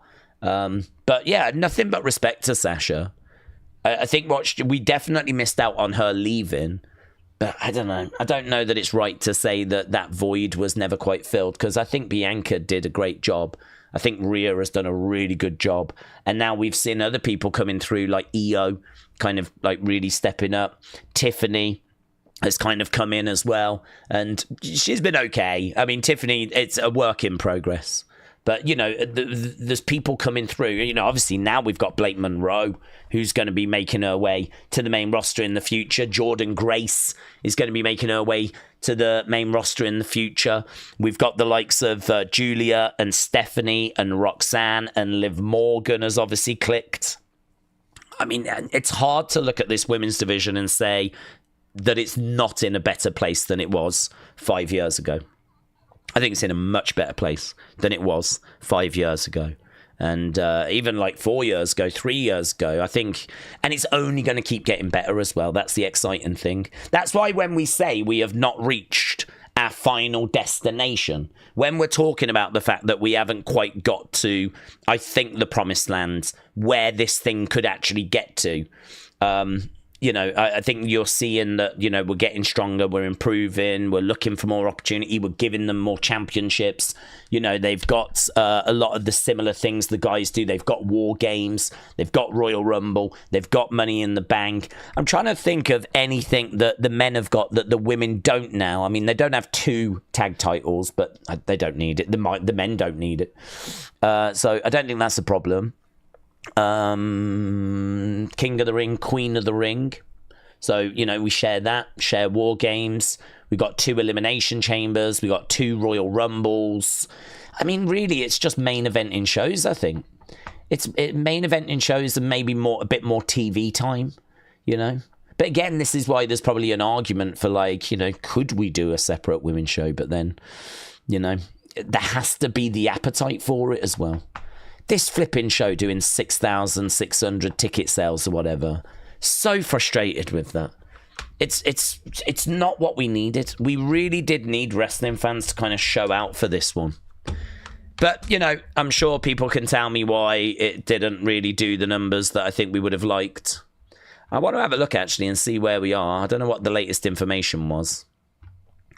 The latest information that I saw on this was July 12th, yesterday, right?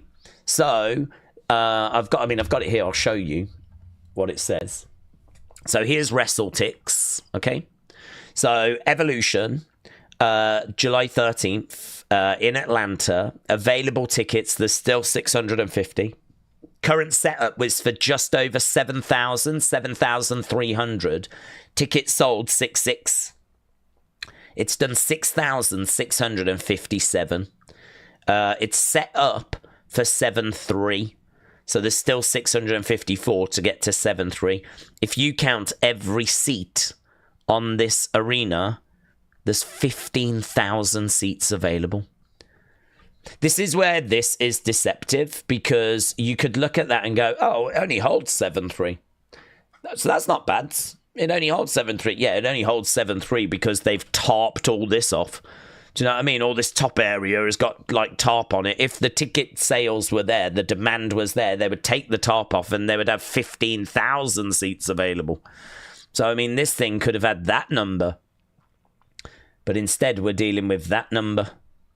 And apparently, look, cheapest ticket is like $51. I don't know that you can make an argument that it's ticket prices. Maybe there's an argument. I mean, I don't have any other information than what you're seeing here. So $50 odd, $51 cheapest ticket. We've managed to sell 6,600. It could have done much, much more. And God, if there's any show that I really would have loved to have seen tickets just flying off, it would have been this. It would have been this. Because the argument always was the ratings were not great for the first Evolution. The demand was not there. And you heard over the years people saying they should do it now. People would be more interested now. The women's division is better now. And to be honest, I agreed. I was like, yes, I agree. I think there has been movement. I think there has been improvement. And I agree. I think that we would do better now. And now here we are going, here you go. Here's Evolution 2. And, we've done 6,600 tickets. Maybe there's a reason for it. Perhaps I'm just not seeing something. Perhaps someone can go, yeah, no, it's because blah, blah, blah. But, yeah, God, I wish this was 12,000, something like that. People had shown up, shown out. Maybe it's the build, honestly. Perhaps it's the amount of shows. Perhaps we've just got too much going against this show, Perhaps it's that. Perhaps we're too close to SummerSlam and people are, or do I go here or do I save my money and go to SummerSlam? Maybe it's something like that. Perhaps the build has not been good enough. Io Rhea has had little to no builds. Tiffany Trish has had little to no builds. The Intercontinental's goods. Julia's not defending. NXT matches, not going to really be selling too many tickets, is it? Battle Royal is a Battle Royal, just a way of getting girls on the show. I wonder if it's that. I wonder if once again WWE has found a way of kind of shooting themselves in the foot. I wonder if once again WWE have managed to promise something really good and then just fluff it up. Find a way of like throwing it away. So yeah, honestly, I find that frustrating. I really do want this to work. I really do want this to be something which, was going to kind of give the women that stage and that spotlight. But I wonder if there is just a little resistance still in court. We know that Jim Cornette, for example, is not a big fan of women's wrestling, and I can't imagine he's alone. I can't imagine he is alone. I've got to think there's others that obviously subscribe to that mentality. So, work to be done. Right. Delwyn, shout out to you, my friend. Really appreciate the support. Delwyn said, since Evolution is tonight to celebrate women's wrestling, can you name your favourite match in the past 15 years? Mine would be Charlotte Rhea, WrestleMania 39. That was awesome. Triple threat, Io, Bianca, Rhea was a banger. Becky, Trish in a steel cage match. So those are Delwyn's. Do you know, to be honest, the very first match that I thought was Charlotte Rhea. So when you asked me that question, Charlotte Rhea is the one that came to my mind. That match, I just remember it being absolutely incredible. I remember it being, a real like, oh my God, that stole the show type situation. And I think that, again, this is why Charlotte, for me, is someone that I think gets, a bit of grief because of her name and how much success she's had. But then she's capable of delivering a match like that, I think, though, I'm going to go with, obviously, something different, something you've not named. And I'm going to go with the match that I think you cannot tell the history of women's wrestling in WWE without mentioning this match. I think this match had such an impact, was so significant that it still gets spoken about all the time. And I think it's one of those matches that if you've never seen it, you do have to go out of your way to watch it. I think that it was, for me, I don't know if it was the, I spoke about the women's division and how NXT had really made its mark by introducing that women's championship, and how without that, I don't think, the rest could have followed. I think there was a lot of good matches at that time. I remember seeing like a fatal 4-way between the 4 horsewomen. That was like really grabbed my attention. And I remember seeing like, obviously Asuka when she was around and all this kind of stuff. But I think it's Bayley and Sasha, isn't it? At NXT Brooklyn, where they actually steal that show. And I think that is really, maybe for the first time since that NXT women's division, maybe for the first time since that NXT women's division was introduced, the women steal the show. And actually, we are seeing the fruit really kind of bloom. We're seeing like, we've invested in women's wrestling. We've set the table. We've created the division. And, the women are, putting in the work, and there's brilliant athletes and all this. Where can we get to? What can we achieve? And we got to the point where the women stole the show. And Bayley Sasha is a match that I think people really do look back on. I think they really look back on it as being a key moment. And I would imagine as well that was a moment that just confirmed everything you've done is the right path. And actually invest more, do more, because this is what we can do on a regular basis. This is where we can get to. And so I think a lot of those matches you see on the main roster after, I think, all of that kind of largely comes out of that NXT women's division. But I think the proof that we were on the right path, the evidence that this was working, that this was the right thing to be doing, I think it's in that Sasha Bayley match at Brooklyn, NXT Brooklyn, which is, it's historic, isn't it? And it's a bit of a boring answer, because I'm sure many of you thought it anyway, but sometimes the boring answers are the right. Just like if you say, like, ask most people what's like the best album ever, you're going to hear a lot of Nirvana Nevermind, Abbey Roads, Dark Side of the Moon, What's Going On by Marvin Gaye, maybe Pink Floyd, Dark Side of... you're going to hear a lot of those kinds of answers if you ask enough people and get enough sample size. Because you might have someone trying to convince you that flipping Bad Bunny is the best album ever, right? But if you ask enough people, get enough sample size, you'll get that. But even though those are like really boring answers, they're kind of regarded as, being the right answers. And I'd probably point to Sasha Bayley, honestly, at Brooklyn, because I think it made such an impact. And not only that, the match itself is a banger. I mean, the reason it made an impact is because it's blooming good. Really, really good. So, very dramatic. So I'd probably point at that, but so yeah, good, nice little conversation. But I like your picks.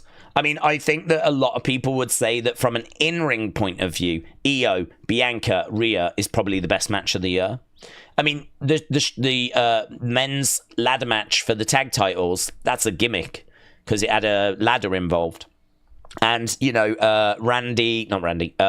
Kevin versus Cody, that was a kind of, what was that, Falls Count Anywhere street fight type thing? I mean, there was ladders and loads of stuff involved, wasn't there?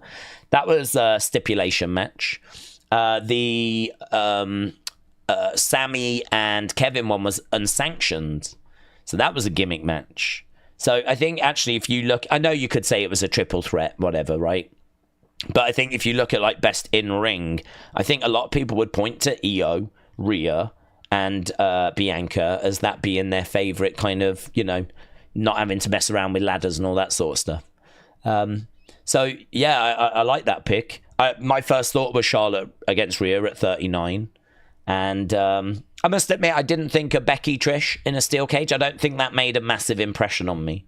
But if that's one that resonated with you, then fantastic. Talking of Trish... She's actually being interviewed right now by Megan Morant. All Game 17 said Alexa and Charlotte are going to win the tag titles. They'll eventually lose them. Charlotte will then turn on Alexa. Then she'll make her way home to the Wyatts, says All Game 17. Richard said, Days, this might be good for women's wrestling. This show, well, I hope it doesn't hurt it. And that's my point about the ticket sales. I hope that this doesn't send a message. I hope the ratings are good. I hope that this sends a message that we want more of this, I don't want to wait another 8 years, 8 years for the next Evolution. Like, let's do it again next year. Yeah, let's do it again next year. And let's give the women like an annual all-women's premium live event. Let's give them their own show. I'd be honestly open to like what we're gonna do, man. I think there's a lot of like young girls that are getting into it. I think there's real growth, even from a business point of view. If you as a business person and you're looking at like, right, where's the areas we could grow? What's the potential for growth and improvement? I think this women, young girls, bringing them in. Getting them involved and engaging with pro wrestling. Maybe this is where TKO actually might be a good thing, because what I was just thinking there is in football, you've got an organisation in FIFA who, okay, a lot of people don't like them, but they are constantly looking at like, how do we grow this? Where do we take that not from a creative point of view, not from a, well, we could do this match, that match. Forget that.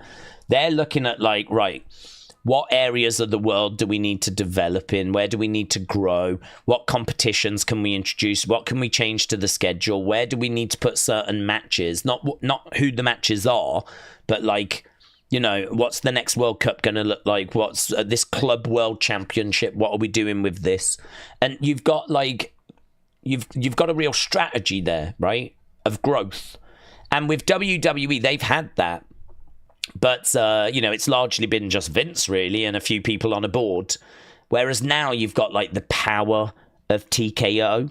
And I think also, I think Nick Khan is a better businessman than Vince. I think Nick Khan is really switched on. I mean, all you ever hear about Nick Khan is how great he is. So if they were to sit down and talk about the future of women's wrestling and where we could get it and how we grow it, like, you know, that would be a really interesting, you know, I would feel like they could really come up with some stuff. I would feel like there would be some real development there, you know, and that would be really interesting if that was a conversation they were to have, because it feels like this is a growth area. Maybe this was a bit of an experiment, you know, kind of put this show on, see how it does. That's why I hope it works. Joshua said, do we think the women could pull off NWO style stables? And if so, who would be in those groups? Yeah, I think the women can do absolutely anything the men can do. I don't subscribe. I mean, what you need are women that are really charismatic. You need women that can really talk, really cut promos. And those women are out there. Those women can do that, right? Now, whether we've got those women in the company right now, I'm really not sure. You know, you need someone like, you need someone like a CM Punk that just can destroy people on a microphone. A Rock that can just destroy people on the microphone. And to be honest with you, I don't think Becky is like really... I think Becky has got some nice lines. I think she puts a lot of work into her promos. I think her delivery can be a little hit and miss at times. I think she would be okay in a group like that. She would be okay, but I don't think she's what I would necessarily build that group around. She, you know, look at how good Saquon Sugars is in Dark State.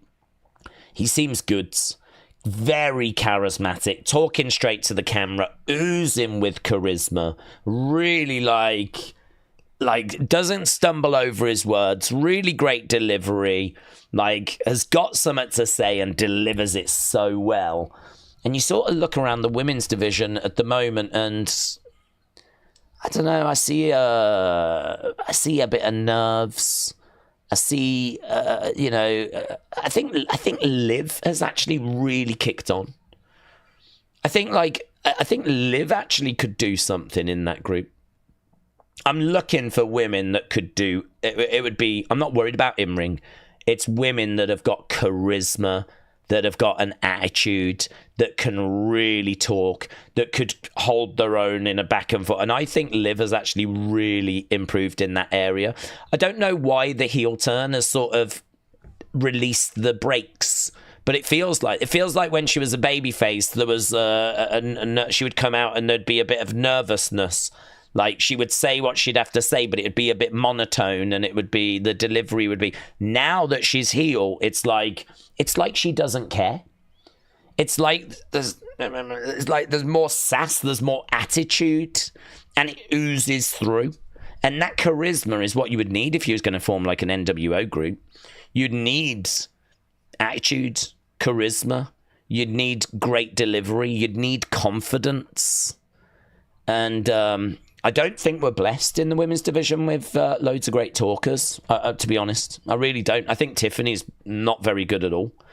I think Tiffany is very, very limited. You've obviously got struggles with Io, Julia, Asuka, all struggling with a language barrier. So you've got real struggles in regards to that. I think, talent that's kind of coming out of NXT are still really inexperienced. It's a bit of a struggle. I mean, I'd be looking at a Liv. I think she's done really well. I'd be looking at a Becky, and you'd probably want to drop someone else in there, wouldn't you? You'd probably want to get a third person in there, but yeah, I think that would be tricky. Maybe it would be Rhea. She's got an attitude. She's got charisma. Could you imagine Becky, Rhea, and Liv as a group? Give them the black and white kind of imagery. Put them in like a shirt, all in the same sort of shirt. Give the group a name. Rhea, Becky, and you could maybe get something out of that. Yeah, I think it's a challenge. You know, again though, we are still in the process of growing. You know, we're still in the process of, like, you know, bringing women into the sport. I think the other challenge we've got that we haven't really touched on is that there's more guys in in wrestling than there is girls, and so we're having to work with, like, you know, only a small amount compared to the guys, where there's so many, like, you know, and it's so varied. With girls, there's not as many in the actual sport, so that's growing and it's improving, but it's also still a process, isn't it? Mercedes wanted to be paid more than any female superstar before she signed with AEW, said Taker 1990. There's Jordan. There's Blake Monroe.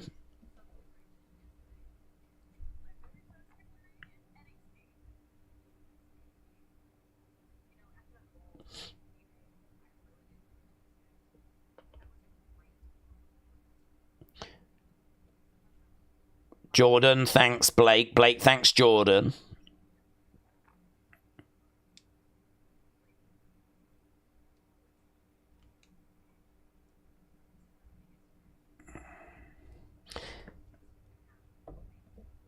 Okay, she's going to want Blake to be in her corner.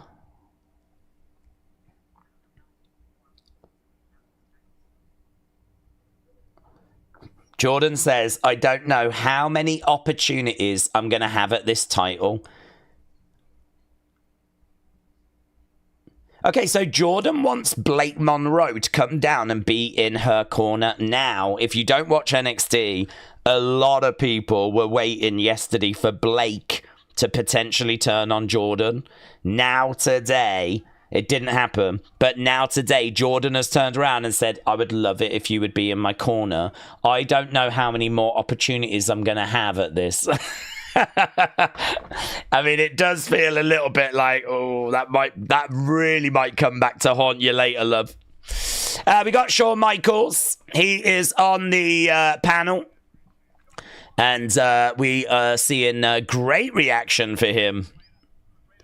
Crowds cheering loudly. Obviously, a lot of NXT talent going to be represented, so...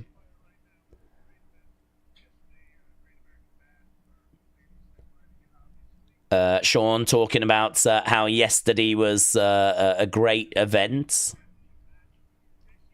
He said the women main evented it, obviously. I wonder if the women main evented that because they're looking at this as being a bit of a women's celebration weekend. Because honestly, that match, it made no sense to have the women main event yesterday. Hot girls love wrestling side. Hot girls love wrestling. I honestly, for a second, thought that was a sign that was like, I love hot girls wrestling. I was like, that is so not the sign we need for Evolution. That is so not what this is about. But it's not. It's hot girls love wrestling.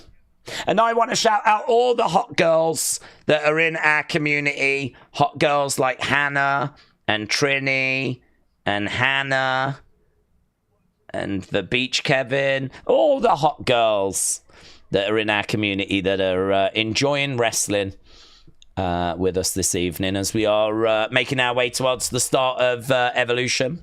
Felix said Timeless is yes, Timeless Tony Storm. Timeless Tony Storm. What an amazing, amazing advert for what women's wrestling, you know, can be in 2025, 2026, into the future. I mean, an amazing gimmick. You know, a character that she has really got her teeth into and is really exploring. And it's a character that shows itself in the vignettes, and it shows itself in the entrances, and it shows itself in the ring gear, and it shows itself in, you know, her promos and just everything. Her graphics, her merch. It's like so good, so well thought out, so, you know, well executed. And, brilliant, and she's getting the success for it. I mean, compare where she is now to when she was in WWE and she was doing, like, I don't even know what a gimmick was, like some sort of rock chick. I don't know. It was just her, wasn't it, really? It's took her to the moon, man. I love it. Did you hear about Francine? She had a biopsy the other day. She doesn't have cancer. That's amazing news. That's great. I hadn't actually heard that, James, no. So, thank you. Not JPEG said Tessa as the surprise battle royal. No, surely no. Surely no. I mean, you want to celebrate women's wrestling. I don't think you want to distract from the message. You know, do you want the headlines being that Tessa was brought into this thing and people debating whether that was the right thing to do? It's unnecessary noise. It's unnecessary noise.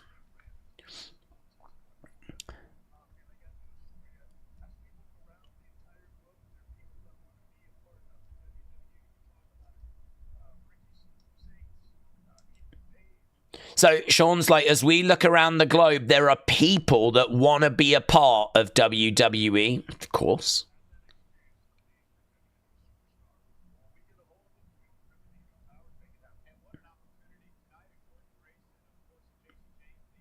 It is true, isn't it? Think of all those people that are watching these shows, that are being inspired by these shows.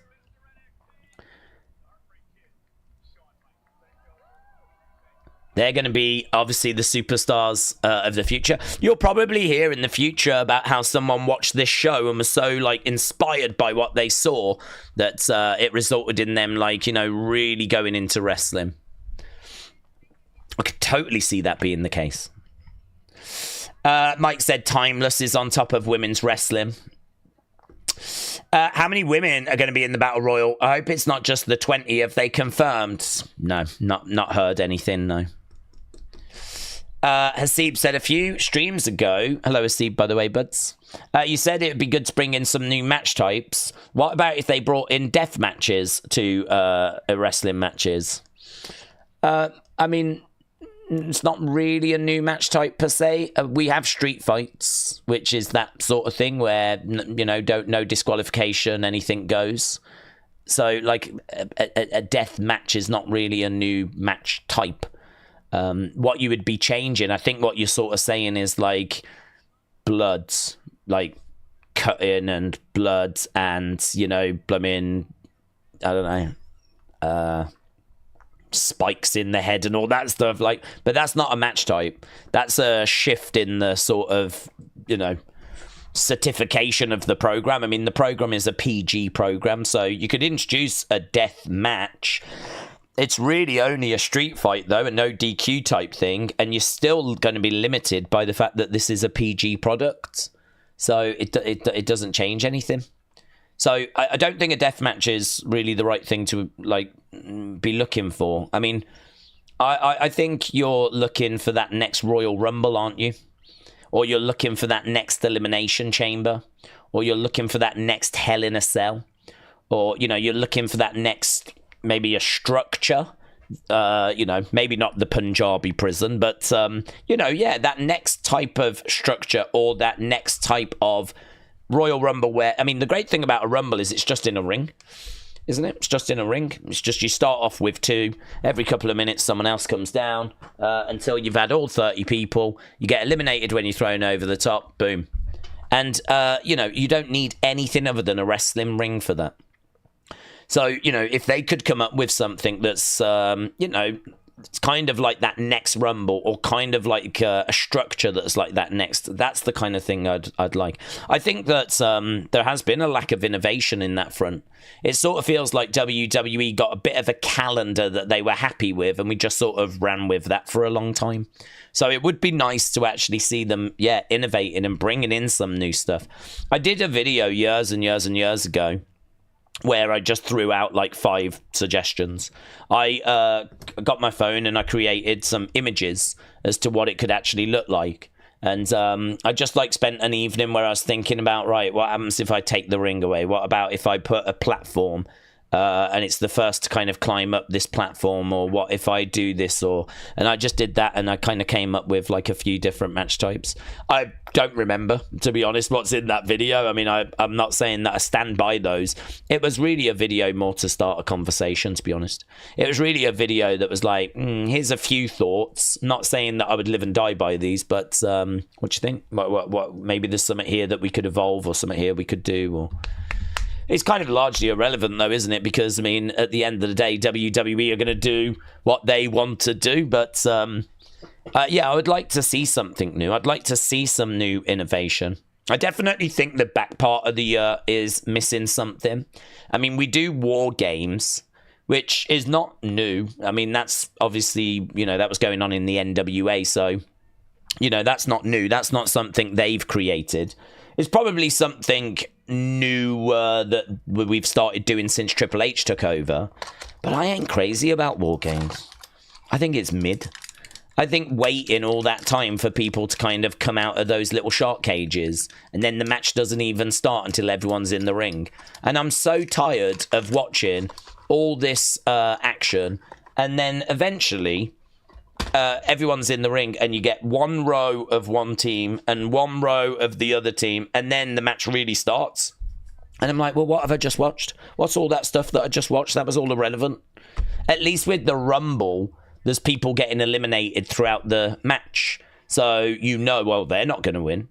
So I don't feel like I've, you know, I know, you know, with the Royal Rumble, you could really only watch when you get to the final four. But obviously the great thing about the Rumble is the surprise entries. You know, if someone comes down and has a little moment in the Rumble and gets eliminated, it doesn't matter.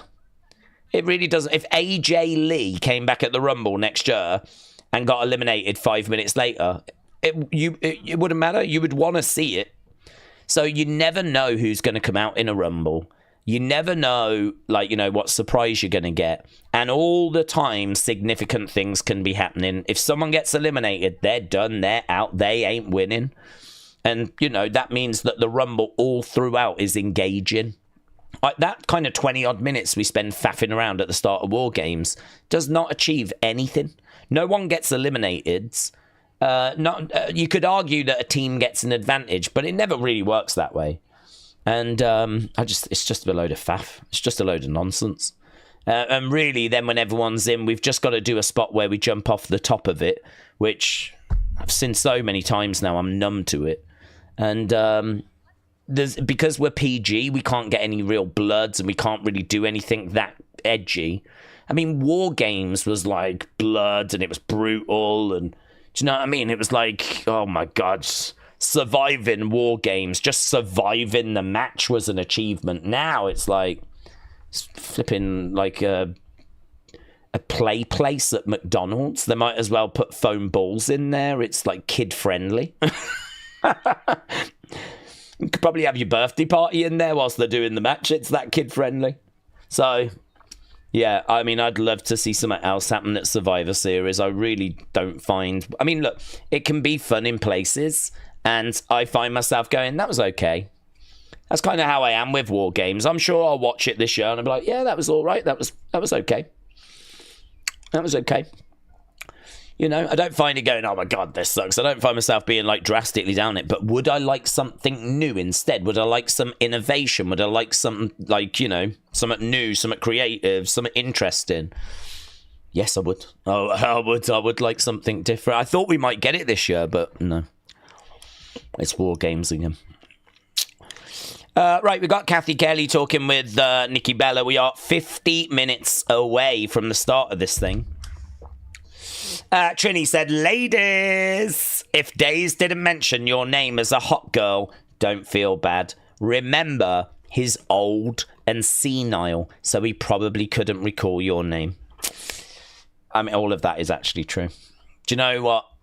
I could fire back at Trini, but I'm not going to, because this is about women, and I respect women.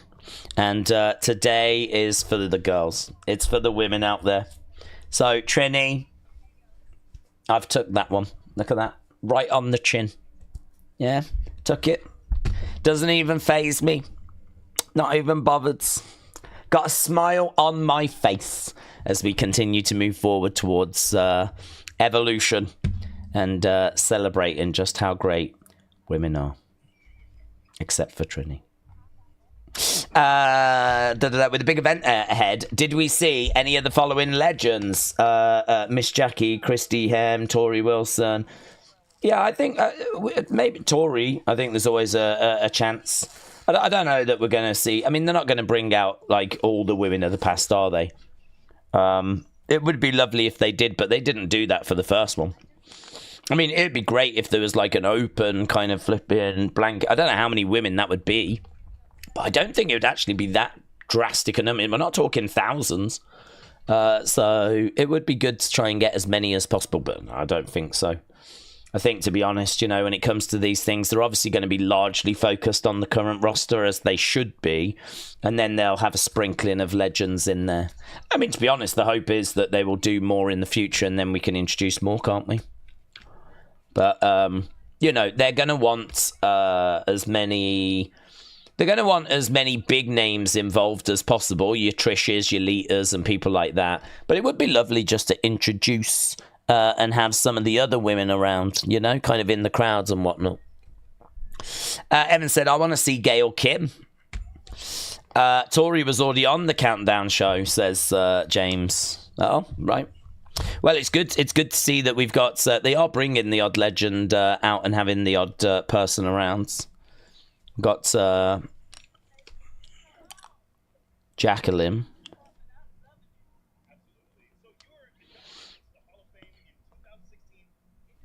I think these are the kind of names we tend to see, to be honest.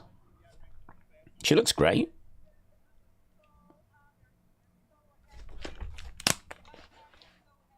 Ah.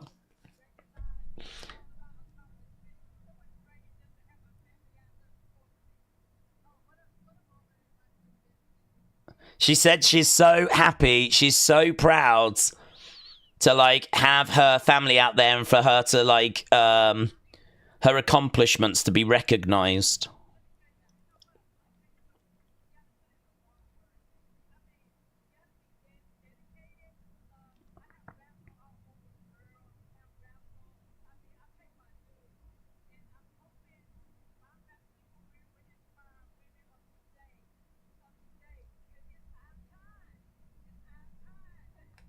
It's our time, says Jacqueline. I'm hoping that my wrestling can inspire women of today.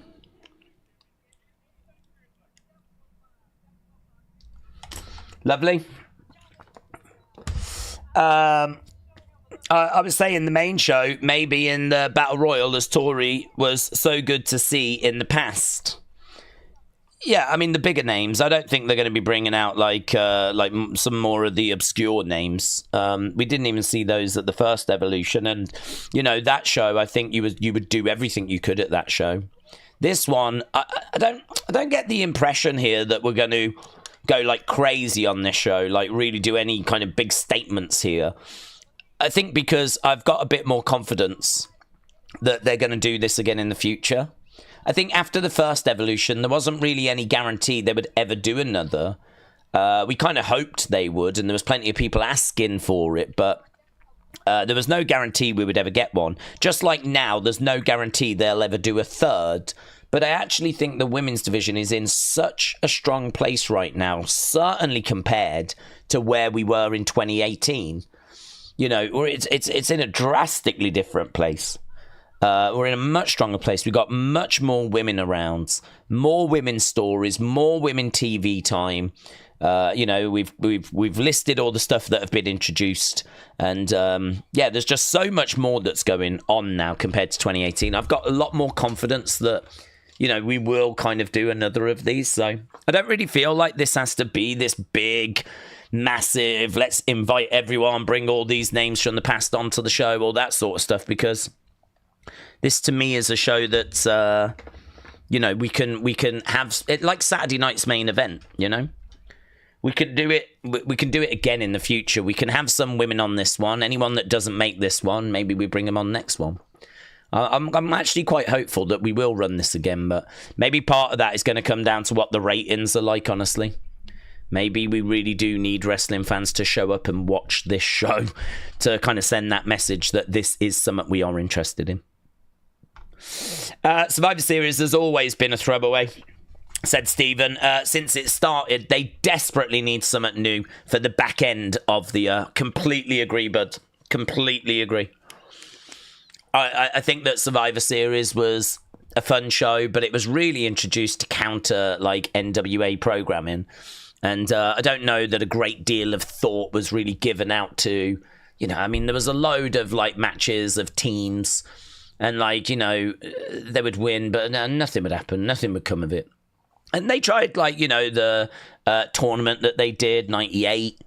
You know, that was kind of interesting, but that was obviously very specific to the time where we crowned the WWE champion using a tournament all on the same show. I mean, you can't really do that each year. I wouldn't even want to do that each year.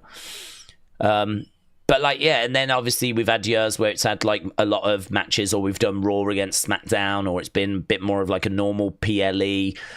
And then in recent years, we've done more like war games on it and whatever. So it's a show that really has sort of struggled with its identity a little bit. I think if you used to ask most fans about Survivor Series, they wouldn't say necessarily war games. I think to a lot of fans, Survivor Series is 2 teams of 4 or 5 in an elimination style match. And there's been some brilliant moments in its history using those kinds of matches where there was actually, you know, things at stake. And so, you know, like, you know, classic Team Authority, Team Cena. If Team Cena wins, then Triple H, Stephanie, they're out of power. But if Team Authority wins, then all of Team Cena were going to be fired. And so, you know, there was something at stake, whichever way that went. That's interesting to me. That is us doing a specific kind of match with something actually at stake that was kind of worth watching and, like, you know, needing to know the result of. So yeah, that was of definite interest. But yeah, I think that you know, that obviously didn't do brilliant in the ratings doing those kind of team matches. Otherwise, we would have kept doing it. If the ratings were good, we would not have moved away from it. So, you know, I think the fact that it has so struggled with its identity shows that actually Survivor Series has kind of struggled with like keeping kind of, you know, a consistent amount of viewers. So I agree. You know, I'd love for it to find something like a Royal Rumble that just works. You don't need to change it. It's the same each year. People love it. People are excited by it. And I don't know what that would be. I don't think the future for Survivor Series is War Games. I don't think in 20 years' time we're still doing War Game stuff at Survivor Series. So, I don't know, do we go back to the teams of 4, teams of 5? But if we do that, I feel like those matches have to have a purpose.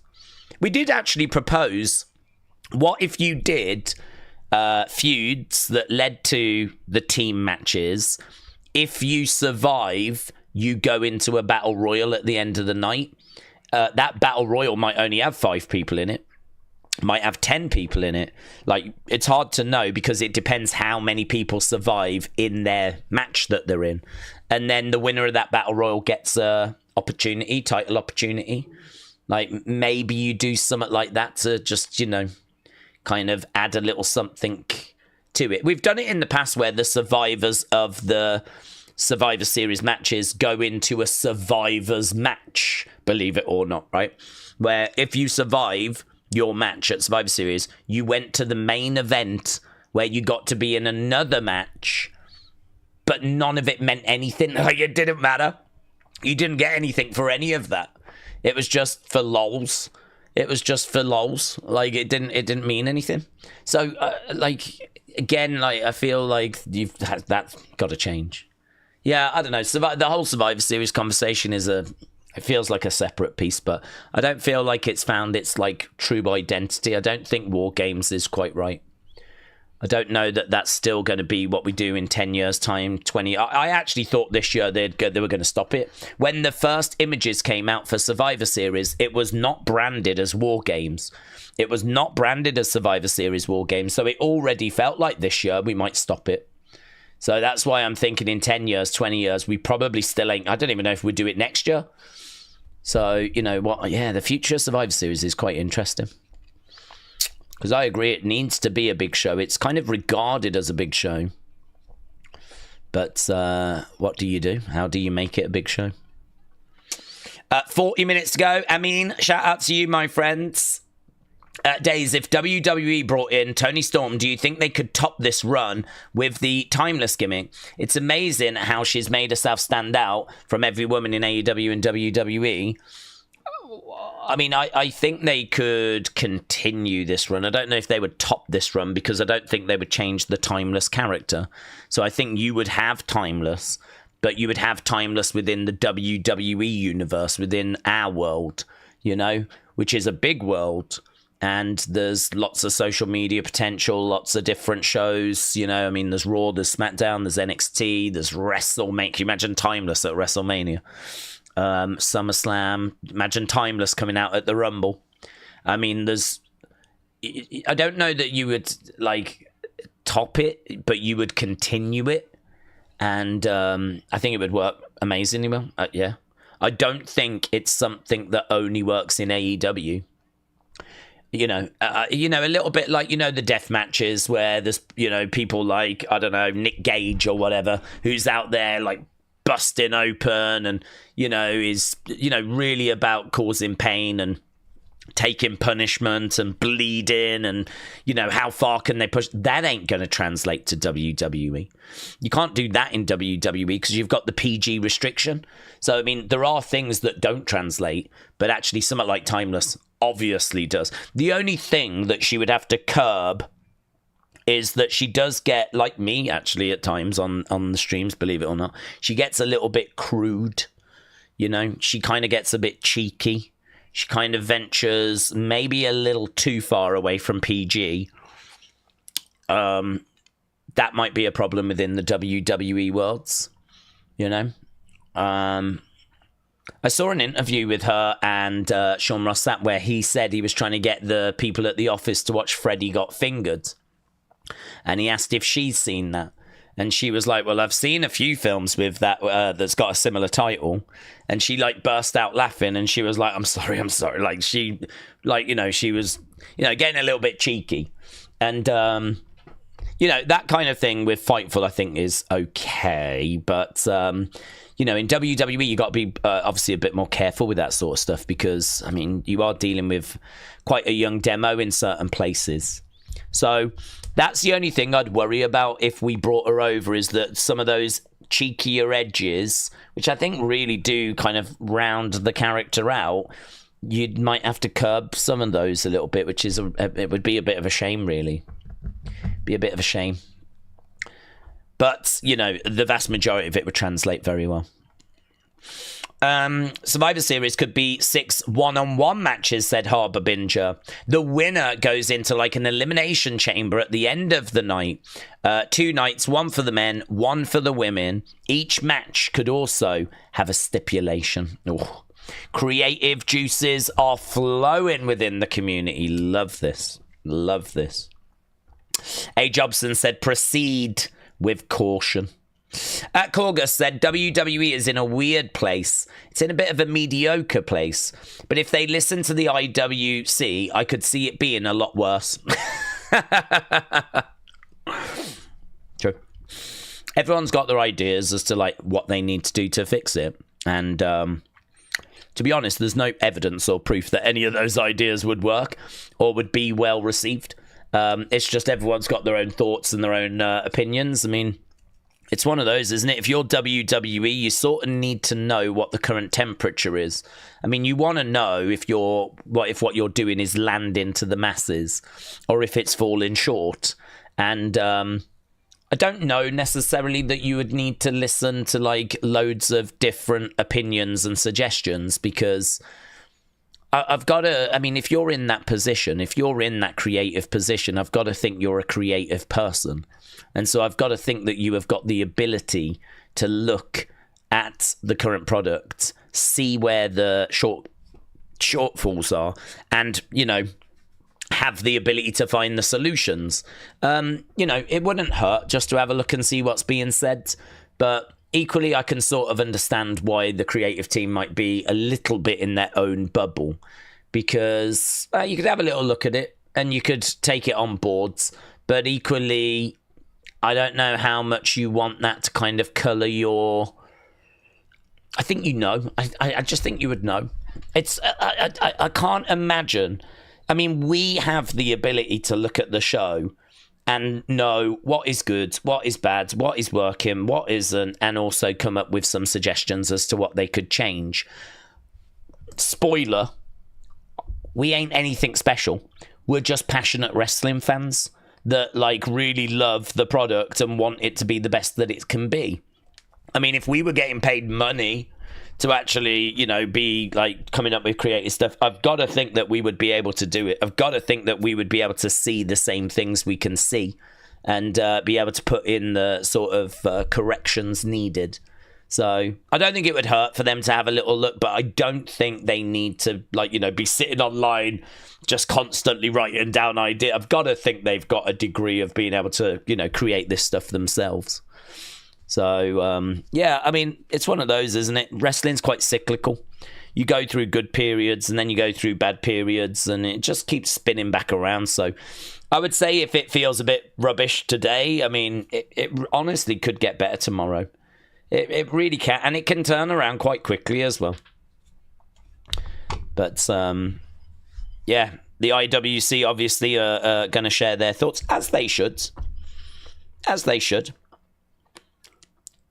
As everyone does. If you watch a TV show or you go, I mean, people are going to see Superman. Of course they're going to come out and tell you what they thought of it. I mean, that's the world, isn't it? That's the world. If someone watches Walking Dead or Breaking Bad or, I don't know what big shows are on at the moment. Actually, I genuinely don't. I don't know what the big shows are. Squid Game, I saw the other day. But people are going to want to talk about it. Oh yeah, I like that, or I didn't like that, or I wasn't sure whether they did that. Wrestling's the exact same. The only difference is they put so much content out. There is so many hours of content to discuss and talk about that the noise is quite loud. If they put out less, maybe the noise would be... If they did one show a week and it was for an hour, like a lot of other TV shows, then obviously the noise might not be as great. We've got Jessica Carr, little video package. Hello.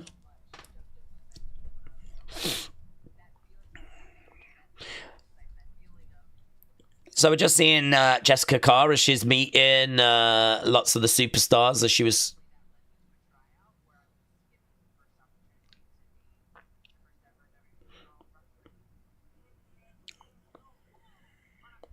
I think she wanted to be a wrestler, didn't she? I don't think she initially tried to be a referee.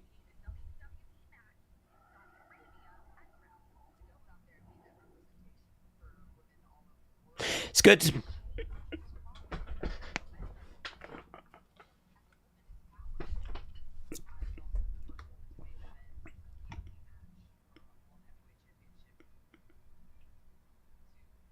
She's just talking about what she's been able to achieve in WWE. And actually, we've spoke a lot about how we've broke down barriers and we've made progress. And actually, this is a different aspect of that, isn't it? This is a referee aspect.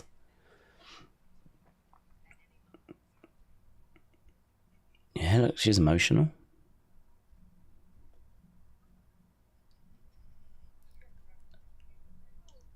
Is that Ref Daff?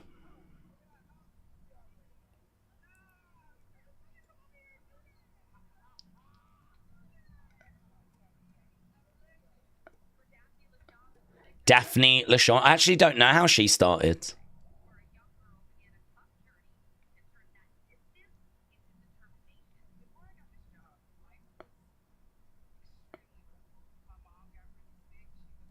Oh, it looks like she was a wrestler.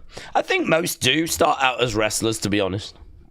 Can't imagine too many kids watching going, man, one day I want to be a referee.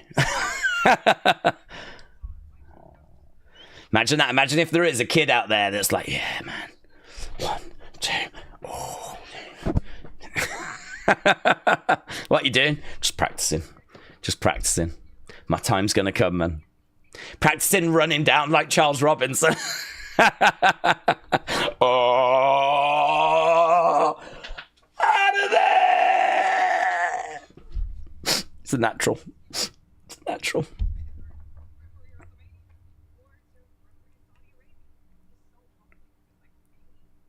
Look, she's getting emotional as well.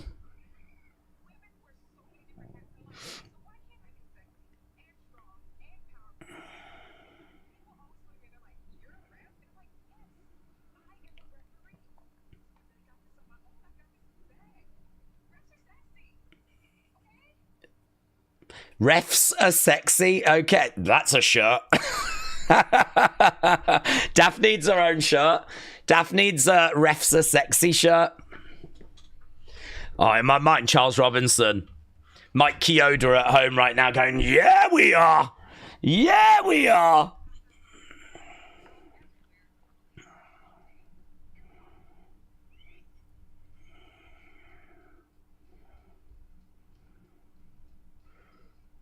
It's a good little feature, this, honestly. Normally, there's a load of rubbish on these countdown shows, but this is good. I really don't know much about Daff. I know a lot more about Jessica Carr.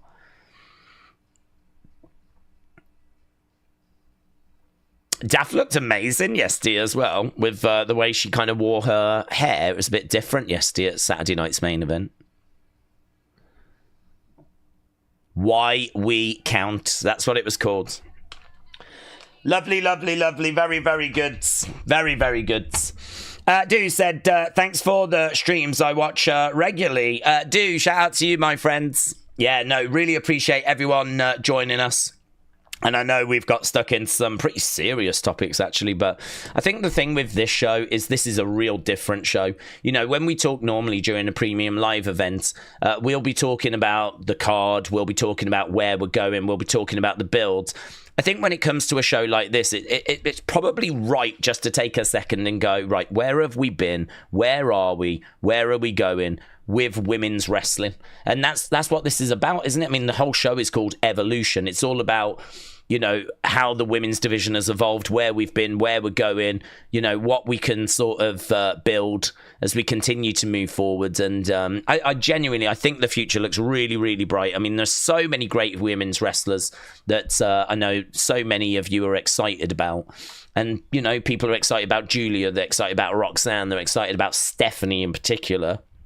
But Jordan Grace has got her fans. Blake Monroe has got her fans.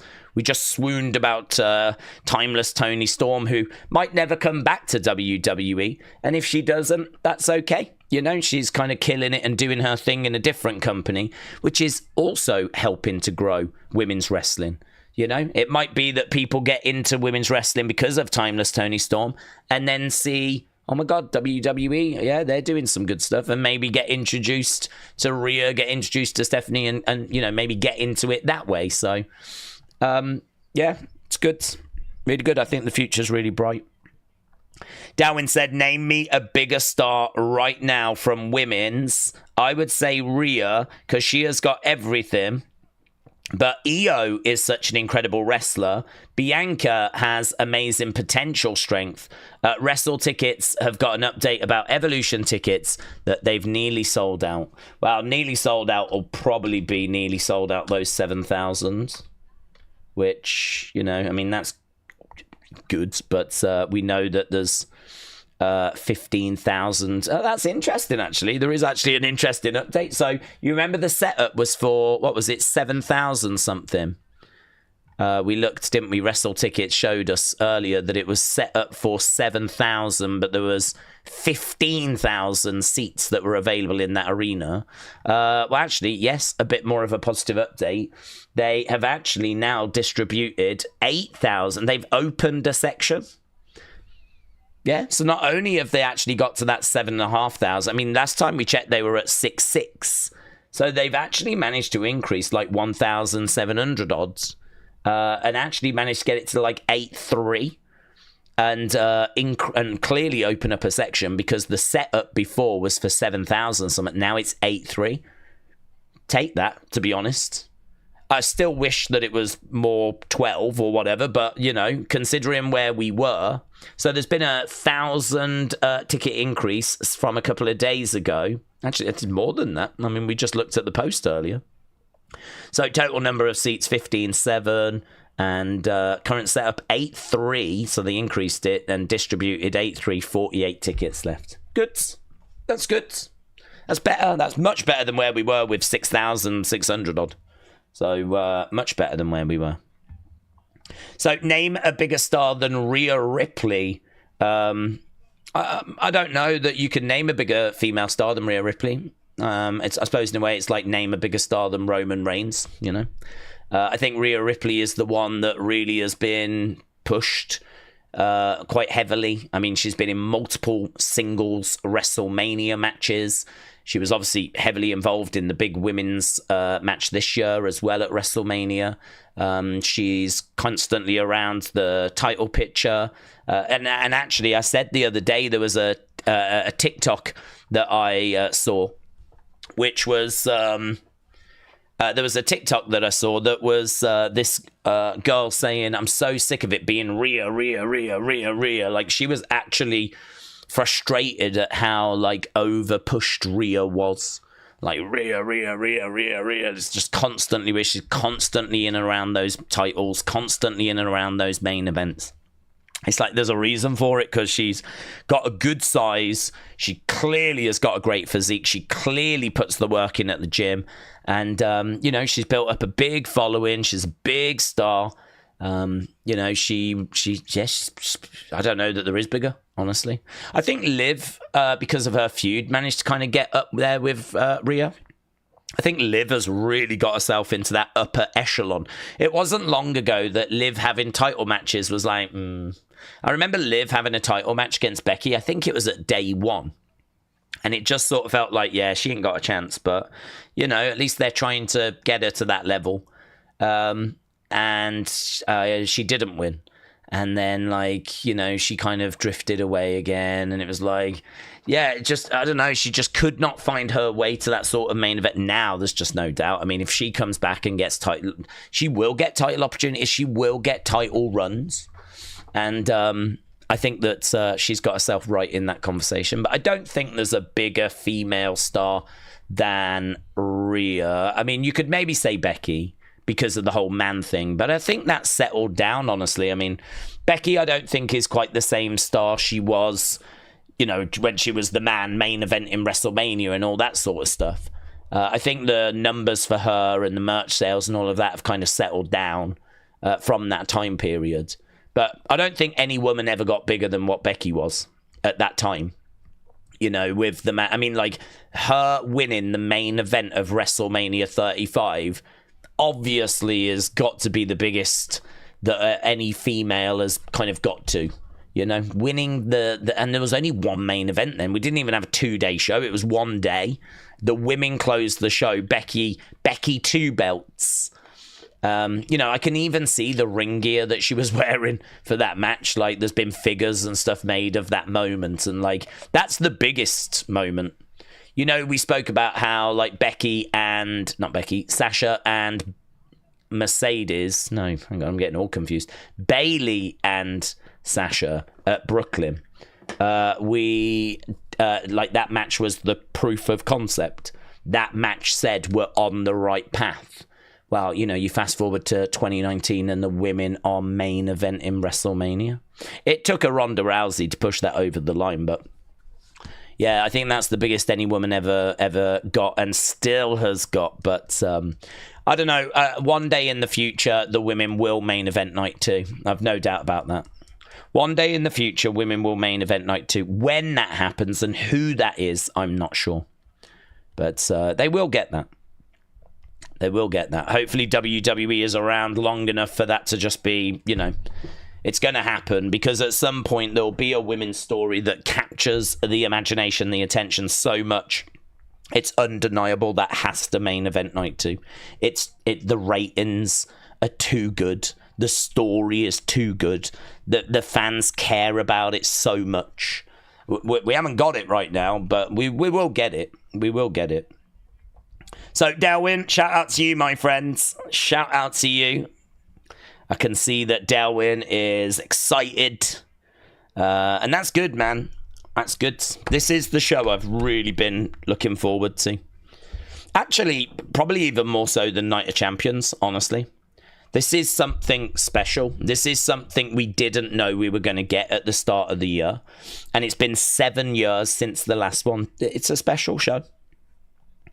James said, do you remember when WWE wanted to sign Thunder Rosa, but as a ref and not a wrestler? That was effing insane. Also, ref Aubrey Edwards was a ref at the first Evolution show. Oh. Didn't know that. I know that she had done some stuff with WWE, but I didn't know that it was the first Evolution show. Wow. That's a good fact. That is a good fact. Right. Joe Hendry had a meet and greet right before the show. That's why some people who went to see him are at the show now, said Vic. Dean said, since the Wyatts have the tag titles, do we see Nikki tonight? I don't think the Wyatts having tag titles really connects to us seeing Nikki tonight. I think we should see Nikki tonight because she is a main roster, active female talent. And this is a show celebrating women's wrestling. So I think really, if you're on the main roster in particular, I think it should be a given that you are at this show in some regard. I would like to think at some point they will bring a load of women out. And we do like all the women in the entrance stage, you know. And we do like, you know, a moment. And so, you know, I think that it should be that the women are there. Difficult because obviously Nikki is quite character driven, so why would she come out and stand with all the other women? I understand that there's going to be a question like that, right? There'd have to be a little bit of thought given in that regards. Maybe what you could do is you could have all the women on the entrance stage and just in the distance, just standing in the background, making her presence felt. You know, not standing in, not with their arms around the other girls or anything, right? Not in the pack, but actually just in the background. You could have Nikki Cross. And actually, I think people would like that because people are like, did you see when all the women were on stage over here? Look, if you just look there, through that gap, there's Nikki. There's Nikki. I think people would like that. And that would be a way of her getting some recognition because someone would notice. Yeah, someone would notice. And so then it would do the round. And that would be such a clever way of having her be recognized in a way that still pays respect to her character. Yeah. So, yeah, I'd like to see her kind of involved. And maybe she could be on the show as well. Hey, look at this. Cora Combs, Mildred Berg, Alondra Blaze. There she is. There she is. That's the woman that I credit with making me appreciate and enjoy women's wrestling. Stacy Keibler, Vicky Guerrero, Victoria, Trish,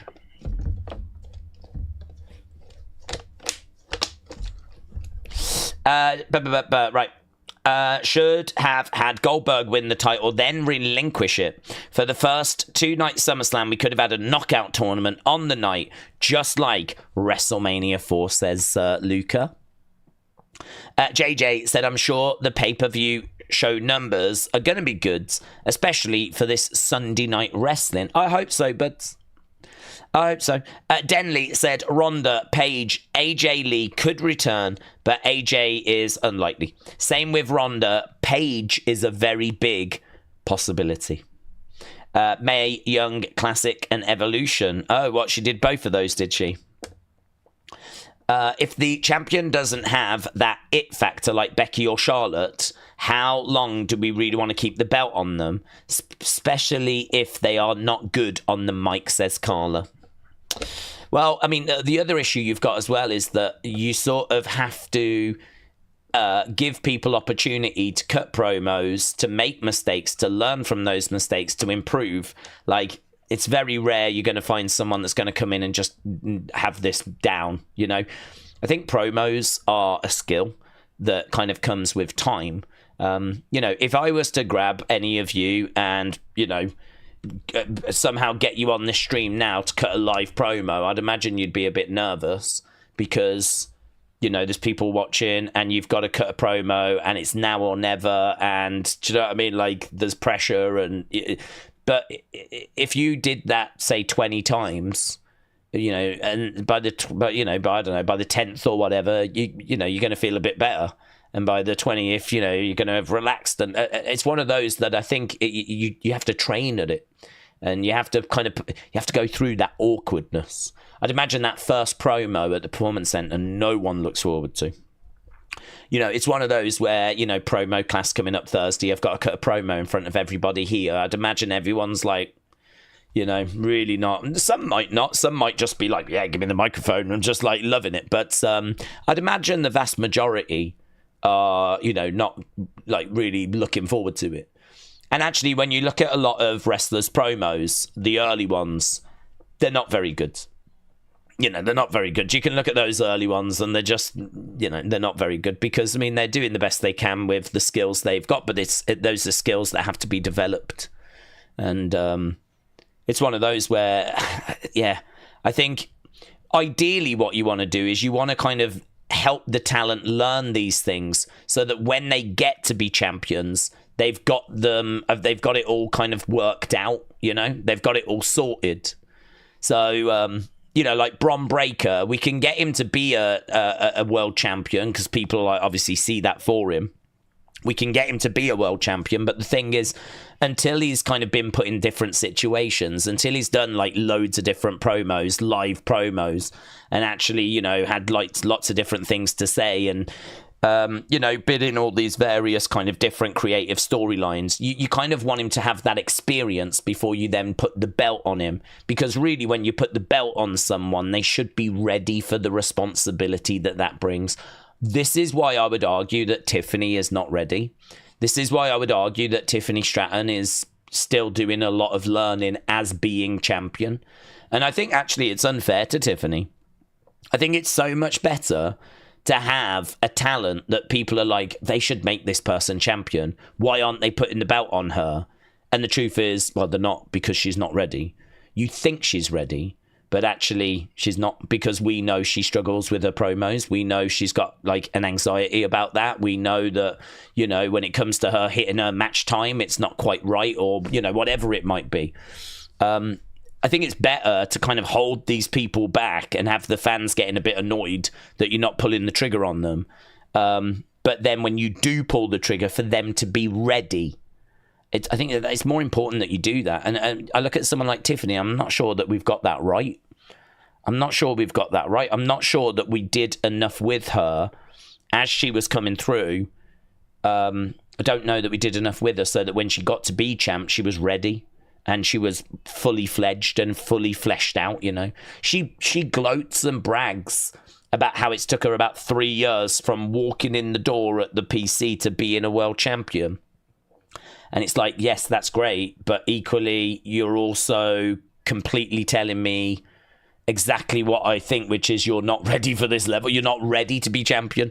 Like, yes, you did get there quickly, too quickly, because you're not ready to kind of carry the weight of that championship. You know, you're not ready to really kind of cook someone on the microphone. And, you know, her match quality is okay. It's not bad, but there's definite improvements there. She's not Io, right? She's not Io. She's not Roxanne. You know, she's not Stephanie. She's not Julia. There's other women that from an in-ring point of view are better. There's definitely women from a promo point of view that are better. And actually, you know, you keep hearing her say Tiffy time, and it just feels a little bit like a broken record. I think that we've done her a bit dirty, to be honest.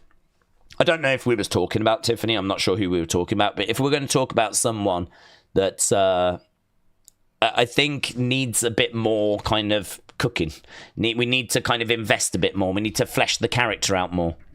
We need to kind of round the character out more. I think it's Tiffany. It seems a little bit one-dimensional.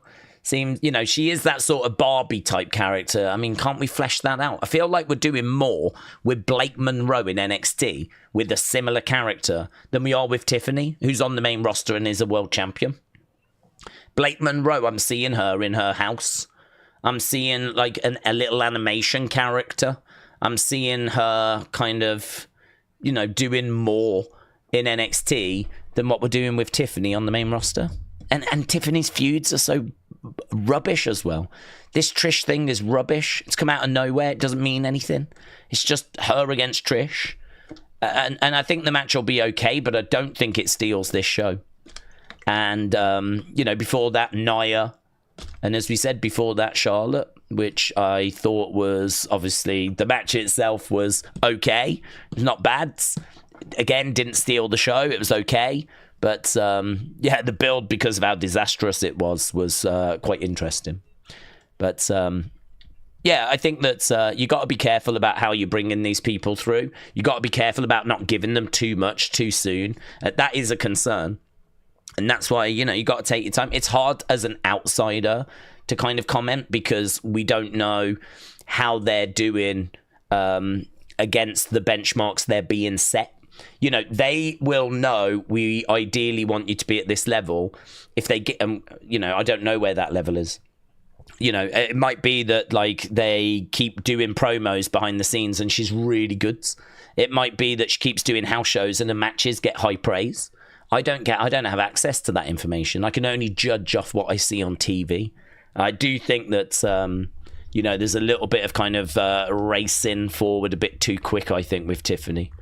I don't think it's going to hurt her. I just think that she'll lose this title at some point soon. Maybe she drops it at SummerSlam. And then it'll be interesting to see what we do with her there. She needs to get stuck into like a really good story. And actually, this might go back to James's point, which was outside of titles, there is a problem where the women just don't have loads of stories. So, if you're Tiffany and you don't have a championship, how are you going to develop your skills when there's not really many stories outside of the championships? So you've sort of got to have a championship to get on TV. But that's a problem, isn't it? Because if you're not quite fully formed and you got work to do, are you just going to end up like Liv? Which is, there's not loads of opportunities for you to get TV time, so you get it fleetingly, and so it means that it takes a long time for you to get to where you need to get to. I mean, Liv was on the main roster years and years and years and years and years. It didn't click for years and years and years and years and years. And then it eventually did when we turned her heel. But, there wasn't tons of opportunity for her to get involved in, creative storylines because, outside of the titles, there just historically hasn't been loads and loads and loads. There's obviously exceptions. People can say Naomi, Jade and all that stuff. Of course there's exceptions. But we're talking, it's not the same as the men. The men do have more opportunity outside of the titles to tell stories. That's the concern for Tiffy and other people like in Tiffy's situation that are good, are talented, not down on them, but there's clearly work to be done there. There's clearly more improvement that needs to be made, I got lost on my way to the Beyonce concert. What does that mean? Why did he write that sign? Why did he think that sign was a good idea? I got lost on my way to the Beyonce concert. So what does that mean? You don't actually want to be there? What am I meant to take from this? What does that mean? Idiot. She had a great match with Nia. Her match at WrestleMania was good. Compared to who lately, WWE has been in the shiz for a while all year, says Tony. Big Time said, Days, the Rhea situation is a problem. WWE has physically been incapable to book her outside of the title picture for longer than a month. Imagine if Trish takes the title from Tiffany, says Amin. No one's really expecting that. I don't think Trish is around long term. I'm not sure I'd be too down on it, to be honest. I don't know that I'd be too down on it. I mean, I think that Tiffany is definitely one for the future, but I think that in order for us to continue to develop her, I don't know that it necessarily means that she has to keep that top title. I think she just needs to be in stories. She needs to be on regular TV. And, you know, having the belt will do that. But I don't mind if she steps away. But it's just, if she steps away from the title, she needs to be involved in like a really good story where she can get regular promo time. And, you know, we've got 5 hours a week. Well, we've got 4.5 hours a week. 2.5 on Raw, 2 on SmackDown, and you've got all the other stories to fit in. So it's a challenge. It is a challenge. Joe is making his way down, so I'm guessing Joe is... I don't know what Joe's doing. He might be going again. I thought Joe might be on the commentary. Right. Mr. Toxic Black said, Days, where would we rate Ronda's first title run? I wouldn't rate it that high, to be honest. I think that Ronda was very limited. I think that there was a bit more... I think there was a little bit more positivity around when she kind of first came in. I wasn't seeing like people bad-mouthing her and being like really down on her. I think there was a bit of goodwill around. So, you know, I think as she gets later into her career, it becomes more negative. It becomes a bit more toxic. And, you know, I don't think... she never had a series of like incredible runs. You know, I don't think she was ever someone that like had a sequence of incredible matches. I do think she was really good in street fights. So I think in regards to like Ronda, certainly early Ronda, I think there was a bit of understanding that she was learning this a little bit. But there will come a point where people have enough.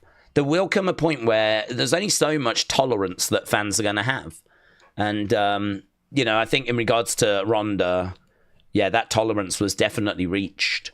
I honestly, I don't rate any of Ronda's title runs as being anything historic or special or anything of real noteworthy compared to some of the other women's reigns that we've had.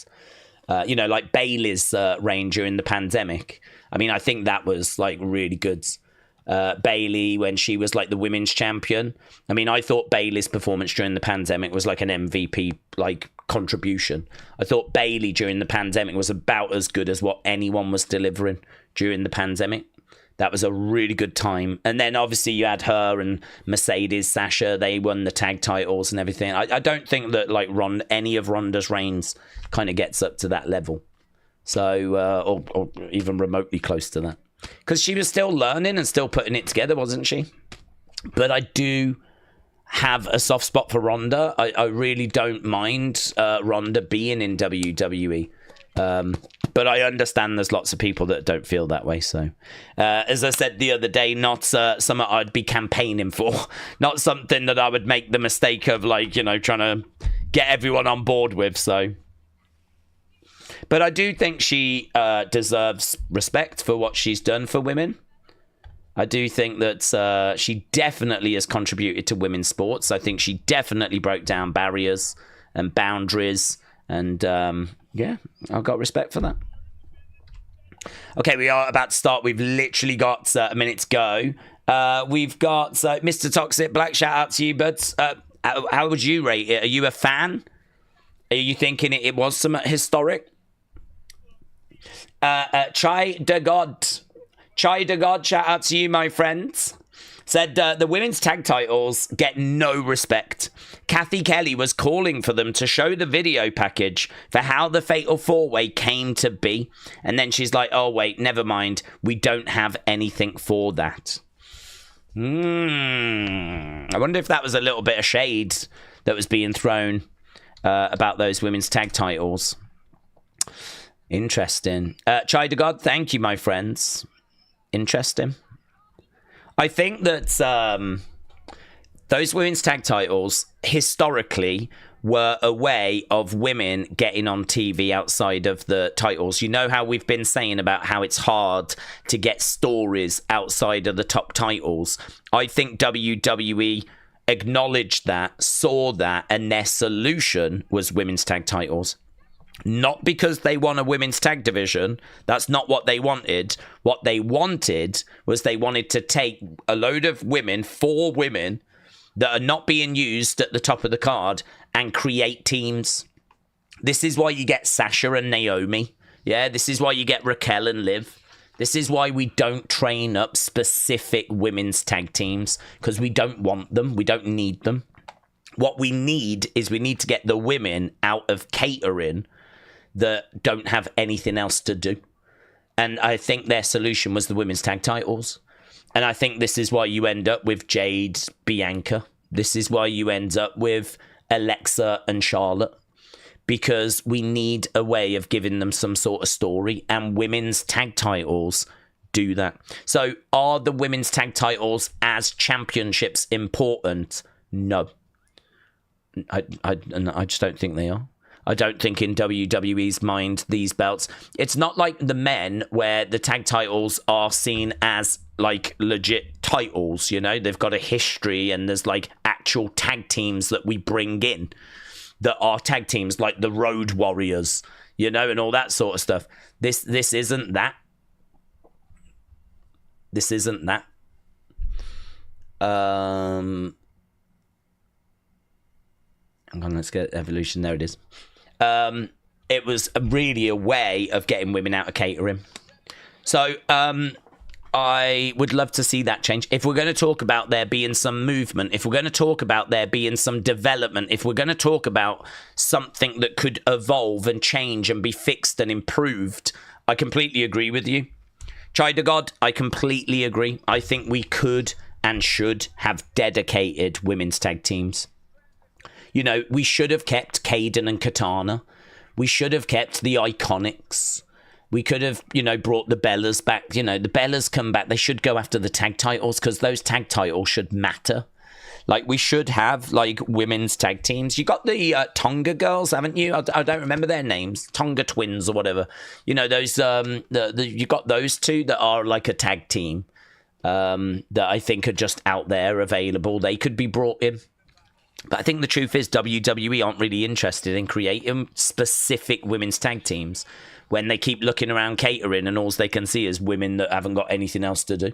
So instead, we'll take that girl, we'll make a tag team. So yeah, Chai to God, I agree. I agree with you. I think there is definite room for improvement there. There is definitely an opportunity to create a proper division. James said, Days, I hope these women kill it tonight. Same, buds. Same. Hopefully, you know, now when we talk about how big of an opportunity this is and how important this show is and how this isn't just another show and why this matters because of the flipping, how many hours we've been talking and kind of going through this, it kind of explains, it kind of like, you know, solidifies. I know many of you know all this stuff. I know that. But I always feel like I'm speaking to people that are also joining us that are new to wrestling. That, you know, maybe are younger fans that are obviously kind of learning about this stuff and maybe don't understand the history of women's wrestling quite as well. So we've got a video package, China being shown. A Rhea Ripley action figure being picked up. Actually, don't know what figure that was they just grabbed. I think that might be a Tiffy.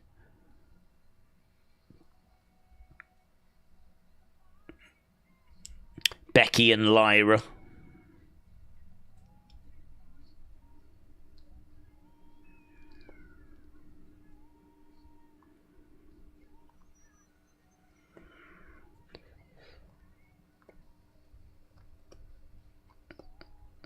It's a good video package, this.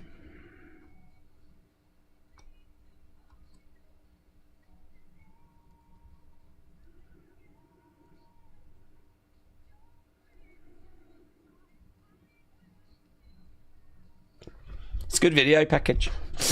Chai to God, shout out to you, James Moore. Shout out to you, Mr. Toxic Black. Shout out to you, Delwyn. Shout out to you, my friend. Shout out to everyone that is joining us as well. Alex said, I'm glad I'm catching one WWE show this weekend. I was locked in with All In. I've not seen Great American Bash, but I haven't even had Great American Bash. But good. Well, we won't be talking about it, so don't worry. James said, did you see the PW Insider report saying there was no plan for Seth to cash in on Gunther? The injury didn't stop it from happening. Yeah, there is something from Wrestling Observer we just read earlier that says that something was changed, though, later in the show. Not saying that was a cash-in. I wonder if there was meant to be an attempted cash-in. I thought there would be. I thought there would be an attempted cash-in. Maybe not, though, because, you know, they might have wanted that to... well, if he'd have tried during the match and had somehow been dealt with, you know, we still could have ended with Goldberg getting the... Gunther getting the win and Goldberg still having his thing at the end, so... I don't know, I wonder if an attempted one was foiled, but yeah, I did see that no cash-in was planned. Here we go, though, guys. We are underway. Let's see what they've got for us. I don't know the match order or anything, to be honest. Let's go, women, said Shaquem. Metal Mama said, let's go. All of us are amazing for being here, watching and repping for the women. There's nothing like opening an all-women's premium live event with Joe Tessitore. Should we have Kathy Kelly do this job? Nah. Nah. Let's get the male commentator to come over and say a few words.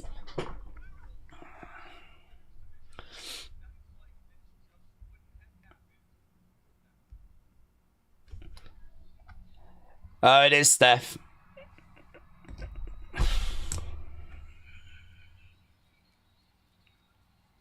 Nights like this just wouldn't have happened without her.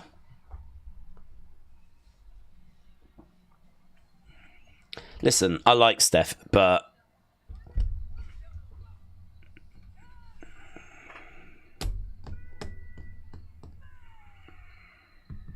well, I don't know where she's going, actually.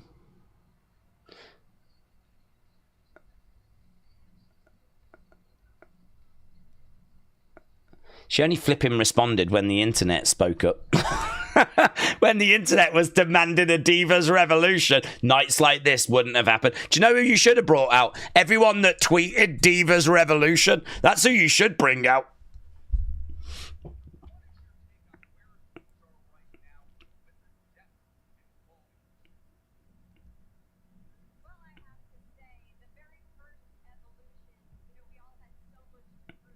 We had so much to prove.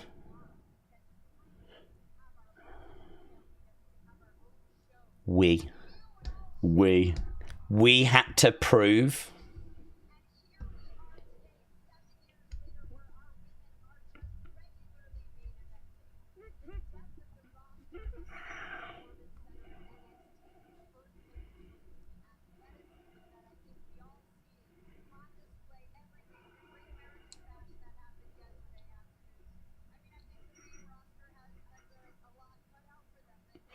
Main roster has got a lot cut out of them, says Steph.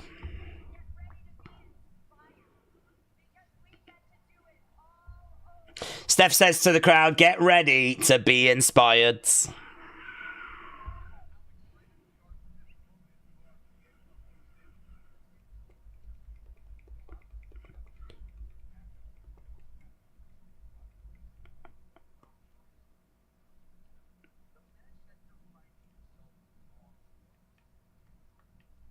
This is like a pre-show before the... this is after the pre-show.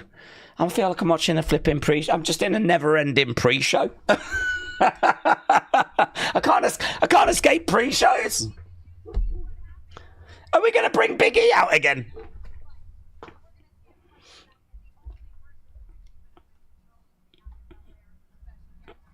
I didn't mind this for Saturday night's main event because there was no pre-show for Saturday night's main event. So having a few minutes at the start of Saturday night's main event, I was like, I don't mind this.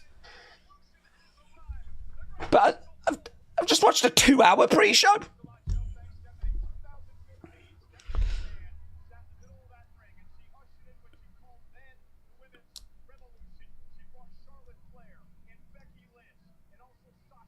Are we trying to present Stephanie as being like the person that... It's Stephanie that did this. Because where do you think she got Charlotte from? Where do you think she plucked Becky Lynch from? Did she find them? She was outside looking high and low for amazing women's wrestlers. God, I hope I can find some women's wrestlers that could really turn this company around. Where shall I look? Where shall I go? I don't know. How about NXT, where for years they were putting women's wrestling on the map? It's a bit strange. I mean, look, you can give Stephanie credit and say she played a part, but you can't say that she is the reason. I mean, they're sort of leaving out the fact the internet was demanding there be a Divas Revolution. Like, there was a whole hashtag, and it was loud. You know, like, we want Cody and all that stuff. Like, the fans had enough of the women being mistreated. That's the step before Stephanie basically going, we hear you. Let's do something about it. Let's bring up some women from NXT. It's kind of hard to paint Stephanie as being the person that flipping took it upon herself to revolutionize women's wrestling. It's a retelling of history. Oh my God. I know what I was there. I know what happened. And yet, I wasn't actually there, but I watched it.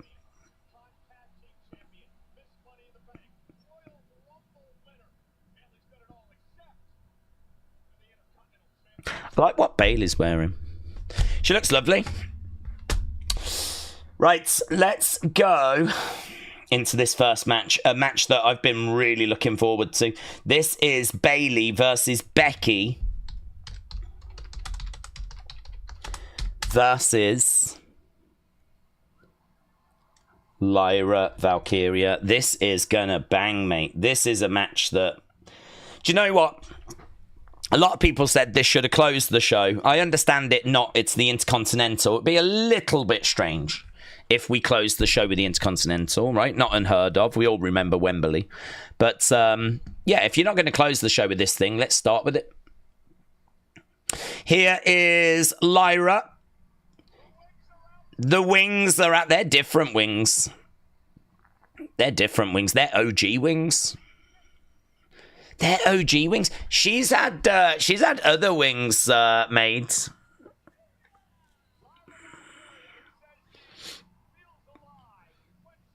I don't know if they've done a Mattel figure yet of Lyra with her wings. That'll be a great figure when they do it.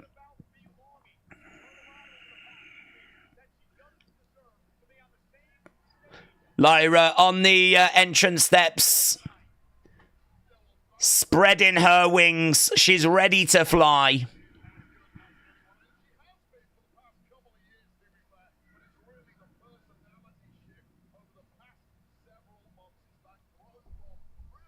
It's good for making her feel like a big deal.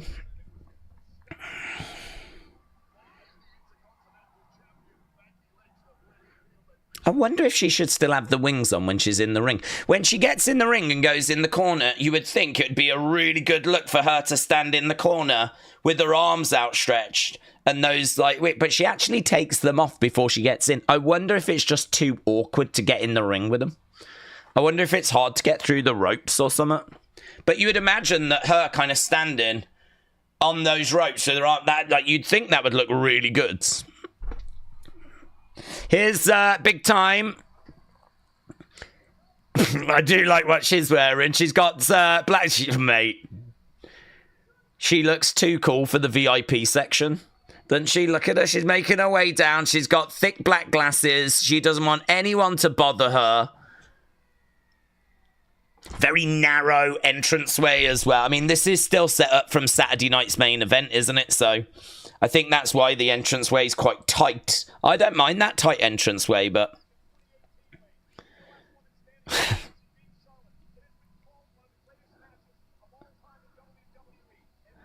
There we go. Becky getting into the ring.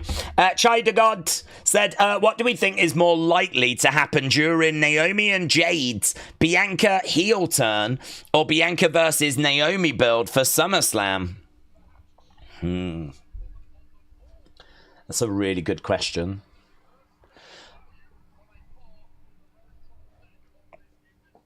I suppose it's got to be Bianca Naomi, hasn't it? Because we already know that Jade is locked in for a title match. So, I mean, if Bianca turns on Jade, you can't do it at SummerSlam because Jade's going to have a match with Tiffany. She's got a title match. Unless we make it a triple threat and we get Bianca in there. Not impossible. I don't know. I think there was a chance that Bianca kind of turns on Jade.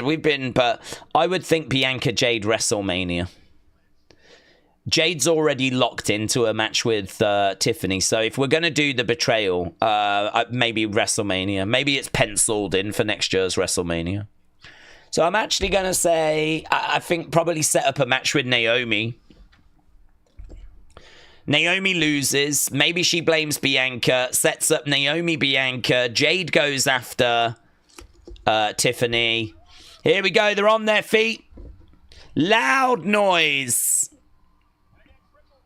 As we are about to get underway. Lyra goes out the ring. We've got Bayley and we have got Becky. Kian said Lola is going to wear a sexy attire tonight. I don't doubt that, buds. I don't doubt that. Shots coming in there by Becky. Kick to the midsection by Becky. Becky coming over. Swing and a miss. Bayley planting Becky. Sign in the crowd says Becky Hogan.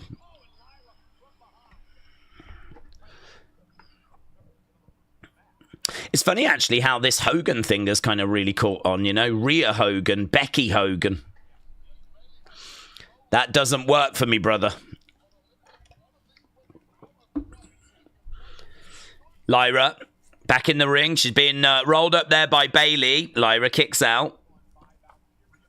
Bayley, round the back, backslides. Goes down. Referee comes in. Pin.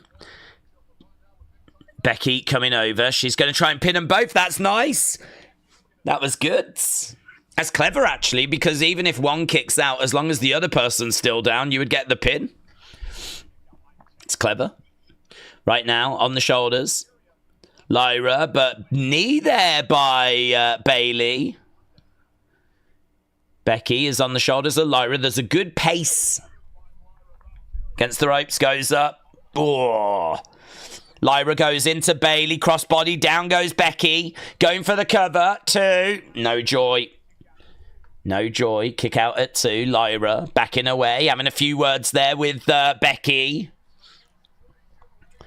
Women's Wrestling Entertainment sign, very good. Very good. 1 count, kick out. Christopher's tweeted an update. Fightful has learned that Seth is backstage on crutches with a brace on his knee. Right now, we've got a stretch being applied by Lyra. Big boot there by Bayley. Lyra goes down.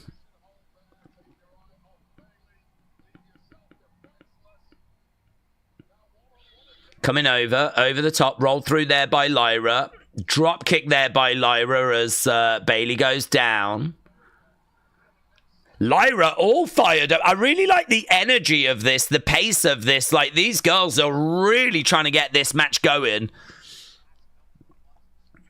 Really trying to get this show kicked off on the right foot as Lyra goes through the ropes, gets caught there by Becky and Bayley. Driven into that commentary table. And we've got Maybelline on the commentary table. The official cosmetics. Hello, here we're coming over. Brand. The official cosmetics products of WWE. Right now, in the ring goes Becky. Netflix and Peacock streams are off slightly, says Bones. Are they? That's disappointing. Against the ropes goes Becky. We don't normally experience that, do we? I've got pizza and a Parmo tonight with some Stella. What's a Parmo, Jake? Becky going to the outsides. Peacock's picture quality is going in and out for anyone else. It keeps going fuzzy, said David. It's absolutely fine on Netflix, so I can't help you with that. Crowd is hot tonight, said Wes. I've ordered some goodies on Uber Eats, said Leanne. I love munching whilst they're punching. Ah. Here we go. Lyra for a DDT. No joy. Into the steps. Into the ring steps. Since Seth is injured, do we think they're setting up a work with Becky so that she can be home helping her husband? Nah. Bang. I'm sure Seth can look after himself. If not, I'm sure they've got family members that can come round or... Oh, again. Into the barricade goes Bayley and she holds her knee. Back in the ring goes Bayley. Bayley is down with Becky coming over looking for the cover. Sis said Becky is so pretty with the minimum makeup look. Dr. Luchalala said in terms of the whole package, Bayley and Becky are definitely better than Lyra. Johnny said Hogan is going to say that the crowd are honouring him for revolutionising women's wrestling. Yes, he's going to love that. He's looking at that going, oh my God, they're calling her Becky Hogan. Wow. Wow, she's made it. Right now, Becky in there, throwing in a knee to the midsection, getting thrown to the outside. Ooh. Nice by Bayley. Becky, though, staying on the outsides. Bayley coming over. Oh, lovely kick there by Becky. Vicious. As Becky goes up top, she's perched. Double axe handle. Down goes Bayley. Becky going for the cover, and Bayley kicks out. Yeah, Becky, look, getting right in the face of Ref Daff. Right in her face. Becky having a word with Bayley as she's got her over by the ropes. Lyra on the outsides. Jeremy said the crowd is hot. Caden said Becky is irrelevant and has gone stale. She's not exciting, says Caden. Right now, Bayley down. Days, do we think we see Charlotte and Alexa win the titles? No. I'm going to say no. I think there's a chance. But if you're asking me yes or no, I'm saying no. David said it's good. Now it just every now and then goes a little fuzzy. Do we think we'll see AJ Lee back in the ring tonight, said Anita? No. Again, if I've got to pick a lane, I'm going to go no. Becky is calling spots a little bit loud, said Alex. Boxing expert said everyone's talking about Paige, AJ Lee and Bellas, but really we're going to get Alicia Fox. Shot coming in. Knee to the midsection. Elbow there by Bayley. Oh, Rose Plant. No. No Rose Plant. Lyra's back. 1, 2. 2 count there for Bayley. Manhandle. No. She was trying for the manhandle, but Lyra. Crossbody by Lyra. Down goes Bayley. Down goes Becky. Green shirt guy in the front row. Kick's coming in. Oh, kick. Looking for the man. No, reversed. Manhandle reversal by Lyra. Actually managed to get it in pit. Lovely kick. I love those spin kicks. Really good that by Lyra. Nice. Northern Lights. Northern Lights. Getting back up. Picking up Becky. Oh, look at that. 2. Oh, Bayley with a big elbow. That was so well timed. That was so well timed. Look at this. Look at the height. Look at the height. Look at it. Look at that. Oh, my God. That was so well timed. 1, 2. Yeah, you've got to go before the 1, haven't you? Because you're in the air for 1, 2, and land just... You've got to land just before the 3. If she had jumped on the 2, she was buggered. Here we go. Upside down in the corner. Lyra. Kicks coming in there by Bayley. Crowd are chanting, "This is awesome." Darren said no men wrestling tonight. Or knee there by Bayley. No men. Men suck. Here we go. We got Bayley coming over. Slingshot in. Becky into Lyra. Lyra was upside down. Bayley going for the cover. Yeah, this match is good. This match is what we were hoping it was going to be. We were hoping we were going to get treated to something special here because the build has been good. And these 3 are great in-ring talents. 1, 2. Kick out there by Lyra. Kick out by Lyra. That was a fantastic elbow, said Valitherial. Shout out to you, buds. Yeah, right now, Lyra down, getting dragged over into the middle of the ring. Bayley standing over Lyra, drives an elbow into Lyra, stomps to Lyra's chest. Lyra still down, Bayley standing over her. Another stomp as well. That was right on the face. It's vicious, mate. Bayley going to the outside, no sign of Becky. Bayley going up top. Edward said, "I'm on Peacock. The visual's good. The only problem is buffering. It throws me off about 10 or 20 seconds behind days," says Edward. Edward, shout out to you, buds. Right now, we've got headbutt coming in there by Bayley. Becky in the corner. She kicks down Lyra. Lyra goes down, looking for a suplex.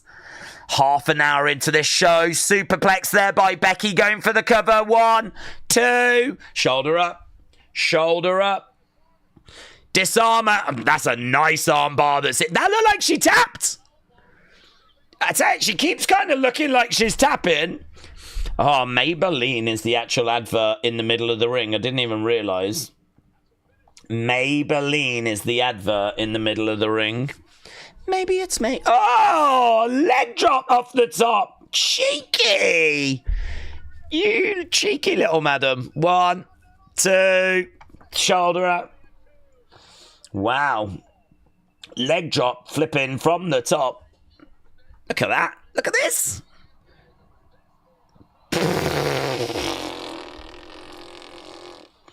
That's pretty bonkers.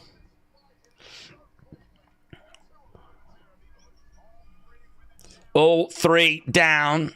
I don't know what I prefer. I don't know if I like the leg drop off the top or the elbow. I think... I don't know. Crowd are chanting, "This is awesome." They're really enjoying it. Do you know what I really like how hard these girls are digging and like how much work they're putting in, and the pace of the match is really good. Becky gets the ropes on the shoulders. She's got Becky on the shoulders. Becky reversing. Kick coming in. She's going to look for DDT. Inverted DDT. Going for the cover. 1, 2. Shoulder up there by Lyra. Match carrying on. Match continuing. Match continuing. Who's getting this? I think Becky's getting it, but who is getting this?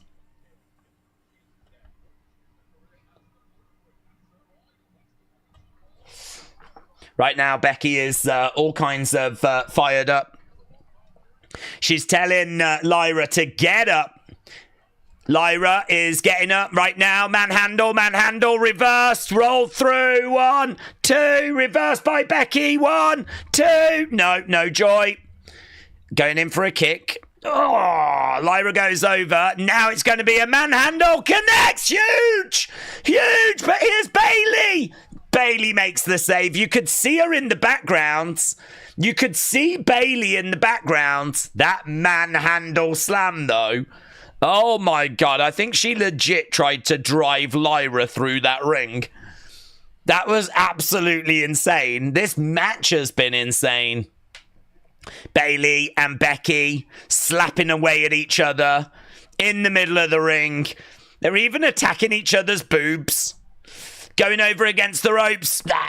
Becky coming in as well, going right after Bayley. Over the other side, but Bayley is right there with a knee to the midsection. Lyra on the outside. Oh, that was well scouted. That was well scouted. She knew that Becky was coming after her. She threw up the elbow. Right now, looking to drive Becky down. Is she going to put her away? Rose plant. No. Bayley to belly. Connects. 1, 2. Oh, my God. Lyra makes the save. Jesus, mate. This match might never end, but it's okay because it's awesome. Right now, we've got Lyra in there with Bayley. Becky is down. I think we got a bit of a front face lock being applied. Crowd again for like the 3rd, 4th, 5th time chanting, "This is awesome." Slap coming in there by Bayley. Lyra with an enziguri. Bayley going down. Lyra going over to Becky. Grabbing Becky. Picking her up. Putting her on her shoulders. Driving her down. Bayley in the background. Oh. I thought she had the 3, mate. I thought she had the 3. Bayley in the background. It felt like she was going to make the save, but it was really late. I think she does get there in time, but who is winning this match? Are they chanting, "This is wrestling"? Women's wrestling, I believe the chant is, as once again, Rose Plant, no joy, roll through by Lyra, 2. That would have been a really flat finish. On the shoulders, she's got Bayley up. No joy. Bayley going down, rolling up Lyra. Reversed. 2. No. Reversed again. 2. No joy. Oh, my God. Ah, oh, misses her the enziguri. Here comes the Rose Plant. Connects. Rose Plant in. Here we go. Becky makes the save. Becky makes the save. Oh, look at that pin. Oh my God, she gets it! What an amazing pin! That is just a brilliant pin from Becky to just finish off what has been an amazing match. The man comes in and manages to find a way to keep a hold of that Intercontinental Championship. Brilliant match. Brilliant open to Evolution. Brilliant. Can't wait to see the scores on this. I think people are going to be... Well, I think people are going to be into it. Love that pin. Love that pin.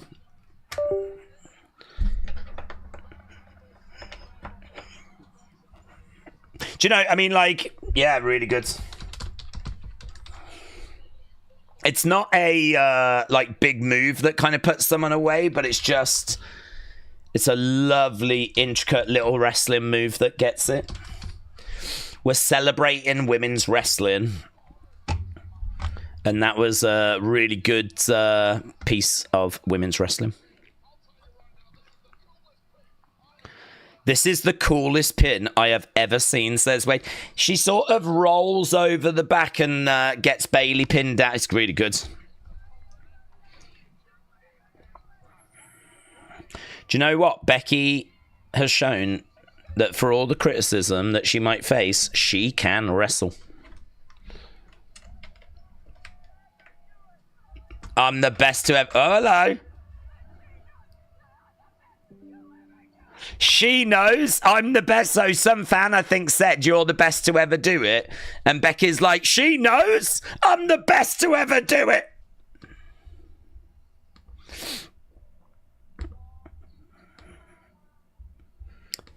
Becky Hogan sign. Becky Hogan sign. I score it 7 clams, said Corey. Oh, really? You weren't that crazy about it? You wasn't that madly in love with it. Let's see. Let's see what the people thought.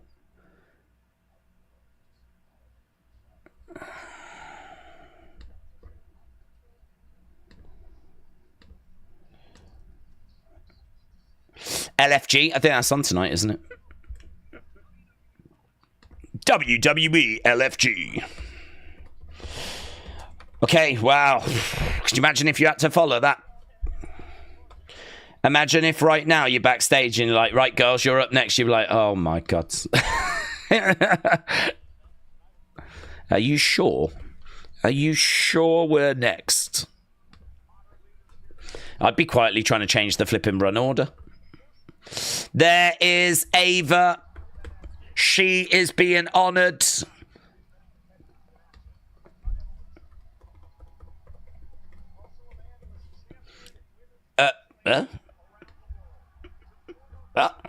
What's this?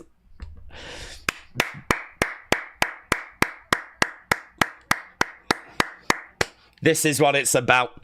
This is what it's about right here. Women's wrestling. Oh my God. Oh my God. She got a great reaction. Excuse me. Oh my. Look at the dude in the background.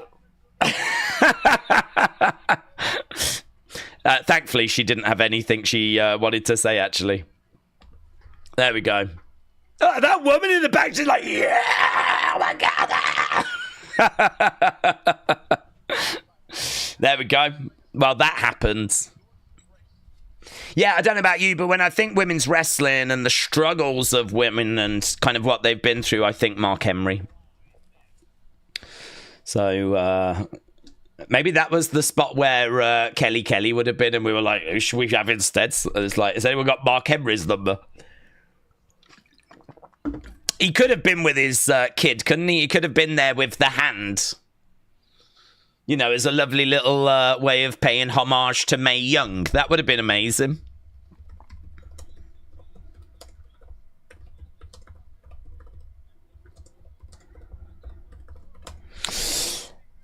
Jordan Grace is up next.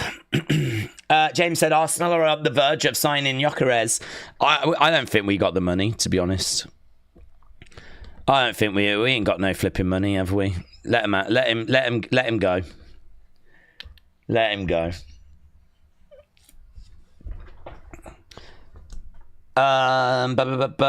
Maybe Henry and Vicky Guerrero need to be a thing, said Jamie. Maybe. Hannah said, it's funny how an Evolution event is accompanied by another event nearby. The first Evolution had Crown Jewel back-to-back, and this one has got Saturday night's main event. It feels like Saturday night's main event was the male version of Evolution. Well, we're using that same arena, of course. So we're using the same setup. It's why the entranceway is so narrow. And yeah, I don't know. Don't really have anything to add. I think it's fine. If you rent an arena and you can get 2 days worth out of it, yeah, why not? He's coming to the Arsenal, said it's Kaz. Who won Wimbledon today, said Darren Guy. It was... well, I don't know. Am I allowed to say? It's happened, hasn't it? So I'm sure people have sinned by now. It was Sinner. I don't know anything about tennis. I've never even heard of him. But he was number one. So he must be good. He must be known. But I've never flipping heard of him. I've heard of Alcaraz. But I hadn't heard of Sinner. Arsenal sucks, said Stephen. Yeah, stupid Gunners. I actually don't mind Arsenal. Do you know why? Because the alternative is that, like, Liverpool win the league, and that's, as a Man United fan, not a preference. Or the alternative is Man City win the league, and as a Man United fan, that's not a preference. So, you know, if Man United aren't going to do it, and Man United are definitely not going to do it, I sort of need another team where it's not a problem if they win. And I sort of feel that way about Arsenal. It doesn't really matter if Arsenal win the league. It doesn't really matter if Chelsea win the league. But it is a little bit of a problem if Liverpool or Man City win the league, so... I actually don't have any issue with Arsenal. Right, we have got this women's NXT match coming up soon. We all know that it's going to be Man United that's going to win the league next year anyway, so do you know what I mean?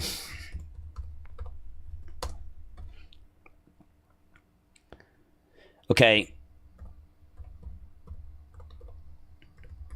Here comes Jordynne Grace. Jordynne Grace all pumped up. And actually, she's going to be bringing out Blake Monroe.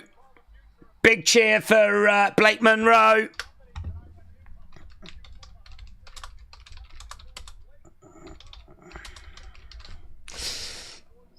Blake Monroe is going to be here in support of Jordynne Grace. I'm sure this is going to go very well.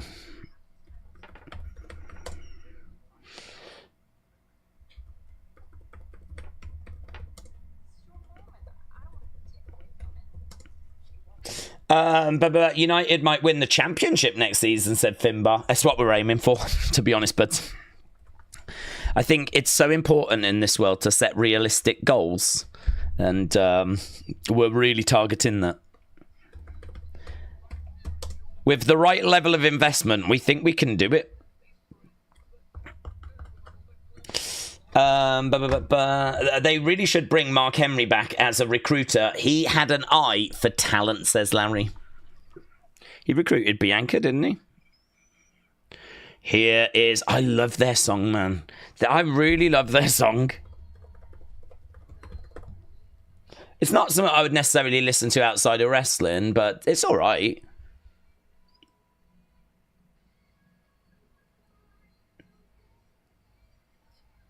JC has got some new gear, as you would expect.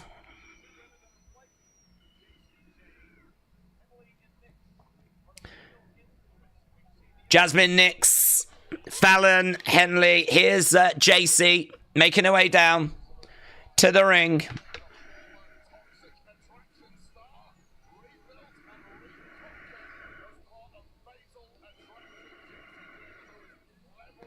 Oh, is Jasmine doing her thing? She will, won't she?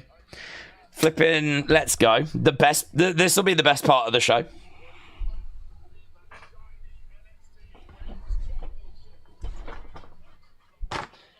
Oh, she didn't do it.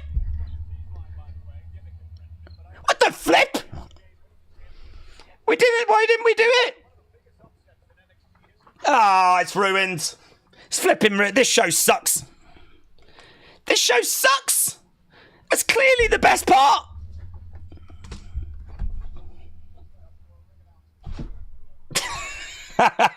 Love that. But if you don't watch NXT, you've missed out. For some reason, we don't deserve it.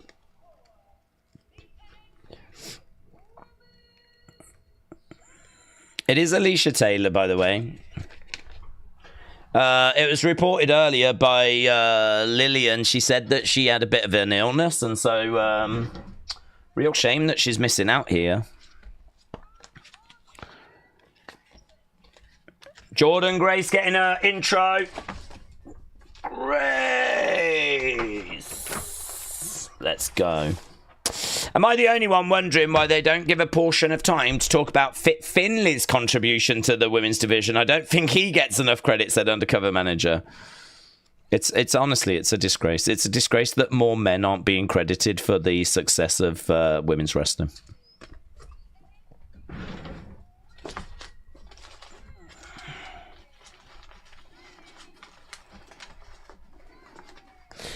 JC Jane getting her intro. Oh my god, I need to buy more flipping...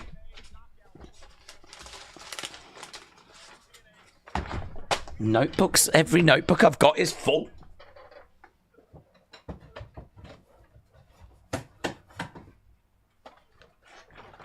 This one isn't.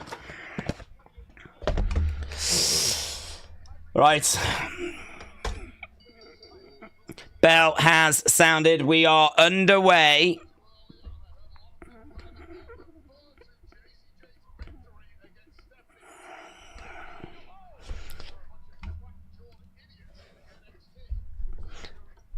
Okay, so Wade Barrett says that he's heard that Jace's victory was a shock.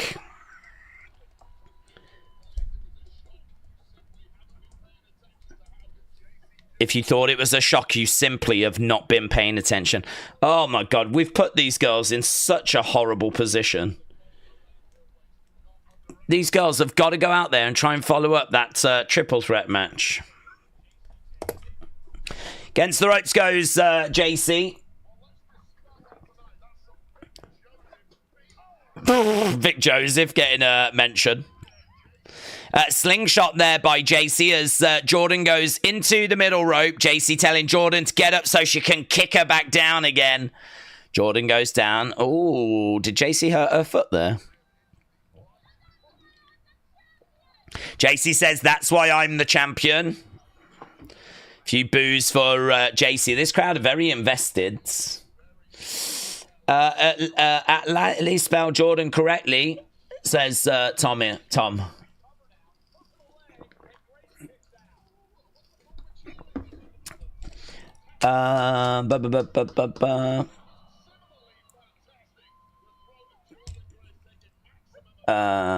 Wrestling Russ said, it sucks. I am cleaning up water. What are you doing, buds? Crowd is still hot, said Alex. Mariah May is here. The ref ain't bad either, said Andrew. This match is going to have to go hard, said Jennifer. Right now, we got Jordan in the corner, and in goes JC.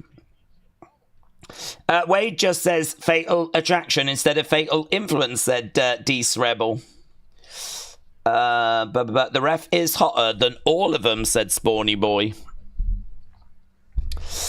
Why did JC lick her title? I don't think that was necessary, Thomas. It's not the worst thing that's ever happened to the title belts. Right now, we have got headlock being applied there by JC. Jessica said, I want Jordan to win. Well, Jordan being kept grounded at the moment there by JC. And right now she is being kept down in the middle of the ring. So that first match, the scores have come in. And you really enjoyed it. That has got a great 84%. Great 84%. Very, very good. Very, very good. I mean, we're really starting to knock on the door of all time for that match, you know. Right now, we've got Jordan over in the corner, moves out the way, and spinebuster there to JC.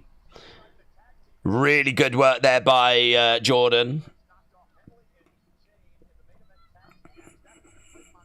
Blake Monroe on the outsides. The female ref from Evolve. I think she does do work with NXT as well, though.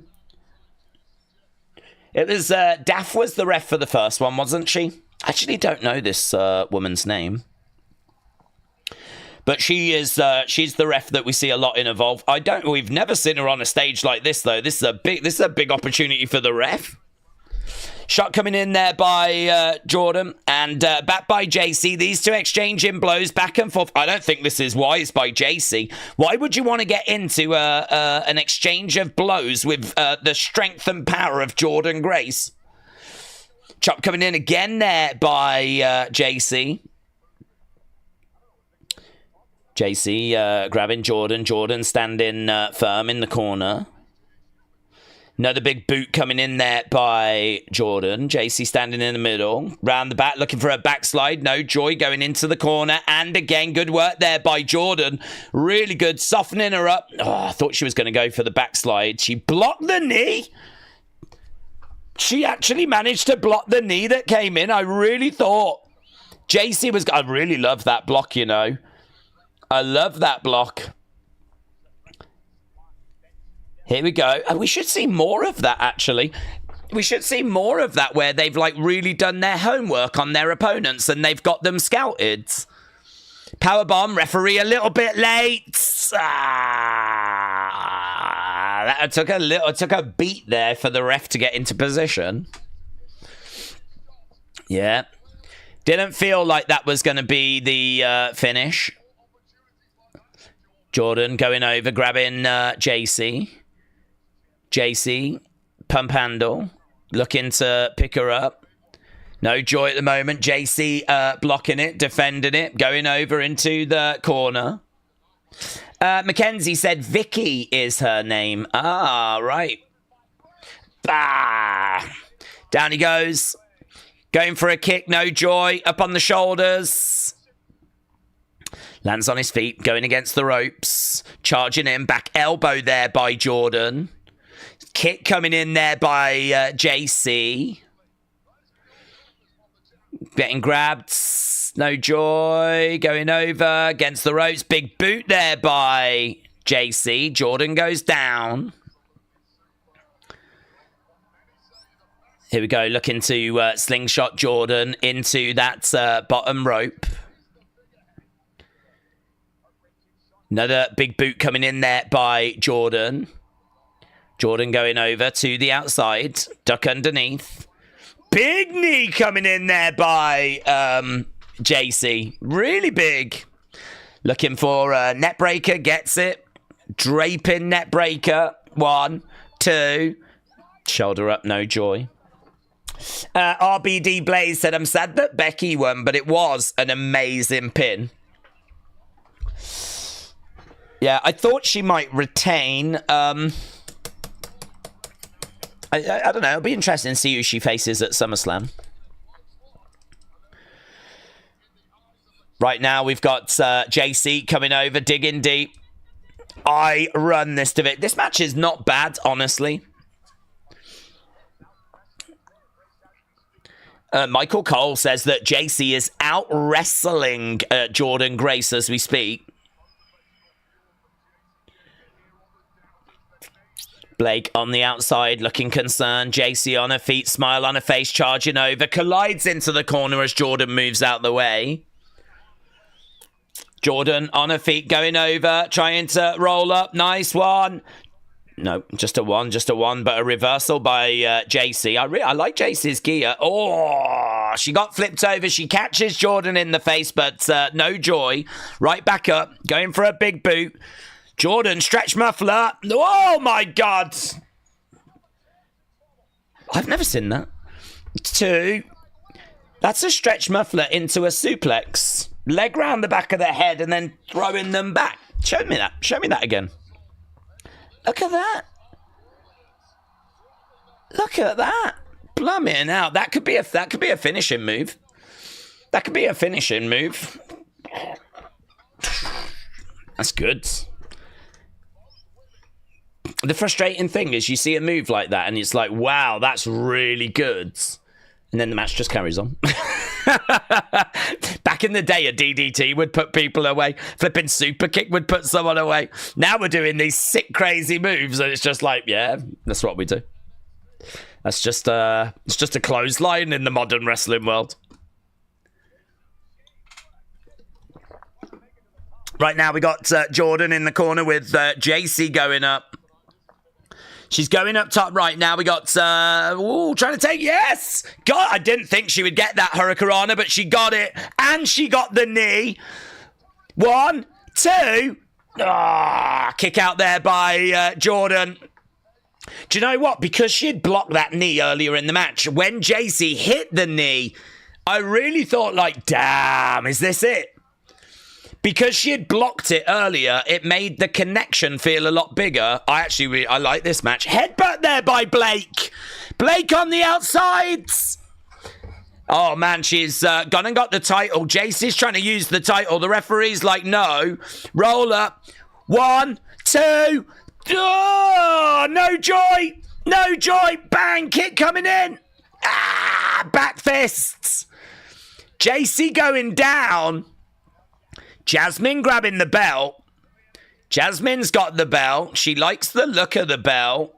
Oh, little bit of a talking point there with Jasmine kind of looking at the belt. Blake has got the belt. Is Blake going to like the look of the belt, though? Is she going to nail Jordan with this belt? Is she going to nail? I feel like Jordan might go against the ropes and Blake might be like, bang. Kick coming in there by Jordan. Let's have a little look here. Slap coming in there by Jordan. Reversed. Here we go. Yes! Bang! And actually, Blake doesn't even look sorry. Yeah. Oh, the betrayal. It's a betrayal, look. She meant every bit of that. She meant every bit of that. JC has got the win. JC has got the win, which means that she is going to go to that TNA show to represent NXT. Look at the face of Blake Monroe. Jordan has been cheated. JC is dancing and celebrating. There's blood. There's blood coming down the nose of Jordan. Here's Blake Monroe in the ring to hand the title to JC. And Blake walks away. She's got a smile on her face. I did wonder if she was secretly part of that group, but I don't think so. Look, they don't seem to know that she was going to do that. Yeah, Jasmine liked the look of that belt as well, though. Lot of moving parts there, mate. Lots of moving parts. The betrayal. Oh, my God. Oh, my God. Look, she got her right on the ass. Right on the ass. She basically spanked her.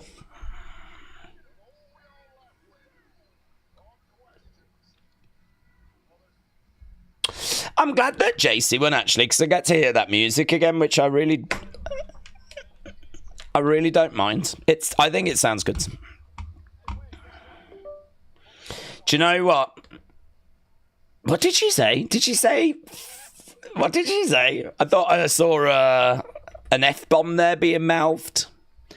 JC is in the ring, skipping around, celebrating. Honestly, I really thought that Jordan would win. Blake would then give her the belt and turn on her. I really thought we would get that.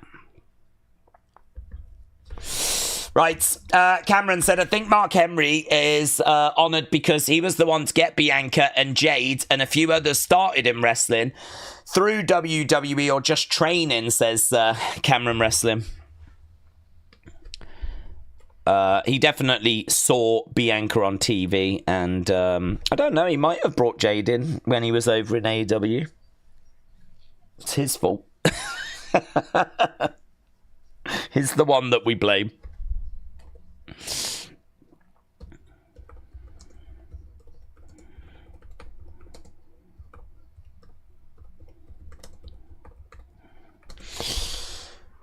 Cameron Wrestling, shout out to you, buds. Robbie said, JC about to lose to Masha. Well, I'm shocked. I really thought they was going to do Masha Jordan. I really did. I really did. That was the only title change I thought we were going to get tonight. So, and they've not done it. So, what does that mean? Does that mean that we get a title change somewhere else? Good show, this, though. Leanne sending in a Wrestling Days membership. Shout out to you, my friend. Nick firing in a Wrestling Days membership as well. Shout out to you guys. Appreciate the support. Let's get the poll up, shall we? See what you lot thought about that second match. Match score. It is all-time great.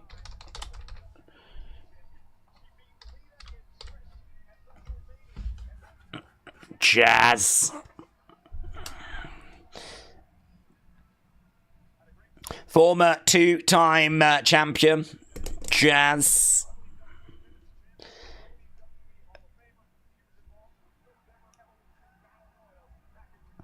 I'm just trying to remember if Ivory... I think Ivory might have been in Glow.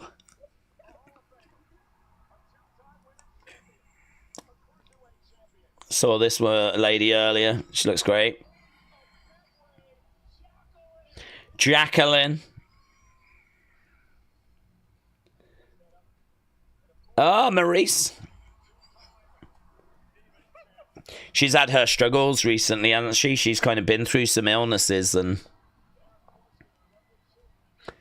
but she's looking great. Look at that.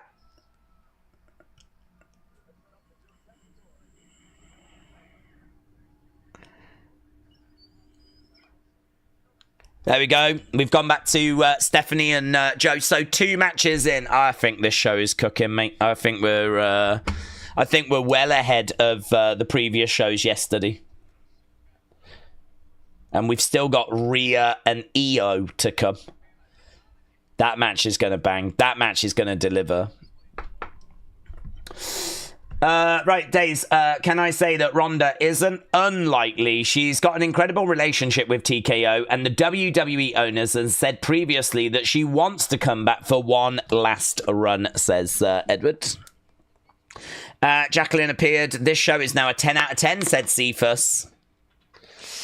This show has already beaten the last one, in my opinion, said Wendy Lucho. I love how snarky Maurice is whenever she was on the mic in the ring, said Anita. Right. Miz is one lucky SOB, said Kader. Kiss and Coop said Steph has still got it. Lada said AJ Lee. I don't think we get AJ Lee. Larida. I don't think we get AJ Lee personally. I mean, it'd be a moment of the year if we did. JC has been a phenomenal title holder. She has the look, the pizzazz, the attitude. Let's see how this reign goes in the next month's. Thoughts? I don't know that she's going to make it that long. She's got a winner-take-all match against Masha Slamovich, which I don't know that she gets past that. I don't know that we're going to get months.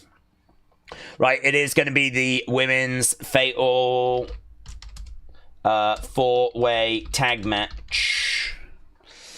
So we have got the Kabuki Warriors coming down, and Asuka is wearing something drastically different than what we would normally see out of her.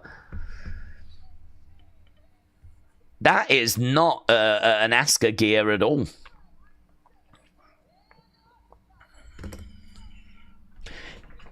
It's like silver. I mean, it is Asuka. It's very different for Asuka. That looked very different. Not so much the mask or the entrance robe, but just the ring gear that's underneath.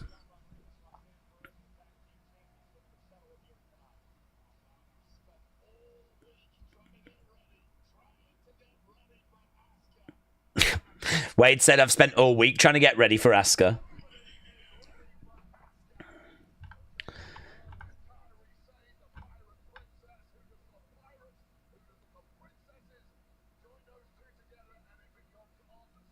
I wonder what the thinking is. I wonder why she's gone for that. I wonder what the logic was.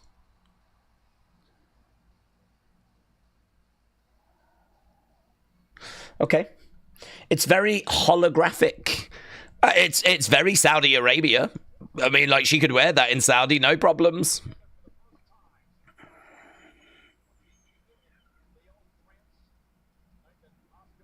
I'm not a fan of those, like, black belt things that are going around it. The one at the bottom looks a bit loose. Here's Zaria. So we're going to be getting Zaria and Sol Ruca. Obviously, we got Alexa and Charlotte, Roxanne and Raquel in this match. I'm trying to find like a picture that I can show you of what they're wearing for those that aren't watching. You can sort of make it out here. It's like a bodysuit, kind of, yeah, silver, bit of like hologram sort of vibe to it. And then you've got these kind of like 2 black belts. She's got a knee brace, of course, but it's got long sleeves on the arms as well. It's just not, I don't know, it's not the kind of thing you expect out of Asuka, but perhaps she's looking to sort of refresh the look a little bit. Kabuki Warriors, former two-time women's champions, have not held the title since May 2024, which isn't that long ago. I wouldn't say that's that fun of a fact, considering Asuka's been out for flipping ages as well.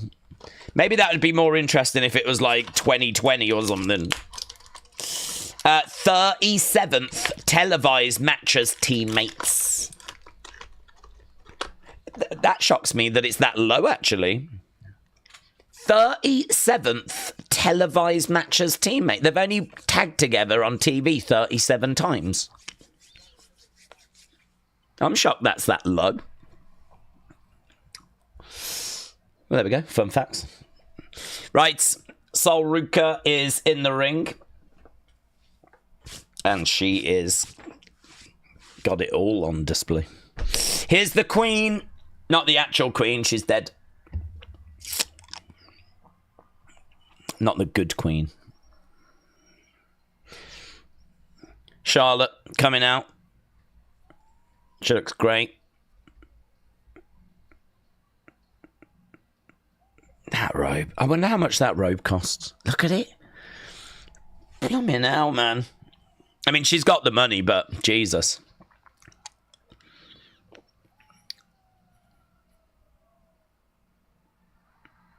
So, Charlotte in the entranceway, her arms outstretched. I wouldn't be shocked if that robe is like 15,000, 20,000, something like that, dollars. I seem to remember hearing that like Ric Flair's robes were in the thousands, and that was back in the day. Look at the work. Look at the work that's gone into that thing. Alexa just threw Lily at Charlotte, and then she was like, "Oh, actually, no, I do need that," and she snatched it back. Was she trying to trip her over? Alexa sort of trying to stand up to Charlotte. These two have got like a real playful attitude. Yeah, well, I don't know. I really don't understand why she just chucks Lily on the floor.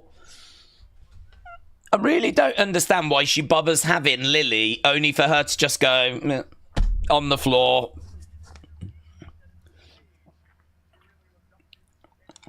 I mean, if she cares about the doll that much where she has to bring it to the ring, she has to. It can't stay in the locker room. It just can't.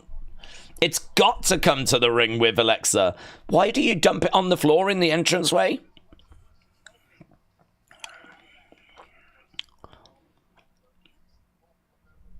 The cynical side of me would be because she wants to sell it at WWE Shop, and that's the only reason.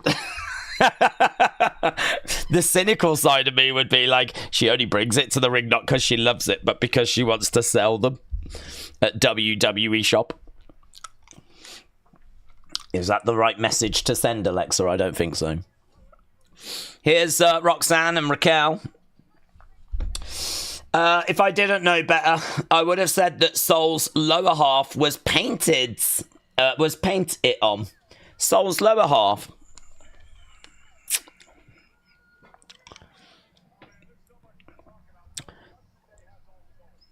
There's not much mystery about... oh, man. Sol's lower half, I don't think. I can see enough of it. There was a... I don't know if that was a guy or a girl. I couldn't see. It was an aerial shot. But someone really has got like a Naomi gear on that looked really good. Right, here is Judgment Day. Roxanne, Raquel.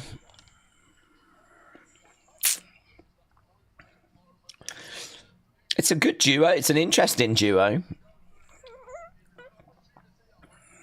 Let's see if Raquel's going to wrestle big.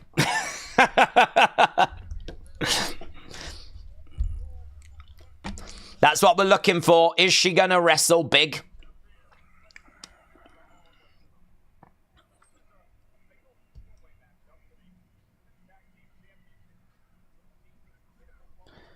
It was nice to see that Alexa and Charlotte had colour coordination meeting, says Jim. Oh, they're on the same page. It's Ref Daff again. We haven't had Jessica Carr yet. I thought it might have been Ref Jeffs for this one. Women's Tag Team Championships then on the line. We got 4 teams in a fatal 4-way. I don't understand that sign. I got lost on the way to a Beyonce concert. I don't get it. Is there something I'm missing? Why is the guy constantly holding that up? Kick coming into the midsection by Roxanne. Duck underneath. Slap coming in there by Roxanne. This match should rock. I want the Kabuki Warriors to win, said T-Dub. Going over, take over. Roxanne over by the ropes. Here's Kairi. Kairi on her feet. Kairi going over against the ropes. Down goes Roxanne, going for the cover. 2. No joy. Roxanne kicks out. I'd give it Charlotte, Alexa. Well, should we do a poll? See what people are thinking. Let's get the scores in. Ooh, only just clicked into great. But it does get a great rate in that second match. Great 51, but only just. Right, who's going to win? Who leaves as champs? Who's going to leave as champs? Right, now we got Asuka in there with Roxanne. We still got the Battle Royal as well. Forgot about that. Still got the Battle Royal. Still got Tiffany and Trish. Still got Naomi, Jade. Oh my God. This thing's going to go longer than All In. Roxanne and Raquel. Asuka slammed down. Kabuki Warriors. Mackenzie said Beyonce doing a concert at the same time as the show. But why draw attention to a concert that's happening in the same area? I don't understand. I mean, even if Beyonce is performing in the same area, what does it matter? Like, what does it say that you I got lost on the way to the Beyonce concert? Make it make sense for me. I mean, like, even if she's in the same area at the same time, what does it matter? This is about celebrating women's wrestling. I mean, spoiler, it's got nothing to do with Beyonce. I don't understand.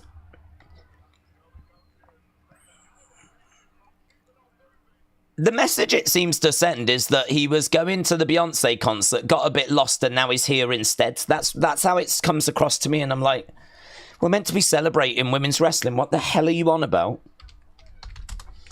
I wouldn't even mention it if his sign wasn't as prominent. He keeps holding it up and he's in, like, the 3rd row. Maybe there's something about it that's positive. Maybe there's something like, maybe Beyonce's like a really big women's wrestling fan or something. I don't know. Maybe there's just something I'm not getting.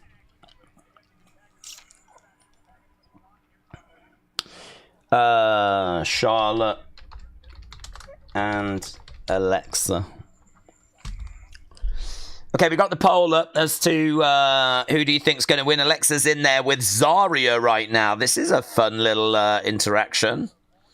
Zaria with a smile on her face, grabbing Alexa. Alexa struggling here with the size of Zaria. Zaria has got Alexa up on her shoulders, picks her up.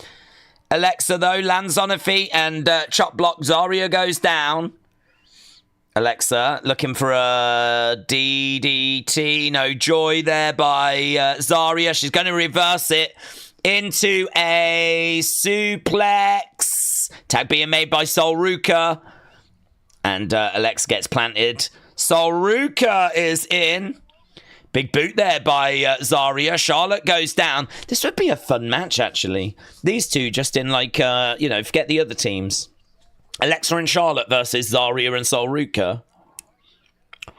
Alexa trying to make the tag, trying to make the tag. Can't make the tag. Again, Dirk round the back. Sol Ruca picking up Alexa, spinning around. We're still going round. Planting her down. Goes over, lands on her feet, waiting for her to get up. Kick coming in, caught, no joy. Shot coming in there by Alexa. Kick coming in by Alexa. Oh, man, Sol Ruca in the wrong part of town, and it means that Raquel can get in. Raquel gets in, prevents Alexa from making that tag. Big splash coming in there by Raquel. Alexa in the corner. Here is Roxanne. Roxanne collides into Alexa. Big boot, but it misses. Hot tag, real hot tag. Crowd actually popping for Charlotte. Crowd actually popping for Charlotte. Crowd actually applauding and cheering and really behind Charlotte here. Wow. Wow. Chops coming in there by Charlotte. And again, chops coming in. I mean, yeah, this is crazy. I mean, honestly, the reaction for Charlotte is crazy. Yeah, she's fired up. She's loving it. Look, kick coming in. Down goes Sol Ruca. Charlotte gets a hold of Roxanne. Bang, and down goes Roxanne. Charlotte kips up, lands on her feet. I think this reaction means a lot to her, you know. I think this reaction, look at that, even Charlotte just momentarily to the crowds gives them that kind of a hand gesture. Because this crowd have really, really welcomed Charlotte into this match. I think she was in a real low place with that Tiffany feud. There's a lovely spear. She's going for the pin. 2. Can't get it. Can't get it. Yeah, I think that's a bit of a talking point, honestly. The real overwhelmingly positive reaction that Charlotte got. Sign in the background says, "All hail the Queen." Charlotte back up on her feet, looking out at the fans. Here we go, looking for the figure 8. No joy, big boot. Down she goes. I thought what the hell is that sign? Is that Cody? Asuka. Boom. Round the back, Asuka looking for a German. Gets it. Ian said, I hope we don't have to wait 7 years for Evolution 3. Same, mate. This is cooking. This is so good. Oh, man, look at these quick strikes. Lovely work there by Asuka. Lovely overhand there by Asuka. Roxanne down on her knees. Asuka against the ropes. Knee strike coming in. Here's Kairi. Over goes Roxanne. Asuka with a lovely shot coming in. Kairi with the Sol Ruca. Zaria, making the save. Sol Ruca on the outside. It was Kairi that was down. Kairi in the middle of the ring. Mackenzie, shout out to you. Ian, shout out to you.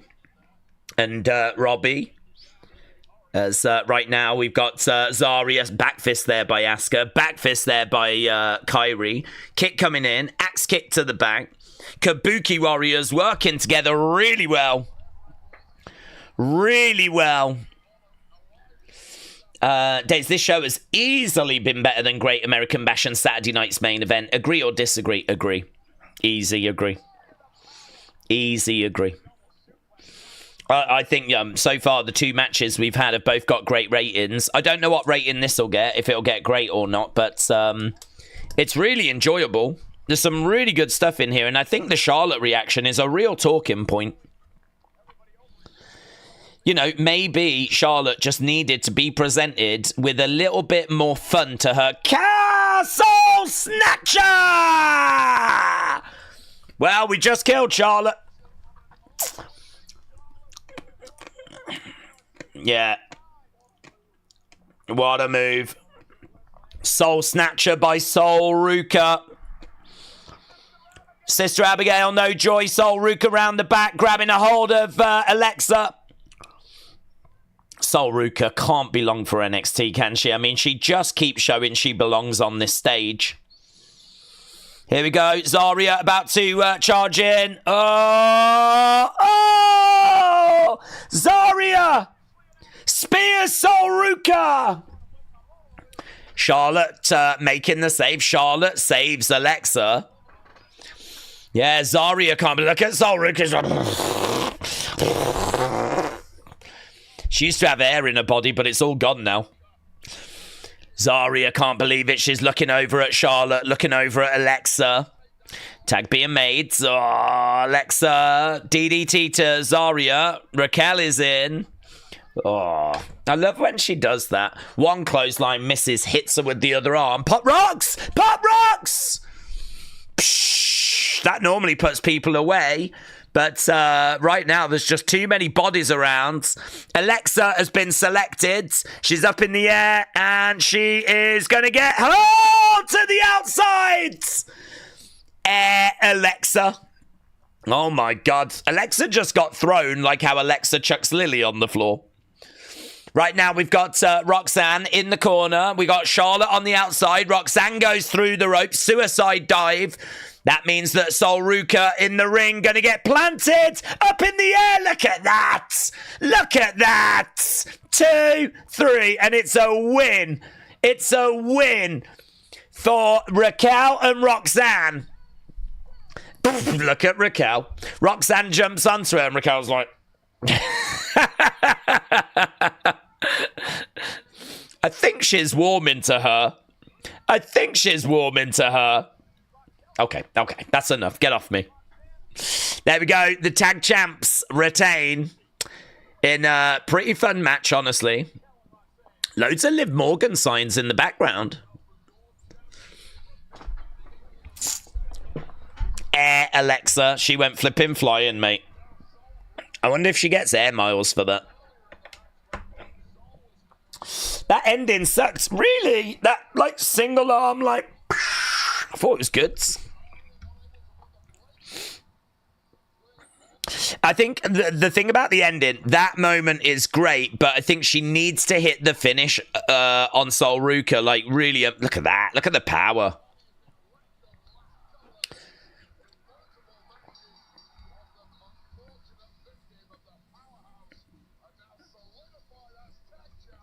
Yeah, I mean, like, Alexa was thrown to the outside. You can understand her... Oh, yeah, is Asuka... Asuka's not going to turn, is she? There's not going to be a chance.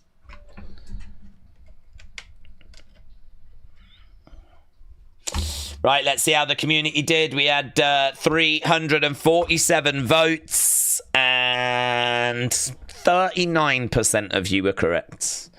That's not bad.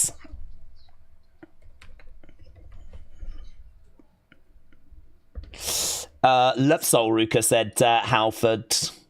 Leanne said Shalexa should have won, man. 006JB said stolen. Charlotte should have won. Well, I sense that there's a bit of disappointment that Shalexa didn't get the win, but maybe they'll get it a bit further down the road. Shalexa. My Shalexa. Asuka has termites. Yeah, no Asuka turn, mate. Oh my God. WWE just don't want to tell any stories, do they? They did have Blake Monroe turn on Jordan, but yeah, no Alexa turn. Jim said this definitely should have been elimination tag and not just first pin. Yeah, that would have been better, actually. I agree. That would have been better. That would have been better. I hear you.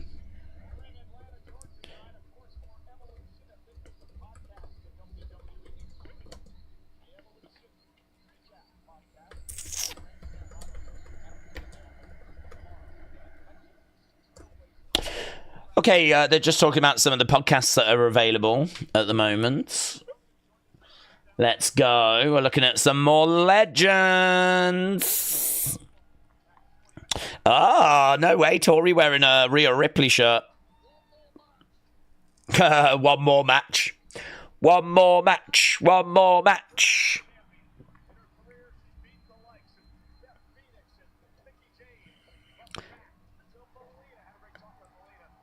Look at what Melina's wearing. She's got like something all around her ear.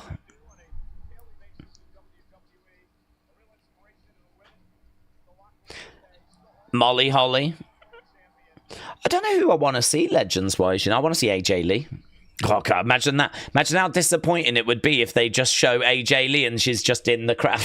I don't know. Would that be disappointing or would that still be exciting? I think it would be really exciting, but then immediately people would be like, why have they done that?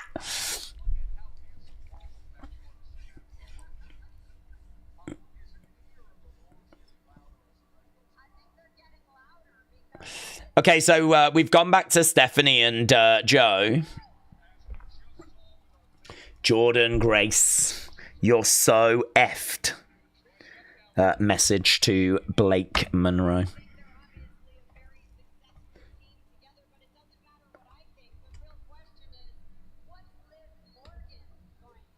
What's Liv Morgan going to think? I think that's the bigger question, said Stephanie. It's clear that Raquel and Roxanne are great teammates.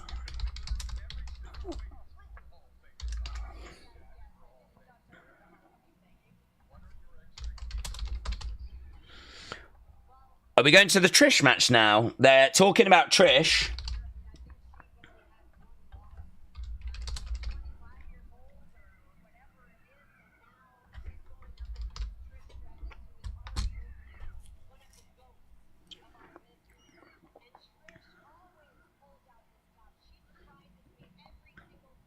Trish always pulls out the stops.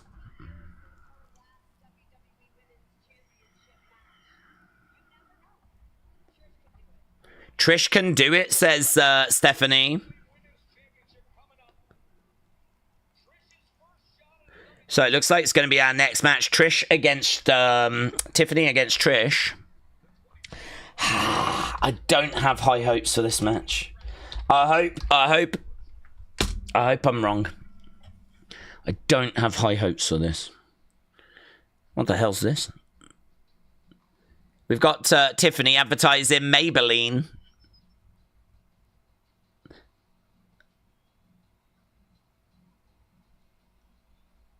Maybelline New York. Little advert for Maybelline. Maybe it's Maybelline.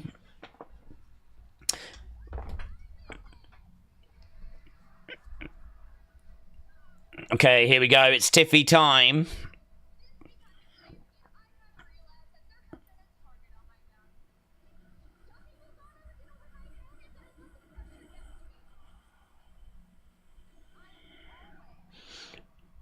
It's a good video package, this.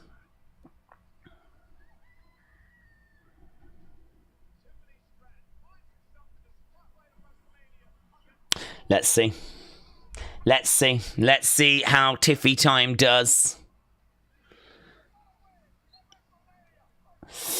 Did they do the ladies battle royal? Not yet. Not yet. Cynical Toast Crunch said, I think this next match will just be okay. Yeah, I mean, I suppose the reason I'm a bit worried is because Tiffany's obviously not got the most experience. She's capable of good matches, but I feel like it's better if she's in there with someone that really knows what, you know, you put her in there with a Rhea, you put her in there with a Bianca. Like, Tiffany can hold her end of the bargain, but I don't know, is she going to be able to lead the dance? Is she going to be able to really, like, put a real dramatic match together? You can counter-argue and say, well, actually, she's in there with, like, one of the goats. But my counter to that would be, yeah, a goat that doesn't wrestle very much. A goat that's very, very inactive. A goat that just comes back and does the odd match every now and again, you know? A goat that's past her prime. I don't think that's unfair to say. So this is where there's, you know, a little concern here. But hopefully WWE have kind of took that into consideration. It'll be really interesting to see what match they've produced and what they've kind of put together here.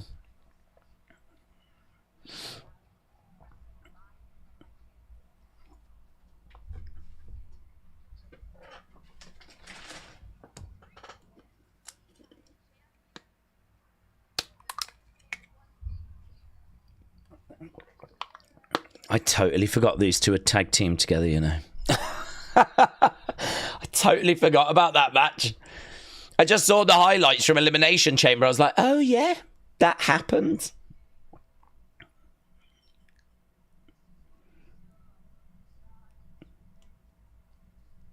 This is like old school versus new school, isn't it? This is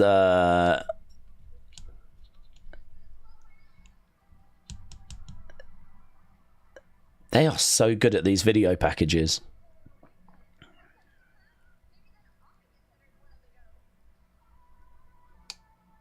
Right. Tiff gets a little overzealous, says Mike. Corey said, have you ever had praline? Yeah. I don't know where or how. But it's like it's a food thing, isn't it? Praline. Isn't it? Don't you get it like chocolate covered or something like that? Let's have a look. It is made with nuts and sugar and cream and butter. I think I've had chocolate covered praline. It's nice. Naomi is going to try and cash in again, probably, but she's not cashing in till SummerSlam. Tiffany has got one more month as champ, said Austin. Tiffany's video package, 25 shots of the moonsault, said Alex. Tiffany needs this win, said Prince Bowie. Undercover Manager said, the fact you laughed when I said Finlay should get some recognition for Divas Wrestling. He trained most of them as agented matches, said Undercover Manager. I just think it's not a great optic in, like, you know, when you've only got so much limited time. I don't think it's a great optic to have men being honoured at a women's Evolution show. So, you know, if you want to bring out the men that found the women or the men that trained the women and you want to honour them instead of the women, I think you're making a big mistake. I think it's a really bad optic. I think it is laughable that you would want to, on Evolution, honour men when this show is about women's wrestling and honouring women. And there's so many women that have contributed throughout history that, you know, deserve recognition because they didn't get it at their time, you know? Rockin' Robin did not get recognition that she deserved in her time. And, you know, Alondra Blaze did not get the recognition that she deserved in her time. So I just think that, like, to use this show and this platform to want to, like, applaud men, I just don't think the optics are good at all. I don't think that's the right direction. So that's why I thought you were joking, right? Sorry if you were offended, but that's why I thought you was joking. Because I think that this is a show where, you know, you recognise the women, and certainly the women that did not get the credit that they deserved when they were around, because unfortunately there wasn't much credit around when a lot of these women were competing. Right, Tiffany has come out. We've got Trish in the ring. Naomi wins the title at SummerSlam after Jade pins Tiffany, says Brony. Dutch Luch Lala said it's bathroom break time. Your mama Days said, I'm so glad Charlotte got to feel the love for a moment.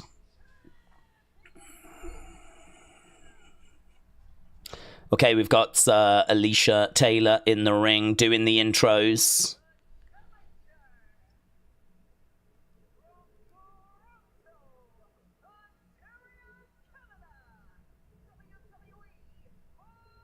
Trish looks nervous.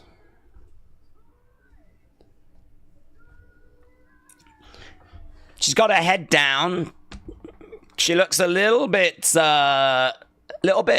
nervous. Here's Tiffany. Obviously, we're doing a big intro for this match because it is for one of the women's championships.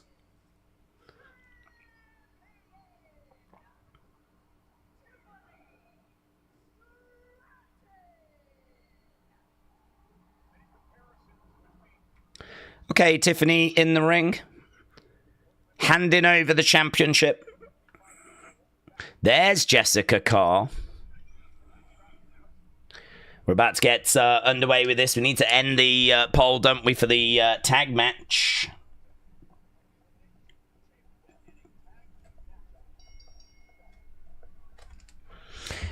There's a sign in the crowd that said it's Trishy time. And I really don't get that Cody Rhodes sign that dude keeps holding up with, like, dreads. Tiffany driving Trish back. I can't quite figure out how much time they're going to give this match.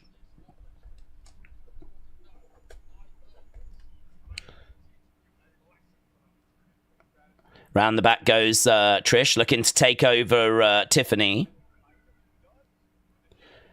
Right now, head scissors applied, and Trish trying to find a way out of it. She rolls over, gets up. Again, keeping Tiffany down. Trish going over, working on the arm. Again, roll through there by Tiffany. Kip up, and again working on the arm. So right now we got Trish over. Nice. That was good work there by Trish. And she throws Tiffany over the other sides. Goes back over. No joy. Coming in. Cartwheeling over. Gets caught there by Tiffany. Taken down. Tiffany goes over. It's a kind of slow opening to this match. A bow there by Trish. Slap coming in there by Tiffany, and a slap straight back there by Trish. These two unloading on each other. Knee coming into the midsection by Trish. Drop kick there by Tiffany. Trish over against the ropes. Against the ropes goes Tiffany. Collides into Trish, and Trish goes down. So you lot really enjoyed that tag match. Really enjoyed it. You gave it a great 70. Lovely snap suplex there by Tiffany. Grabbing a hold of Trish. She's managed to grab Trish. Over by the ropes. Looking for another little snap suplex, which she gets. Goes to the outsides. Getting back up. No joy. Trying to pick her up. Slams her down. Shot coming in there by Trish. Trish kind of coming over, grabbing Tiffany and taking her to the outside. That was good. That was good. Trish on the outside of the ring. In control. Going over to Tiffany. Again, going into the barricades. Sonny said, Days, I had a dream that I was on a distant planet and was on a short Grey's TV talk show. A short, what's that? What's short Grey's? Spinebuster 2, shoulder up. Nico said, Days, hope you are well. Shout out to you, buds.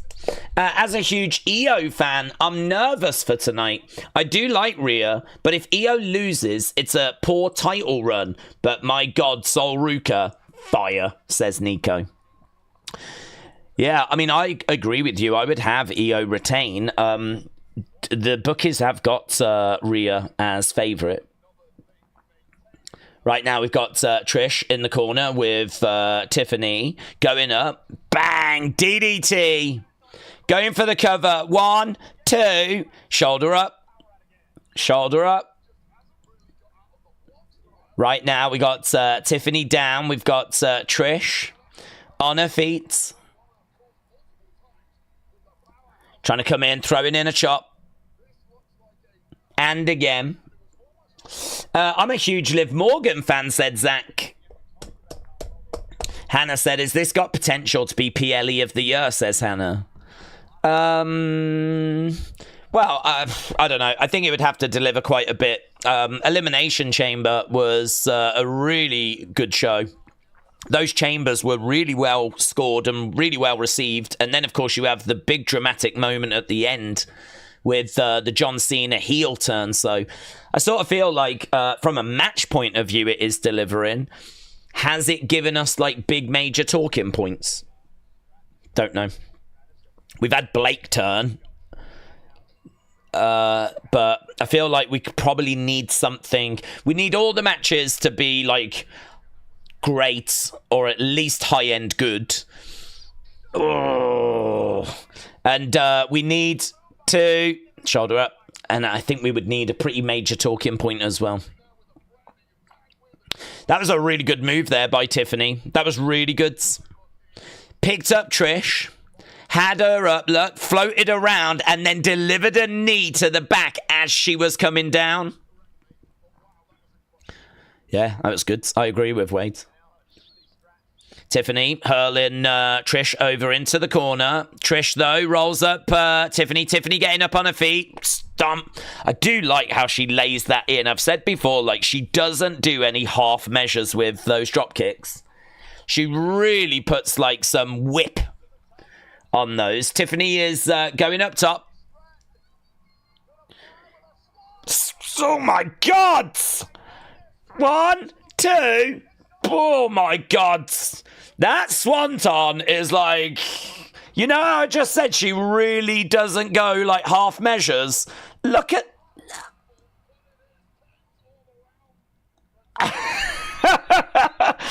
I mean, honestly, if I'm Trish, I'm like... desperately trying to get breath after that. She only just got her head round so that she, like... I feel like if you wanted to actually deliver that move so it hurt, I feel like that's exactly how you would do it. That swanton was brutal. Absolutely brutal. Tiffany goes down. Trish with a kick. Bah! Tiffany down again, going for the cover. 2. Shoulder up. Shoulder up. Edward, I read your comment, buds. Days, it's extraterrestrial. There are small little grey people like aliens in a movie, except though this one was real. What, you saw an alien in your dream, buds? Charging over, on the shoulders. Over goes Tiffany. Tiffany going to the corner, going up top, looking for the prettiest moonsault. Knees up by Trish. Trish, though, looking to go against the ropes. Off that top rope for a bulldog. Stratisfaction 2. Shoulder up. Shoulder up.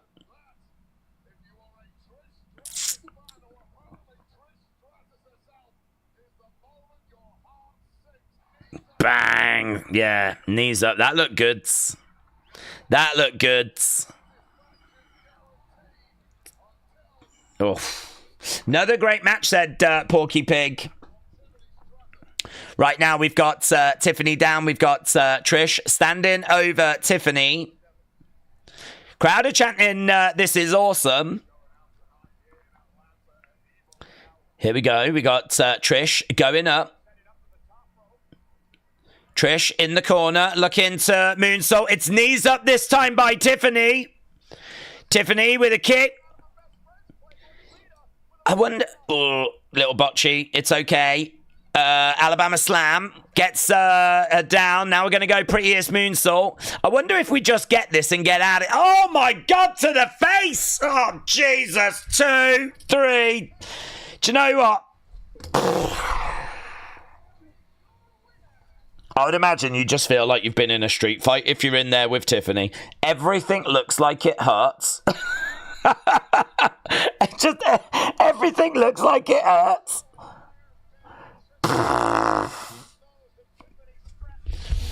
Well, listen, do you know what? They kept that short. Like, that's not the longest match. It didn't need to be. They got in, they did some stuff, they got the crowd chanting, this is awesome, and they got out of there. And honestly, good. Better than expected. That flipping moonsault where she lands on her face.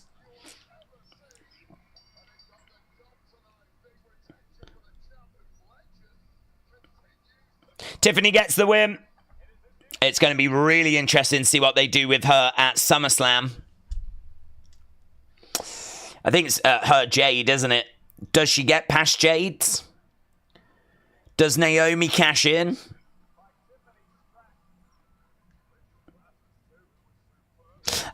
I wonder. I don't know.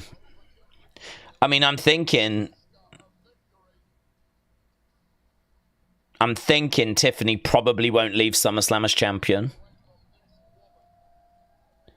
There we go. She's walking down the entranceway. Trish Stratus in the ring. It's not been announced as a retirement or anything. But Trish getting the applause as Tiffany walked away.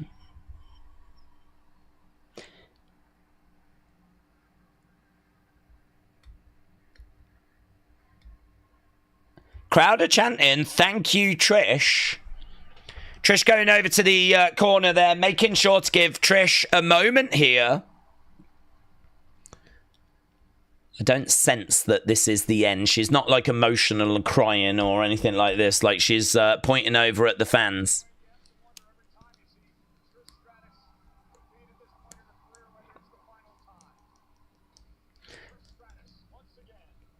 Michael Cole just said, you know, you have to wonder every time you see Trish if it is going to be the final time.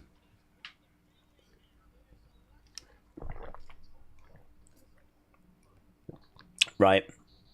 Trish has still got it, said Mister.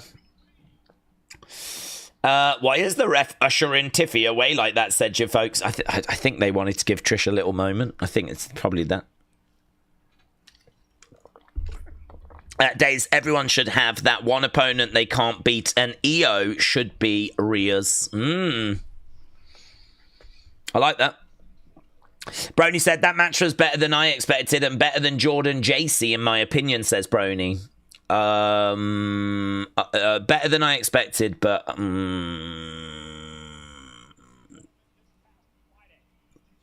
I think quite close to Jordan JC. I don't know. That's an interesting one.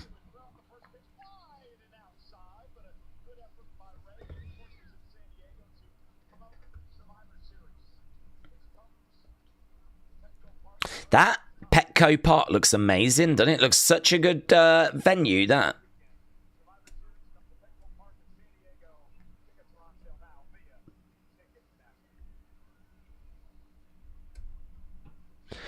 Alondra Blaze, yes! One of the greatest ever. Medusa. There she is. Ah, she brought the belt with her.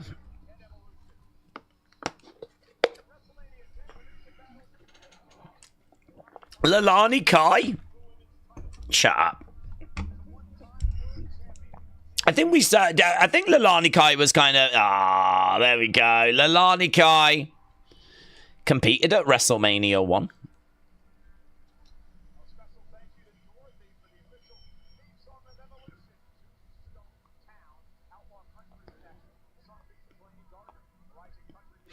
Right, the Evolution theme, Tombstone Town.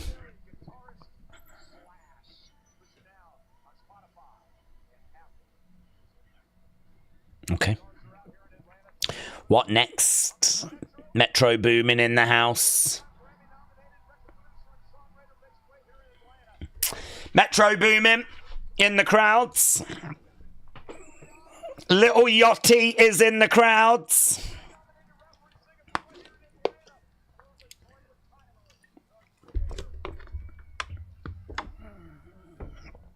Oh, Jade Cargill, Naomi next. Jade Cargill, Naomi next.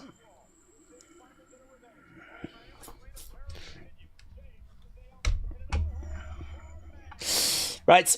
Denley said Paige might return during the Battle Royal or the main event after Io Sky Rhea match, so she can stand in the entranceway, said Denley. Jennifer said, I don't think Lalani Kai thought she'd get called out. Oh, it's great. Look at Jade Cargill, Maybelline little thing as well. Lalani Kai looked great, said Thomas. I'm not keen of the Jessica ref. She was pure ushering Tiffy at the end, and that's bad, says Leanne. Little dude wanted the Battle Royal, but it's going to be Naomi Jade next.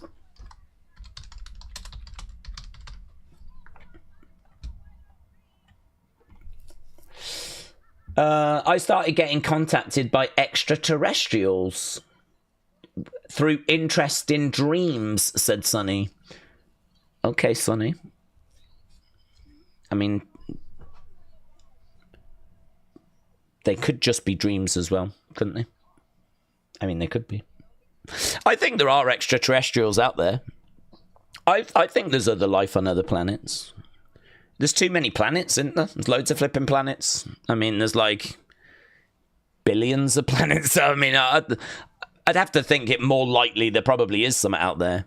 Whether those lives are contacting you through your dreams, I don't know. I don't know. Maybe they are.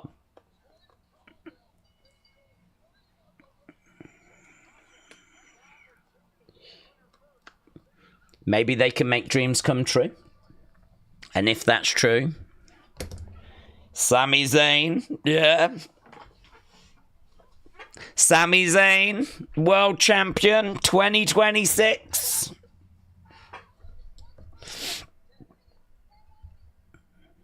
Here's just a little video package as we're heading towards this. Dates quit fooling around with your water bottle, says Brian. I'm just a sexy boy. Austin said Rhea probably wins so that they could do Paige for Rhea. Honestly, not that I want to do that. But Days, the longer they are leaving this battle royal, it makes me think something big could happen, says James. Football Talk said, I don't think we're going to get any returns tonight. Oh, I think we've still got time. I think we're still all right. I tell you, the Battle Royal is, I think, what people are looking at. And then, obviously, the end of the show. And if something's going to happen there. Well, I think we're okay at the moment. Undertaker's wife, Michelle McCool. Yeah, surely she'll be in the crowds. Days, we are in a black hole, said Carla. There is a theory about that, you know. I watched a video the other day that there's a theory that our whole kind of universe might just be inside of like a black hole, and actually there might be stuff outside of that. It was quite interesting. These are the kind of conversations that smart people have. We just have conversations about who should be pushed in wrestling. Who we want to be champion. Other people are trying to figure out the universe. Right, yeah, no holds barred match, this one.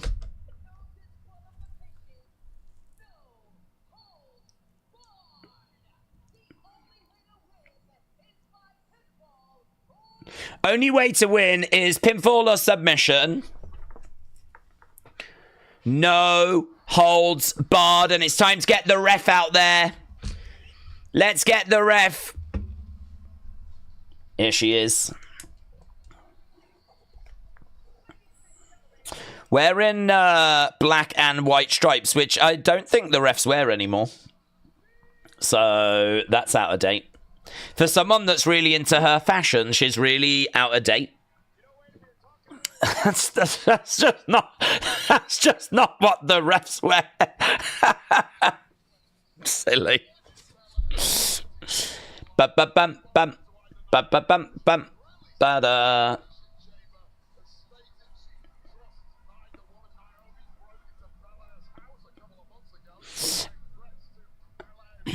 Well, she's really, I tell you what, she's giving some extra oomph. Better than before. I never needed you at all. Never needed you at all.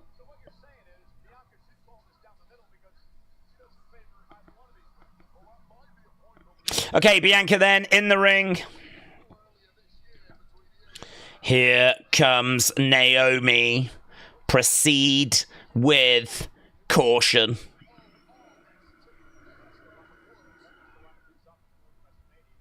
Yeah, look at that briefcase, man. It looks so good with all the lights on it.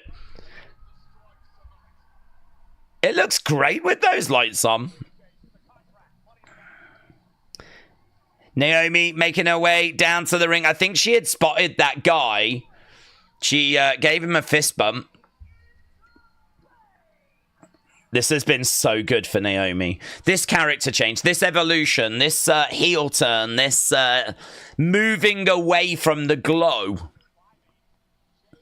It's crazy, isn't it? Because like when she first did the whole glow stuff, you sort of felt like, okay, there's something here. We can do something with this. You know, she's a great dancer. The glowing thing, it's different. But it just never went anywhere. And this is... she's doing the splits. Gets in the ring. Wade Barrett said it's very difficult to love Naomi at the moment because this girl is unhinged. Naomi then has made her way down.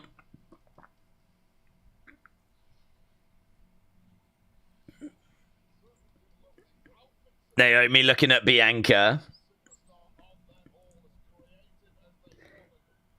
Bianca shakes her head. There was a little moment there where Naomi was like...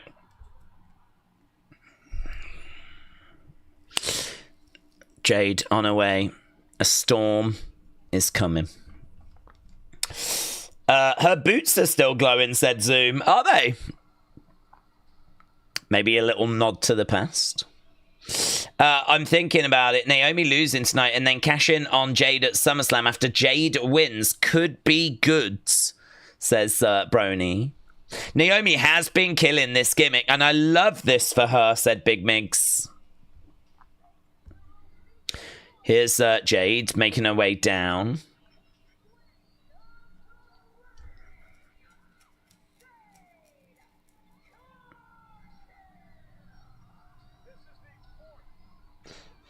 Okay, Jade making her way down to the ring with Naomi in the ring. Jade flashing the guns. Naomi is getting out the ring and this thing's going to get underway. She tries to hit Jade with the briefcase. Bell has sounded. And we are underway as Naomi goes hard into the barricades. Oh, hard over the other side as well. Bianca on the outsides. There ain't nothing she needs to do. She's just got to count 3. Or, see if someone taps or submits. Right now, Jade Cargill is going over, grabbing Naomi. We've got steel steps already getting involved. Back elbow there by Naomi. Jade going face first. Sort of protecting herself with a hand, but proceed with caution sign as Naomi on the outside going rounds. Right now we've got Naomi with a kendo stick. She's going to look to wail away there at Jade. Jade with a big boot coming into Naomi. Looking for a suplex to Naomi. Naomi down. Kip up there by Jade. Jade going over right in front of Trinidad Flag Guy. That's right. Did Jade go over to Green Shirt Guy? No. She went right over to Trinidad Flag Guy. She knows, man. She knows. She's been in WWE long enough to know who the real leader is. Jay Cargill setting up a table. Trinidad Flag Guy shouting some words. Yeah, tell her that Trinidad Flag Guy. He could basically be a manager. He's right in there giving advice. You got this, Jade. He probably told her to get that table and she listened. Right now we've got Bianca on the outsides. I don't know what the hell is she saying to Naomi. Jade coming over, grabbing Naomi, and Naomi reversing. It's Jade that goes into the ring post. Jade goes down. Could you imagine if this was its own wrestling company, just the women? I'd watch this. Imagine if there was no men whatsoever.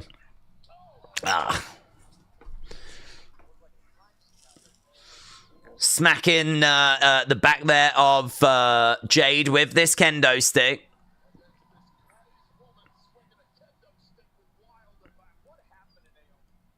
Right now, Naomi going underneath the ring, grabbing a chair. Chair going in the ring. Let's end the poll so we don't get confused. Tiffany, Trish. See where we are. It gets a great rating. And it comes out as great 56. Great 56. So it seems this show is really delivering so far. Every match getting a great rating. Right now we've got Naomi on the outside being thrown back into the ring. Jade grabbing a toolbox. I think the advantage of this match is obviously they can use weapons. They can use tables, chairs. Chair being set up in the middle of the ring. Naomi coming over. Boot coming in. Jade goes down to one knee. Jade going, picking up Naomi. Face first into the chair. Right now going for the cover. 2. Shoulder up. I think, have we got 2 more matches after this? After this, I think we might be looking at Io, Rhea, and the Battle Royal. Oof. Into the corner goes Jade. Naomi looking inside this toolbox. She's got some chain. What's she going to look to do with that? Jade in the corner. Naomi with some chain. Swinging the chain around. She's going to the outsides. She's going up top. She's wrapping that chain around the mouth of Jade, and she's like pulling back on the chain. Oh my God, she's really pulling back on that chain. Look at that. But Jade is trying to find a way of using her strength. Right now, Naomi goes over, goes down. Jade in the corner. Jade grabbing that chain herself. Jade wrapping that chain around her fist. Naomi getting back up to her feet, going over against the ropes. Knockout blow. Knockout blow. There was a big punch there. She grabbed a camera? No way, she's grabbed a camera. That's really good. She's going to use the camera. Bang to the midsection. Mate, do you know how expensive those are? Dude, it's one thing to use a camera, but to just throw it like that. Mate, that's a sackable offence. That's a sackable offence. Dude, those cameras are so expensive. Bah! Naomi goes down. That was pretty fun. That was a pretty fun spot. Crowd are chanting, "This is awesome." Right now, Jade picking up the toolbox. Mate, that is it. I was going to say, that's not soft. I've already seen Naomi open it, and I've heard that it's metal. Naomi moved. She had to move. Into the edge of the ring goes Jade's. Naomi now slamming Jade over into the other, into the commentary table.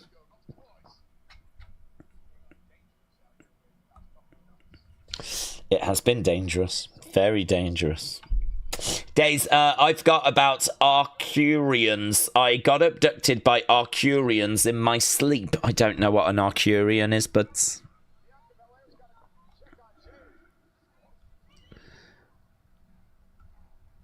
Right now, Jade is down and Bianca is checking. Oh, look at that. I didn't even see that drop kick had, like, exploded the TV. Why is there a TV down there?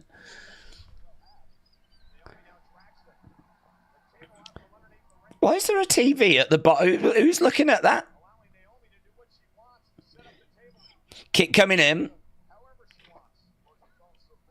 A table is being brought into the ring. There looks to be like a screen that's at the bottom of the commentary table. Are you okay? Do you want to keep going? Are you okay? Do you want to keep going? Oh, kick coming in there by Naomi.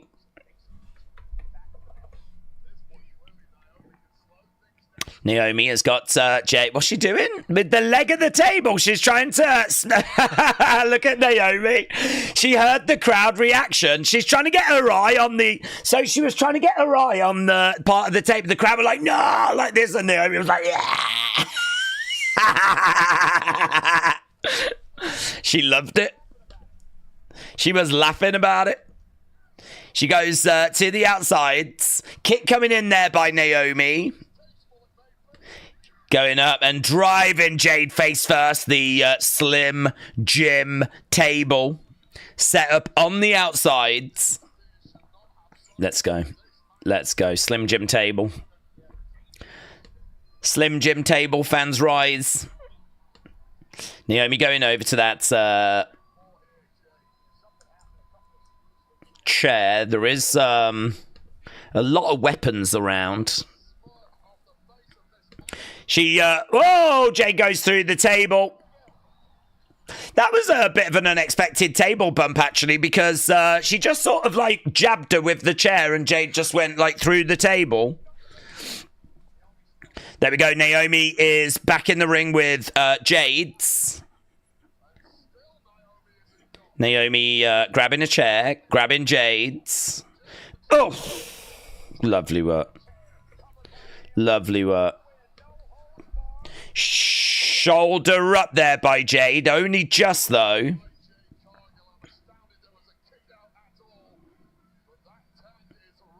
It's a bit of blood. I don't know where the blood's come from. It's a bit of blood on the that table bump. Not crazy about it. Yeah, but look, she's got blood and she's actually wiping it on the... Oh, mate. She's got blood coming out of her nose, I think, and she was just wiping it on the hair of Jade Cargill. Right now, we've got another table being set up in the ring.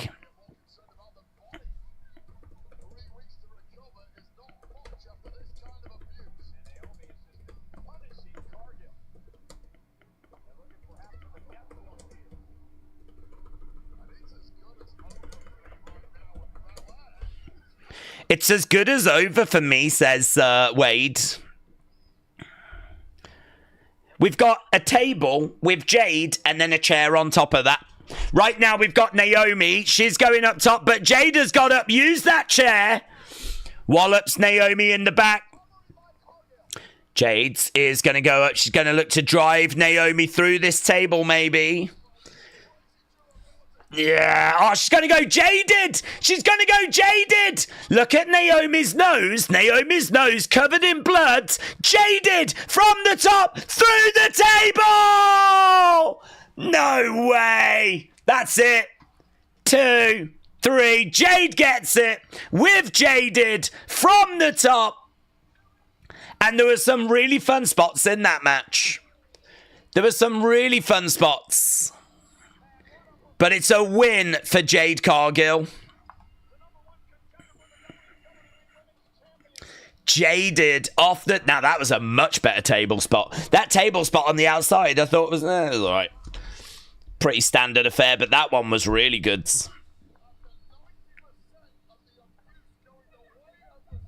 I have no idea what she just shouted. I'd like to know the injury to Naomi's nose.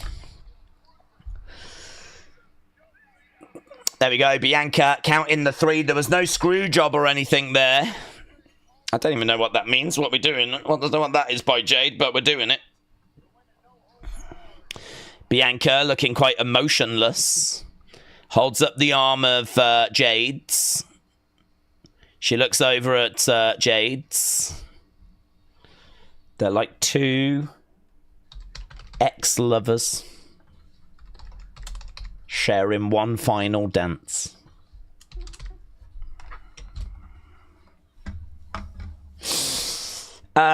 She stepped up. She did a little better in this match, said Penny, for your thoughts. Looks like something struck in Jade's right lower butt cheek, says BBB Yipsy. Right, we need to get pictures. If anyone's got any pictures, send them over. And we'll do a real in-depth study.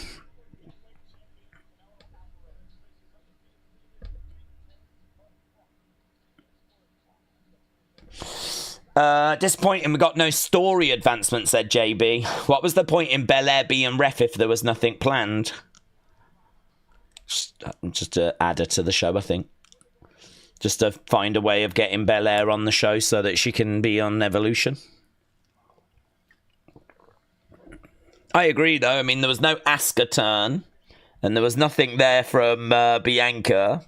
I mean, so far, I think the in-ring has been entertaining, really. You know, there's been some really good stuff tonight. A really enjoyable show. But you are waiting for that talking point. I'm still confident that there's one on the way. And is it going to be in this match? Jose said it seems like a successful event so far. Yeah, I can't see how people would say this wasn't. I can't see how people would say this was not a successful event in regards to what they've actually done as a show. Retro MC, shout out to you, buds. Oh, hello, gauntlet match. What's this?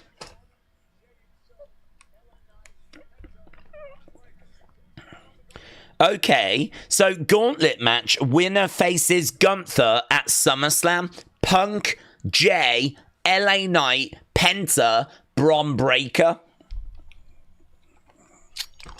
Here we go. It's a battle royal. So it's the battle royal.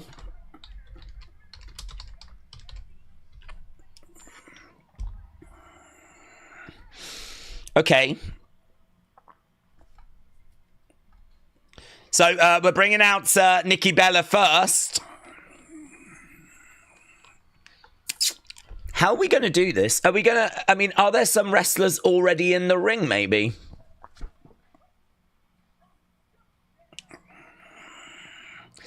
From Scottsdale, Arizona. Great. Look at that woman. Oh, my God. Look at that woman. The Bella Army is out in force. Bella Army sign.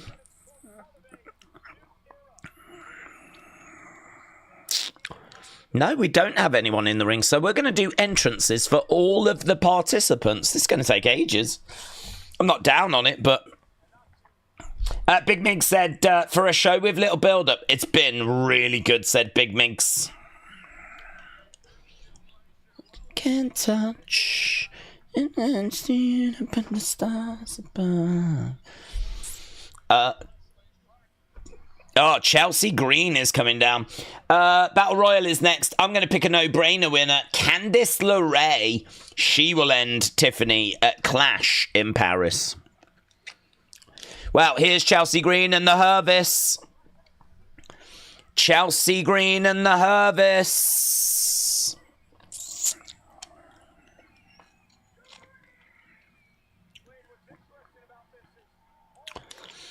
So, there we go. Chelsea coming down. Could we set up something between Chelsea and Nikki? This would have been really fun as a Rumble. Why didn't they just do a mini Rumble? Like a 20-woman mini Rumble? Just every minute someone comes down. You'd have everyone in the ring in 20 minutes. 10 minutes after that, you'd have a winner. Half an hour. It's all right.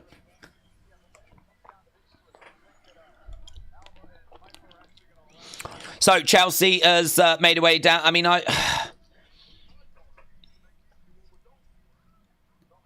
yeah, everyone's getting a flipping entrance. Oh, this is pretty good. Look there. Chelsea is trying to get the crowd on her side. Nikki, though. Look. She goes over, she salutes. There's a few cheers for Chelsea.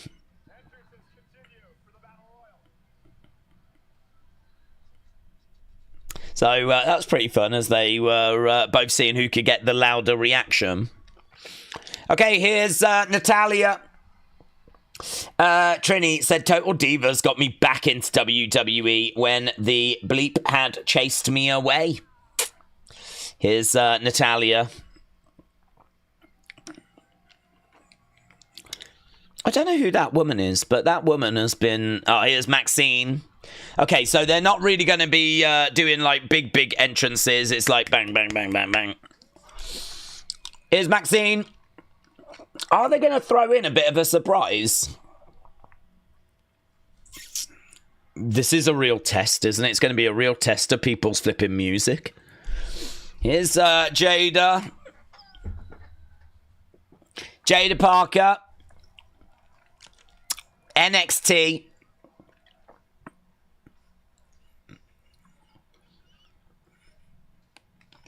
Lash Legend. A big cheer for Lash Legend. Tell you what, man, this crowd's, they're knowledgeable. They're knowledgeable. This crowd, they know their legends. They know their NXT talent. Here's Lola Vice.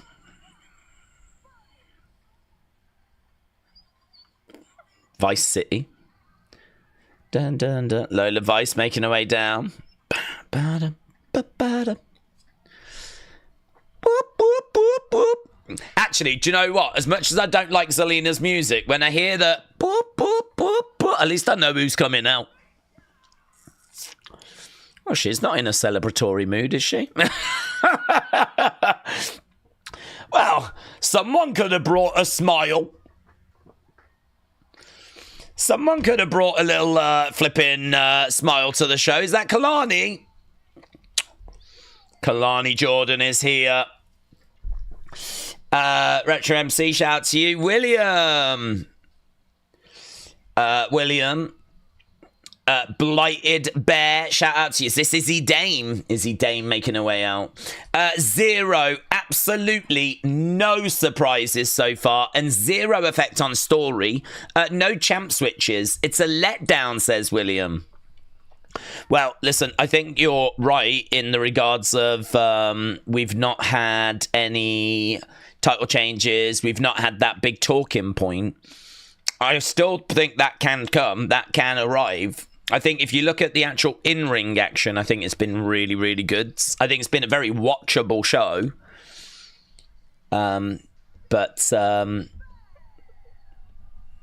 Yeah, we are looking for like that big talking point. Here's Michin. B-Fab's come down. Here's Michin.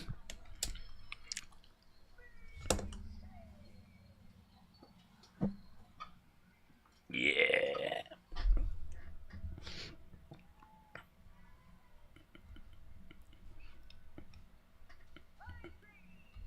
Ivy Nile making her way down to the ring. Was we at commercial break or something? Because we just had like a black screen. I love Ivy's gear. Have you seen Ivy's gear? Ivy's gear looks so good. Here's Candice LeRae.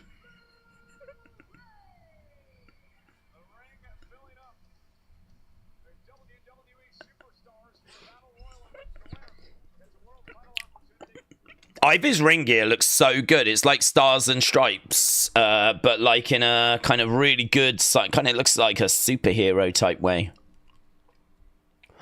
Here's Nia. Nia making her way down.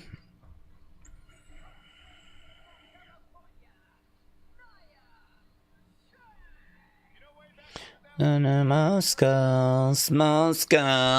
So yeah, William, I hear you, my friend. I hear you. I think we're definitely looking for something from this show in regards to surprises, moments, talking points.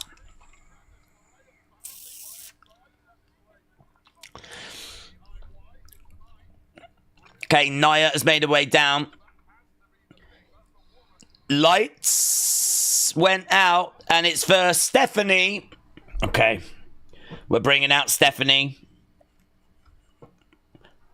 They really wanted to make sure that Stephanie got a bit more of an entrance here because they'd been bringing people out quite quickly.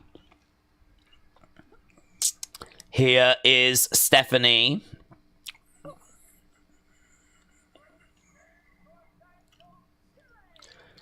From Chile. Stephanie, yep. Why did they change Candice's theme, said Davis. David, they do, don't they? They just love it. They love Def Rebelling people.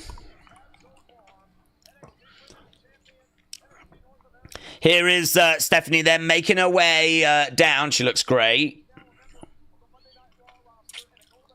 I would imagine she is many people's picks to get the win.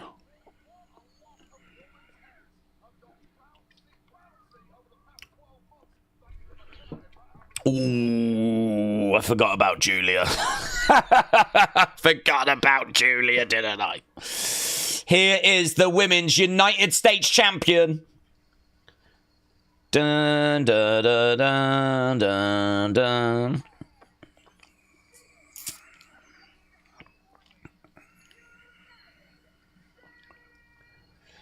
God, I tell you what this show does. It just reminds you how much amazing talent there is in WWE, doesn't it? It just reminds you of just how great this women's roster is. BBB Ipsy said, I've sent you a butt cheek photo of Jade. Well, I'm on that. I'm all over that, mate. Here is Julia on the edge of the ring. Did you? Have you? Dun, dun, dun, dun, dun, dun, dun. There's Julia in the ring.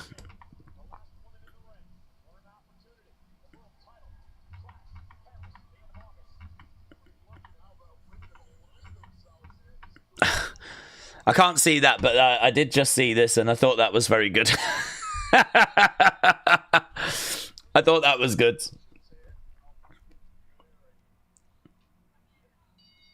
Bella sounded, and there are no surprises or shock inclusions in the Battle Royal. Tatum Paxley eliminated straight away.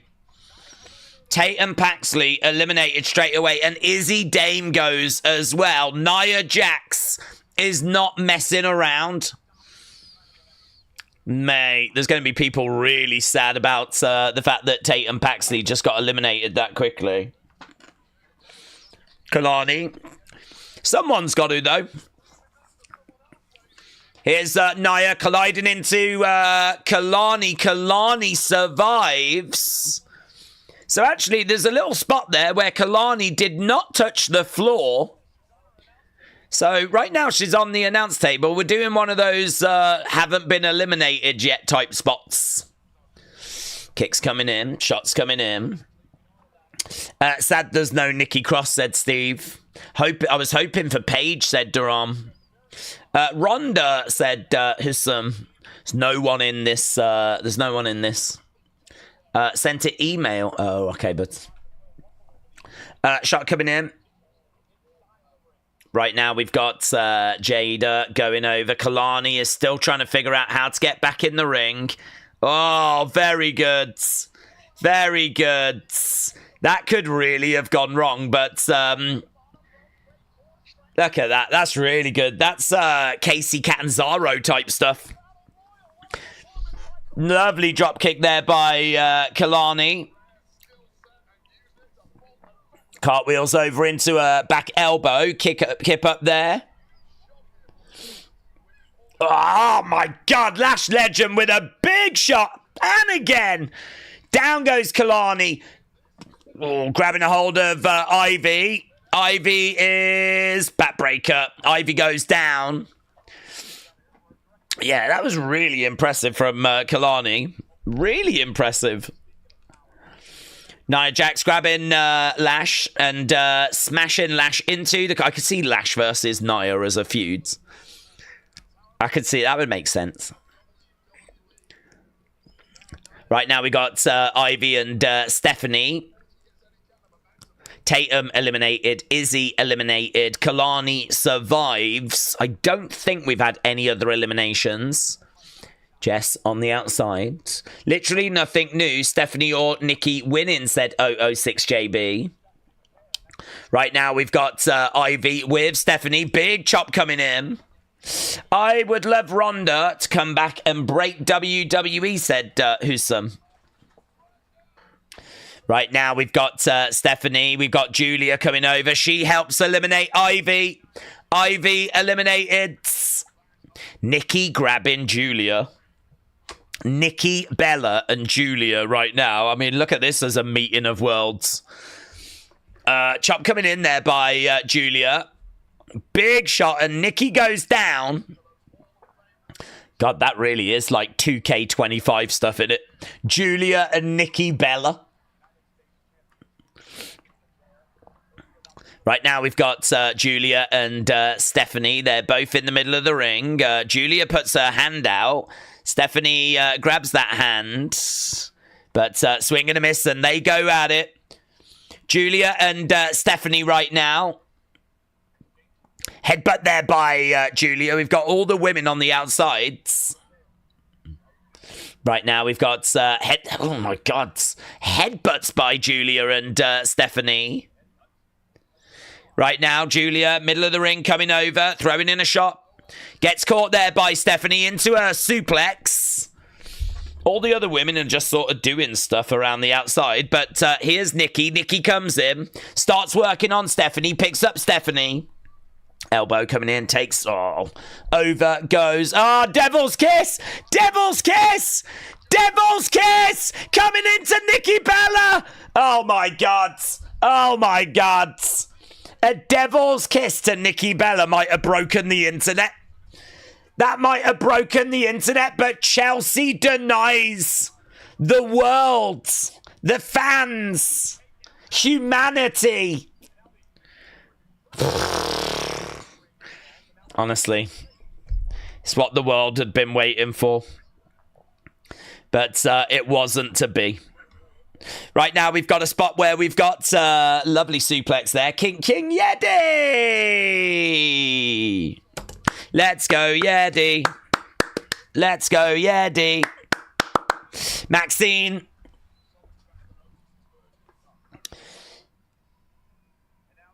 Oh, elbow drop there by Maxine. Maxine and Natalia. Worm. Huh? Are we going to get Natalia's doing the worm! Well, she's trying. She's giving it a go. Oh, Kalani stops it. Kalani stops it. King Yeti, shout out to you, my friend. Really appreciate the support. As King Yeti just constantly driving our flipping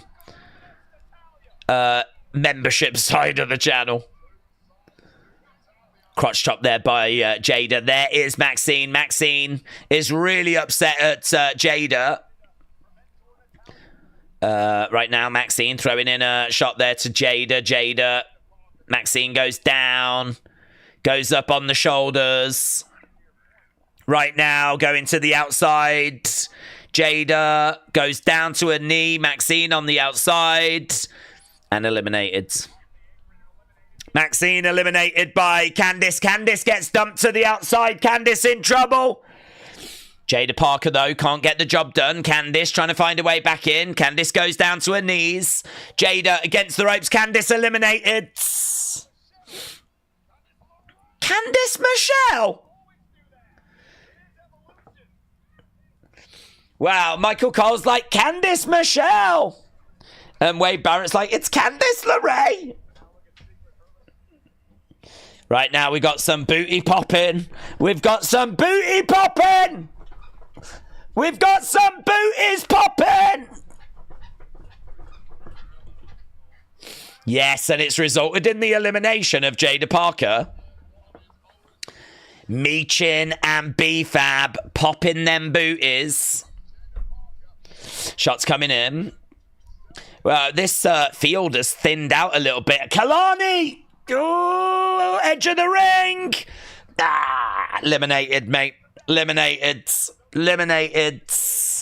Candice on the outsides. Whoa, Lash! Trying to find a way of getting Nia up. Oh, big boot, Nia down! Lash legend drops Nia with a big boot. Swing and a miss there by B-Fab. We got Julia on the outside. Zelina on the outside. Zelina, no joy. Zelina, I wonder if Zelina found out how this was going to go for her and she was just not happy about it. She did not look happy when she was making her way down to the ring.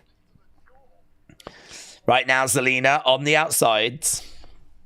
She's about to get slammed into the ring posts.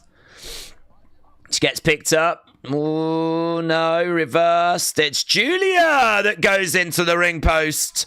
Julia in a bit of trouble. Big boot. Julia eliminated. Wow. Zelina eliminates Julia. Wow. Well, that's good. They gave her something. In the corner goes B-Fab. Piper charges in. B-Fab coming in. Big kick, but Piper grabs it, and B-Fab gets eliminated. You're out of there. Zelina has been teasing a dark character turn, said Jennifer. Here we go. We got Meechin on the outsides. Alba Fire just eliminated herself so that Chelsea could stay in the match. Wow. Alba Fire just sacrificed herself so that Chelsea could carry on. Right now we got Lash Legend standing behind Zelina. Look at this. This is like Hogan Andre, but better. Knee coming into the midsection there by Lash. Picking up Zelina. Right now, we've got Zelina maybe going to the outside, trying to get rid of Lash. Oh! It's not happening. It's not working. She's trying. Right now, on the shoulders of Lash. Lash is going to use her strength, isn't she? Picking up Zelina. Zelina goes for a ride. And Zelina is eliminated. Zelina ends up landing on B-Fab and Meechin. Tell you what, Lash is going to be a problem in this match. Piper grabbing Lash. Lash going into the corner. Meechin saluting those that have been eliminated. I don't think this is a good idea. Nikki Bella eliminates Alba, but Alba was already out. Down goes Nikki. I think because Alba had gone through the rope, she wasn't out originally, but she's out now. Look at that. We got Chelsea mocking Nikki Bella. I hope we get that feuds. Right now we got Lola on the shoulders of Chelsea. Stephanie still in this match. Nikki Bella still in this match and spears Chelsea. Right now, Lola and Nikki. Oh, they're going to do a little, they're doing a little moment together. Right now, Piper charging over. Down goes Lola. Look at that sell by Lola. That was a great shot. Clothesline there by Piper. When Lola got back up, she was like... Lola on the outsides. Chelsea doing squats with Lola, said Jennifer. To the outsides. Right now, we've got Stephanie, we got Nikki. They're eliminating Piper. Piper gone. Piper eliminated. Are we down to 4? We might be down to Nikki, Lash, Stephanie, and Chelsea. Here we go. Devil's Kiss to Chelsea Green. man, and Chelsea's selling it so well. She's selling it so well with her arms just flailing away. Right now, Chelsea on the shoulders of Nikki. Bang. And right now, she goes over the top to the outsides. Chelsea eliminated by Nikki Bella. Could come back, honestly. That could come back. We could do a feud. Shots coming in. We got Nikki coming over. Taking Nia down. Nia goes down. Nikki going over. Grabbing Nia. She's looking to pick up Nikki. Nikki on the outsides. Nikki choking out Nia on that top rope. Nia struggling a little bit here. Nikki on the outside. Lash coming in. Ah, big boot. Nikki gone. Nikki gone.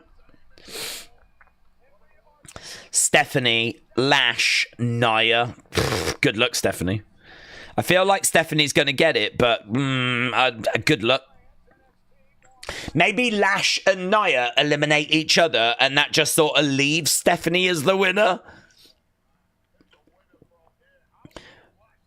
Oh, Lash picking up Nia. Trying to get her over to the corner. She's trying to get her over. On the outsides. Big shot coming in there by Lash. Big boot coming in by Stephanie. They're trying to work together to get Nia out. Nia's fighting back, no. She's fighting back. Maybe a big boot. Big boot. No joy. Right now, she's going to try and get... Yes! No joy again. I thought that would do it. Bang! Nia down! Oh, my God. It's going to come down to Lash or Stephanie.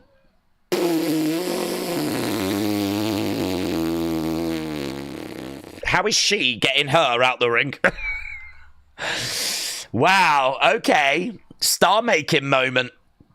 Star-making moment. Big boot there by Lash.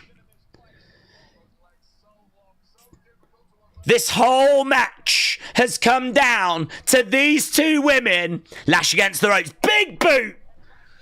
Lash goes down. She's over by the ropes. Stephanie charging in. 619. That's not going to help you eliminate her, though. She goes up. Springboard. Gets caught. Gets caught. Lash Legends. She's got her up. In the air. She's taking her over. Stephanie goes over. Ooh, edge of the ring.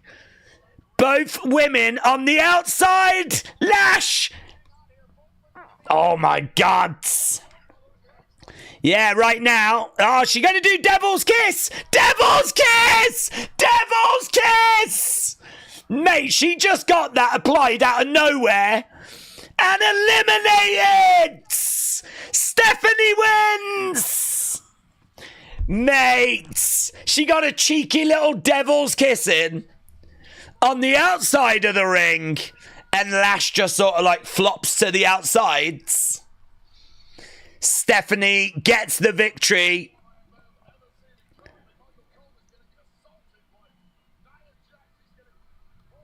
Huh? Michael Cole apparently being assaulted by Nia Jax at the moment, but it's Stephanie that wins the Battle Royal. She will challenge for a world championship at Clash in Paris. I think another talking point, though, is Nikki Bella. Nikki Bella eliminating Chelsea. That might set up something for SummerSlam, and that would be a lot of fun. Look at that. Look at that by Lash as well. Look at that. Bang. Right. So, that was 54, 28, 11, and 4. That match went the way I thought. I thought Stephanie would get it. She was the pick beforehand.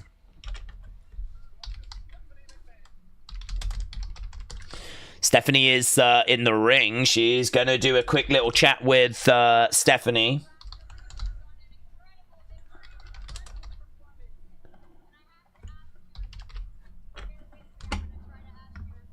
Oh. How significant was this victory for you, I think, is the question.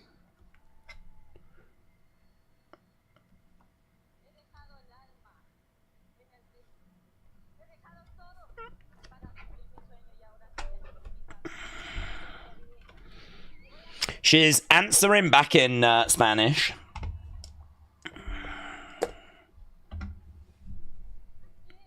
This. English is not my first language.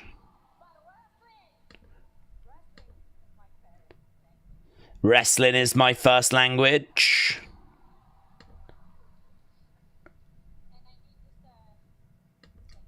I need to say thank you.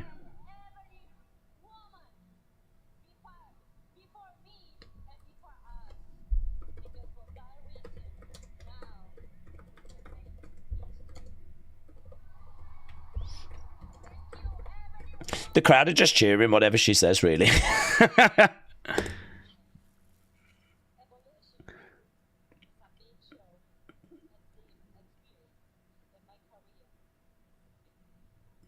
This experience in my career is amazing. I promise. She promises.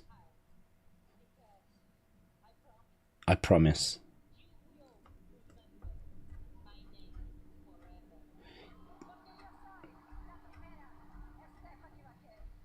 You will remember my name forever. Plumb it now. You'd think she just won the main event of WrestleMania. You will remember my name forever. All right, Jesus. Well done on the Battle Royal win, but do you know what I mean? I didn't realise this was a long-term relationship, but...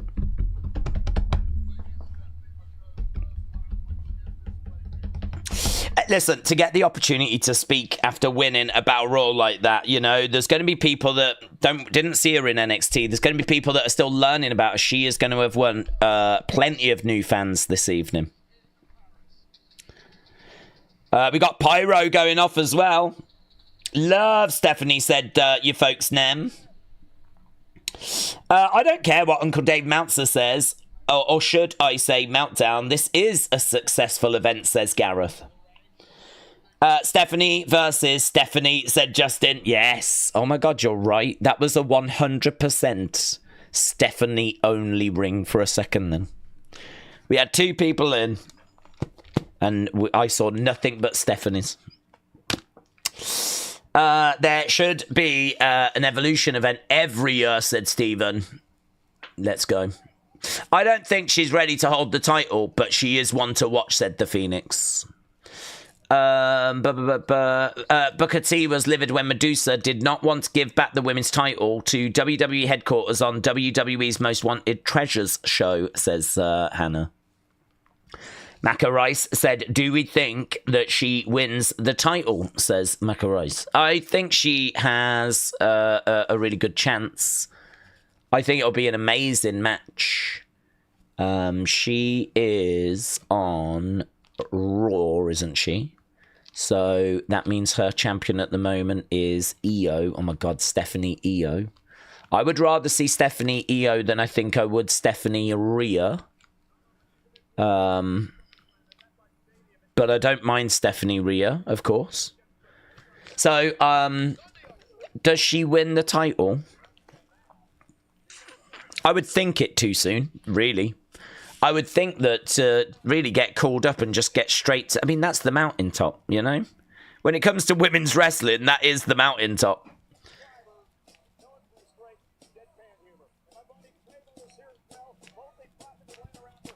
Quavo.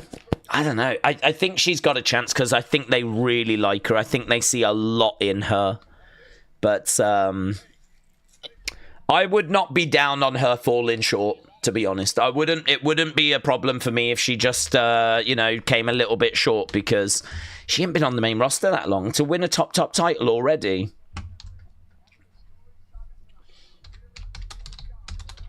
But equally, they are trying to make movement and trying to make progress in Mexico and South America, and she would obviously help with all of that as well, you know, certainly with the AAA acquisition, and I'd imagine there's like a growth expansion plan that they've got in mind for that. Factoring that in, I think she might have an opportunity, she might have a chance. Maybe at Mania, give her a story of overcoming. She's already over, said Cactus Jax. All Game 17 said the Iconics are not going to turn or return anytime soon. They're in Impact now as the inspiration. If you want to see them, you should go watch that too, says All Game 17. Phoenix said, I want Rhea and Stephanie in a tag team first before we get the one-on-one match. Kian said, I think Rhea Steph at Clash, and that's why I'm thinking Rhea will get this. Can we just applaud the women's division? They've put on a hell of a show tonight, says Nathan. Yeah, they've been brilliant. They've been brilliant. Hannah said, when Stephanie said about Evolution being a big show, did she hint at a Paul White return or a retirement tour? I think that's exactly why she said it, yes. Nita Nitro said, I don't see this outdoing the Mania match, but let's see what these two can produce. There are high hopes. I can tell you every match so far tonight has got a great rating. I mean, this has to go down from an in-ring point of view as one of the best, maybe the best PLE of the year, just purely from in-ring. Just purely from in-ring. I mean, honestly, Becky, Bayley, Lyra that started this thing off, which feels like quite a long time ago now, that got great 84%. I mean, that really does put it up amongst some of the best matches of the year.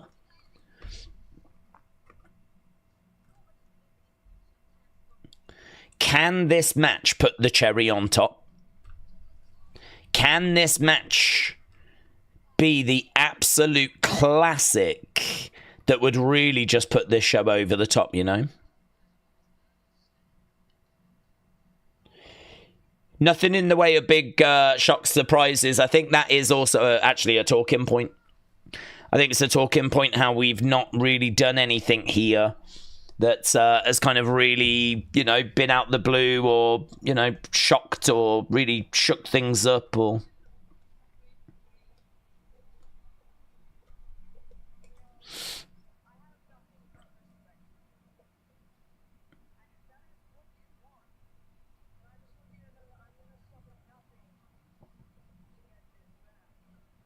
I'm going to stop at nothing to get this back, says Rhea.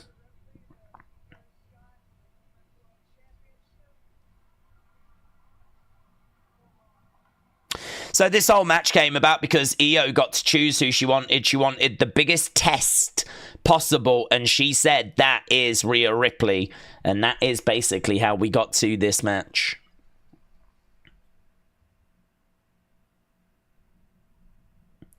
Right. Main event of Evolution. And Rhea Ripley. There's a sign in the crowd that says, we'll dump husband for Rhea. Here is mommy.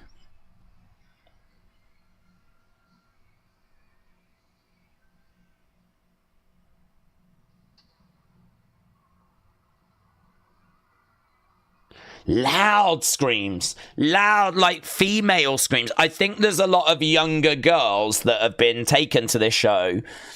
And I think that she is really someone that resonates with them. Like,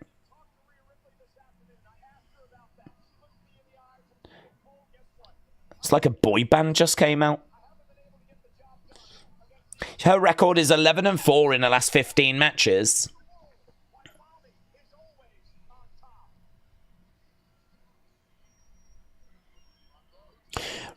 You can hear those high-pitched screams. Candice Michelle is trending after Michael Cole made that slight slip-up.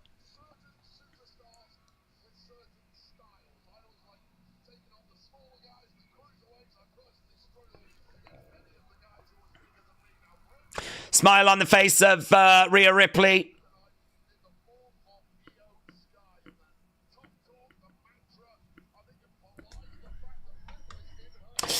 Days, I'm happy with the show so far, but I am disappointed we didn't get a surprise for the Battle Royal. Lots of speculation about Paige. Maybe they thought Stephanie winning would make up for it, says Big Time.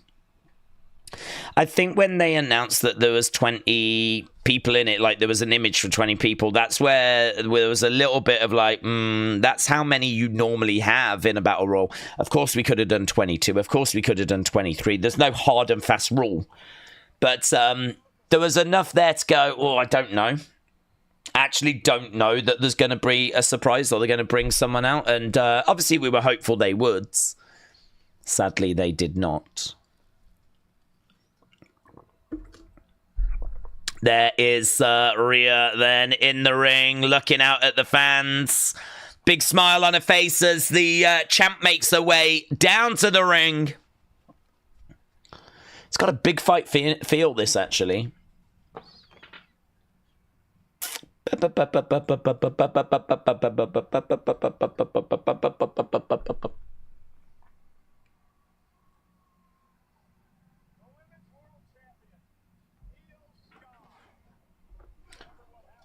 Yeah, the fans chanting EO, and EO's like, yeah, EO, EO, EO. God, both of these are so talented. This match could really be something special. It really could be something we look back on at the end of this year, but you don't want to put that pressure on it.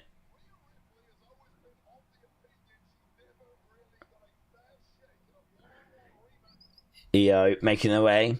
I cannot believe that Candice LeRae has got a new theme entrance. I don't know what it's called, says Craig. Days when Rhea stopped trying to fit in and be different to who she is. That's when she embraced her true self and a star was born. Very true. There was never any announcements from WWE to expect surprises. We always want them, but usually it never happens, says Steve. Made by Dawn said, I was hoping for a Bianca heel turn. Not really expecting any surprise returns. Eva Marie 420 said, how is Days ignoring such beauty and elegance with all these Evas in the chat? I find it very easy to ignore Eva Marie's. Very easy. I've tried to spend my life doing it.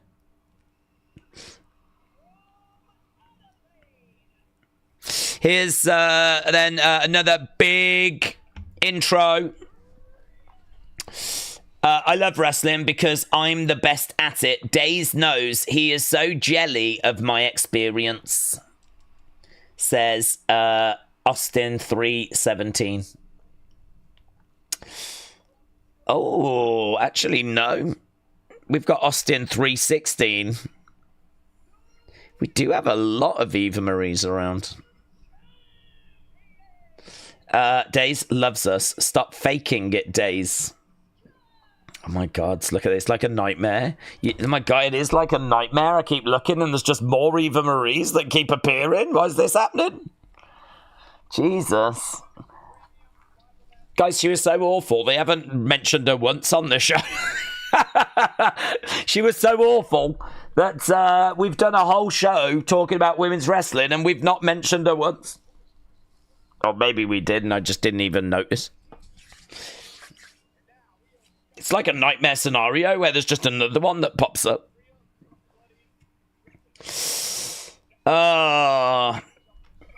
You lot could have picked a better wrestler, said James. Right, here we go. Io versus Rhea. Let's see. Let's see if we can send this home. As Rhea locks up with Io, drives her back into the corner. Welcome to the Eva-verse, said your folks did, isn't it? Look at it. It's blooming Eva Marie's everywhere. We have finally got into a nightmare scenario. Imagine if she popped in. Imagine if she was like trying to find this show and she popped into here and then just saw her name like repeatedly in the chat. She'd think we were like big stans of hers. Nice headlock takeover there by Rhea. Rhea being kept grounded, trying to get back up as Io's on her feet. Going for the cover, no joy. She takes the legs away under Rhea. Back up on her feet, coming in, grabbing a hold of Rhea, no joy. Rhea picking up Io. She's got her up in the air. Nice takeover. Going for the cover. Io again. Oh my God, landed on her feet.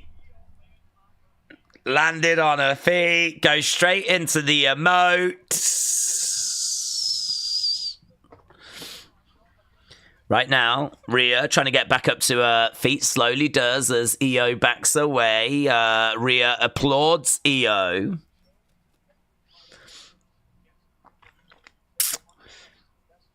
Io again locking up there with Rhea around the back of Rhea. Rhea trying to reverse it, reverses it. I feel like they're going to give this match the time. Obviously, it's our main event. Rhea trying to grab the legs of Io. Rhea against the ropes over the other side. Jumping up, leapfrog. Ooh, you don't see that from Rhea. Rhea jumping over, rolling through. Right now, grabbing a hold of Io and chucking her into the corner. Again, into the corner. Kick coming in there by... Ooh, went to throw a shot, but Io. Ah, yes. Rhea mocking Io. Mocking. The crowd don't like it, you know. The crowd don't like it. The crowd are booing that. Oh, we'll tolerate a lot, but we won't tolerate that. Right now. I respect you. I respect you. All right. Good. We all respect each other. So let's fight. Yeah, good. Good. Yeah. I respect you. I respect you. Good. Look, we all love each other. Yeah, this is great news. Round the back goes Io. Rhea against the ropes. Io over the other side. Cartwheel. Oh, doing Io things. Cartwheel, handspring. She's looking out to the crowds. She's about to go over the top rope. Here we go, against the ropes. Through the rope, got caught. She took too long. She did take too long, actually. She was doing all this posturing and all that stuff. I'm glad she got caught. She deserved it. You deserve it. Kick coming in there by Io. Rhea on the outside. Io looking to go up. Springboard, moonsault to the outside. Down goes Rhea. Moonsault to the outsides. Naomi could cash in right now, said Tangela. Oof, just seeing a replay of that shot there by Rhea. What's love got to do with it, said James. I know, we were having a flipping love-in for a second there. Io trying to get back up, trying to go up top as Rhea is back on her feet. Io in the corner. Oh, taking Rhea over to no joy. Rhea getting up to her feet. Double underhooks. Double underhooks here by Io. Rhea reversing. Going for a clothesline. Down goes Rhea.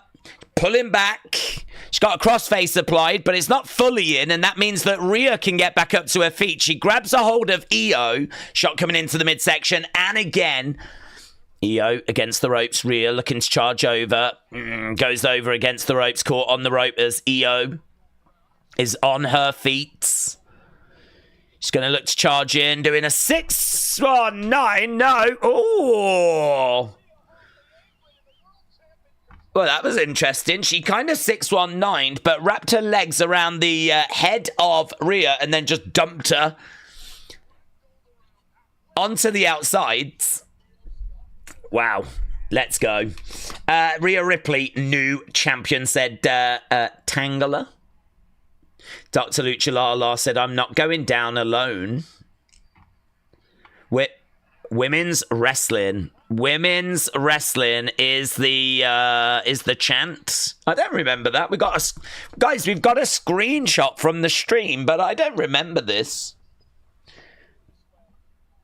Don't remember that. Knee strike coming in. Ooh, EO going into the commentary table.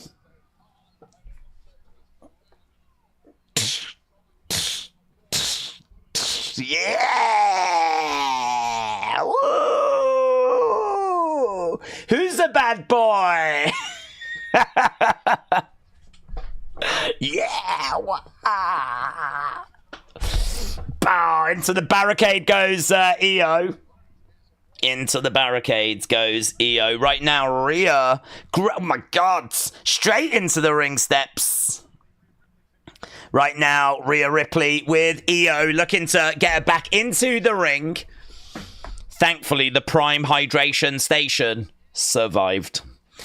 Rhea getting in there as EO is down. Right now, she is in control. She's grabbing EO. Right now, you can hear mommy chants breaking out as Rhea backbreaker. EO gets dumped over.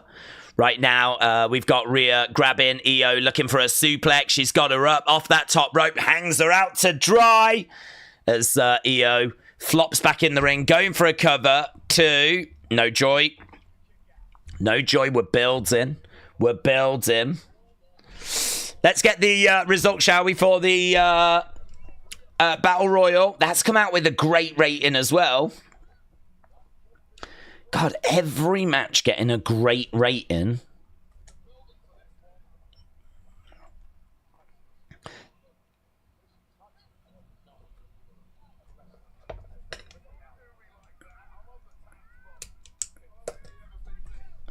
Right now, we've got a squeeze being applied here by Rhea.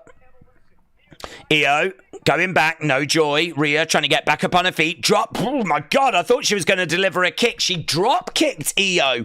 1, 2. Shoulder up, shoulder up. These two having to dig deep here.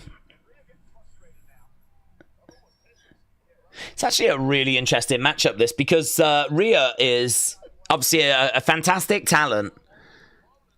And she is someone that legitimately has been, like, positioned as the best in the division. I mean, if ever she's lost the title, it's always been due to distractions, outside interference, something like that.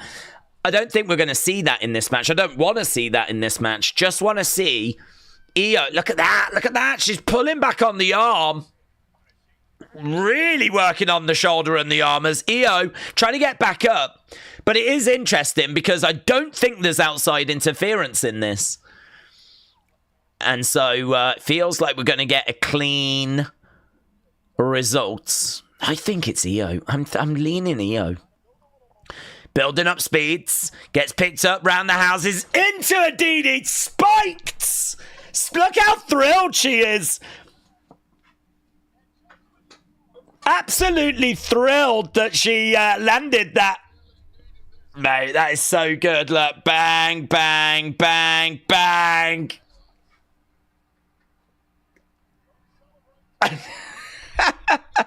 She collapsed down and she's still down. Crowd are chanting, this is awesome. Wow. Let's go. Let's go. This match is good. Rhea EO is a banger. Shot coming in again there by EO. These two down on their knees. Throwing in shots to each other. Blocked. Forearms coming in.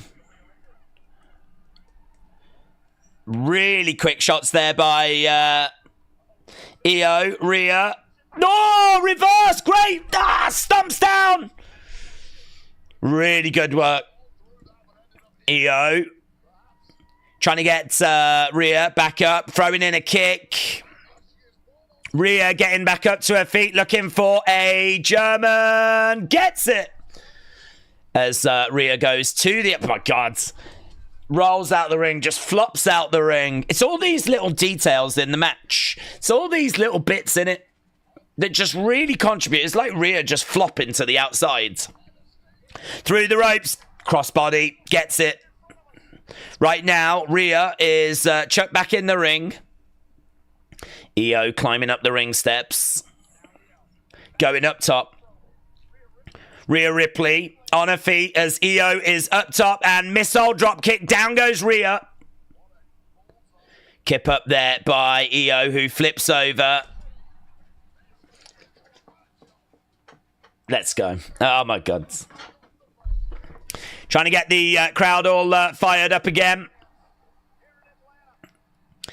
Io over in the corner, looking over at Rhea Ripley. Rhea Ripley. Double knees. Rhea Ripley is down, 2, kick out. She did the thing. She did the thing. The man from Time Forgot has removed the message. Metal Mama, shout out to you. Let's go. It's been a really enjoyable show. Really, really enjoyable. It's been an easy watch. Right now we got Io stepping over Rhea. We just need to finish this match in a really good way. Bring out AJ Lee, and then we're done. Over rotation. Io lands on her feet. Io charging him. Big shot to the back there by Rhea Ripley. Rhea Ripley has got Io over in the corner. Io, though, taking the legs away from Rhea. Rhea crashes down. Right now, both women struggling, feeling the effects of this battle, this war. Io grabbing Rhea. Double underhooks by Io. Reversing. Io lands on her feet. Open palm strike. And again. Throwing in these shots. Big boot there by Rhea. And again. And a stomp. Oh, straight into the knee. Clothesline misses. Round the houses, into a DDT, no joy. Looking to counter into a suplex. She's got Io up, but Io's on her feet round the back, reversed. Shot to the back of the head. Back elbow there by Rhea. Going over. Poison Rana! Poison Rana by Io! 1, 2. And of course that doesn't win it. Blooming Poison Ranas look so good. It is. Honestly, she just got dumped on her head backwards. How that doesn't finish matches, I have no idea. But that gets a 2 for Io. But Eva Marie is going to cost Rhea Ripley, said little dudes. That's it. That's it. You heard it here first. Right now we've got Io going over to Rhea. We've got Io stepping over Rhea. Kick coming in. Going over to the corner, trying to find a way up top. Again, kick coming in. Down goes Rhea. She is really close. I don't know what she was trying for. Rhea was like really close to the corner. Io is up top. We got like a razor's edge. Mate, brutal. Brutal. That is a brutal razor's edge. Oh my God. 1, 2. A razor's edge followed by a sit down powerbomb, and Io kicks out. Jesus. Jesus! Mate. None of that was done with a half measure. That was just, you know, turned up to 11 on all of that. Crowd are chanting, this is awesome, because that was awesome. Right now, she's got a hold of EO. Going for the Riptides. Going for the Riptides. It's going to get reversed, surely. Oh, sleeper. Sleeper. Sleeper applied. She's trying to break out of it. She does. Jesus, Jesus. She wanted that Riptide. She couldn't get it. She couldn't get it. Michael Cole says, what a match. Rhea in the corner. EO in the corner. Rhea taking that second to look around. Rhea looking for a suplex.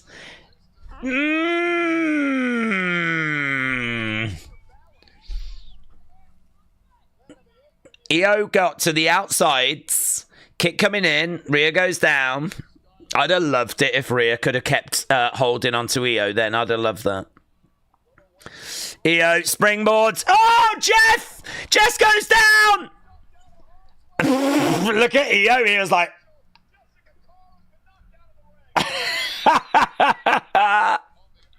There's going to be a Riptides. Riptides. Nah, don't matter, mate. There's no ref. Sucks to be you, doesn't it? Sucks to be you, doesn't it, mate? Oh dear, oh dear, oh dear. Ref Jess is down and out. That was the moment that Rhea would have won the championship. Rhea Ripley looking around. Frustrated. Kicking the turnbuckle. No ref!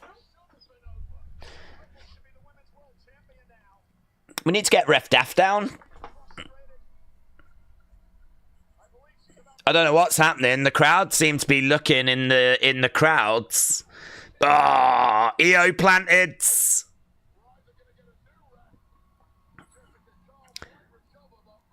Rhea goes to the outside. Oh, mate, big boots.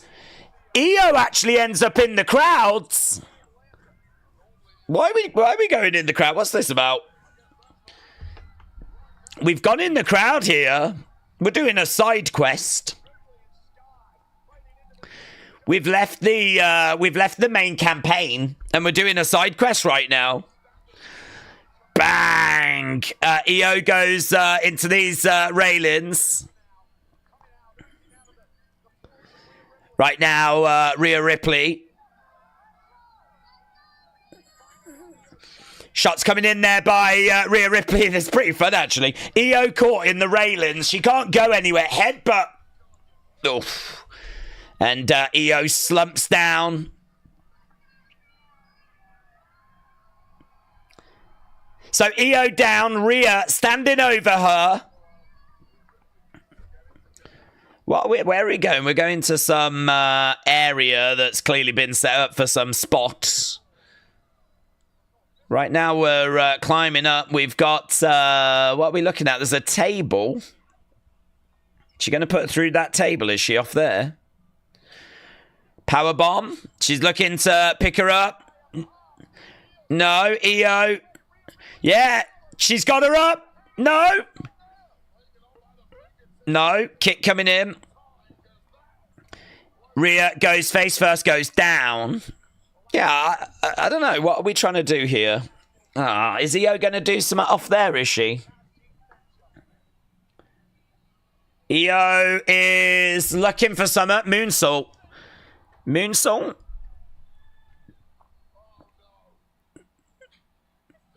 She's going to go...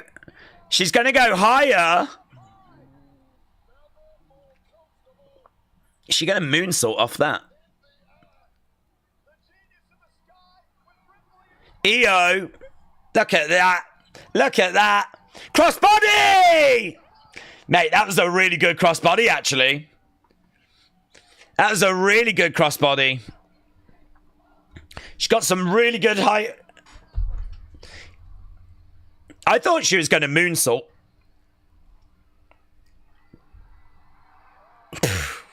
There's some good air time there. Look at that.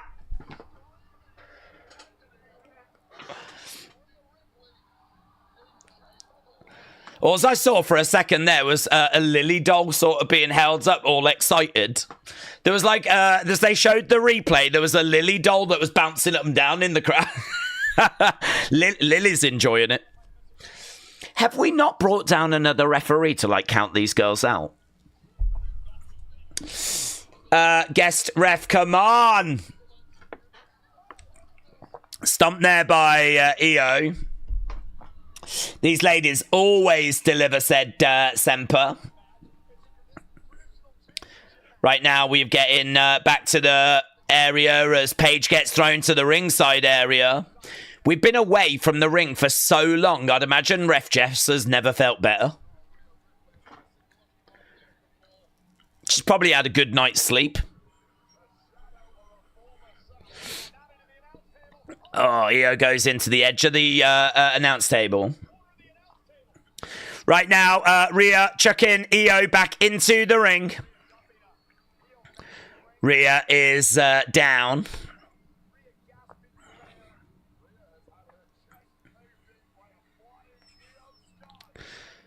Right now, Rhea on the outside. Where is Ref Jess? I still don't know where she is.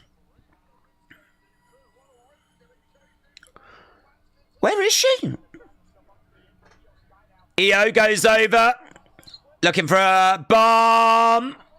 Gets it. Power bomb on the outsides. She was hurting anyway. Yeah, mate, that might put Rhea away. But there's still no ref.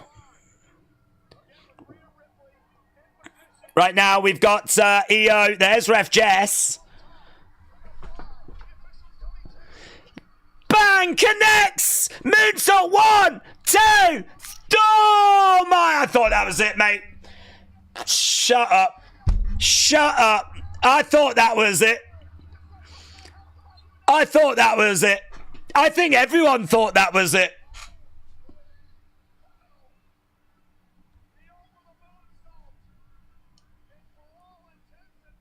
That's brilliant. That's brilliant.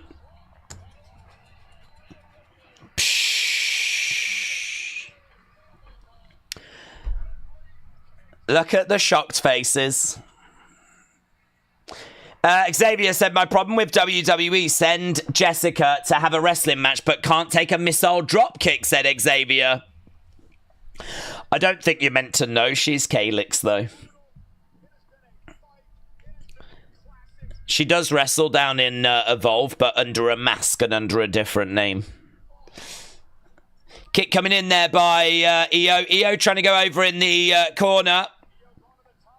I thought that was it, you know. I really thought that was it.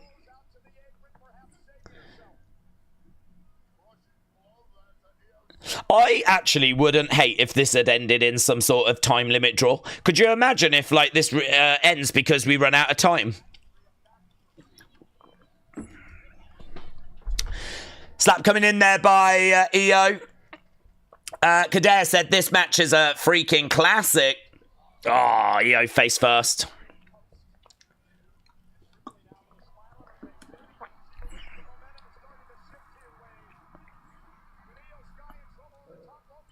Rhea is going up. This could be big. Rhea and EO in the corner. We're setting up for... It looks Spanish Fly-ish, it is! Spanish Fly! EO felt that, but Rhea felt it as well. They both felt it. I think EO is like seeing her life flash before her eyes. Naomi is coming down. Okay. Naomi is coming down. I wasn't expecting her to cash in on this match. Could she do it? I mean, she's pretty banged up. Cash me in, she says. Naomi is cashing in. The bell has sounded! It's happening! It is! It's cashed in! Bang! She's nailed Io! She's nailed Io! Naomi grabs Rhea! Boom! In the corner! Mate, I was just waiting for that bell. I was waiting for the bell. Split leg! Split leg moonsault! 1, 2, 3! Naomi does it! Naomi wins! New world champion! Oh my god! Oh my god! Mates! Mates! Oh, mates! She so deserves that. It was an absolute banging match that Rhea and Io have just had. And Naomi has stolen the headlines. It's a brilliant cash-in. It's a brilliant cash-in. It was unexpected. She'd been talking about going after Jade and Tiffany, and then boom, she cashes in here and wins the world title.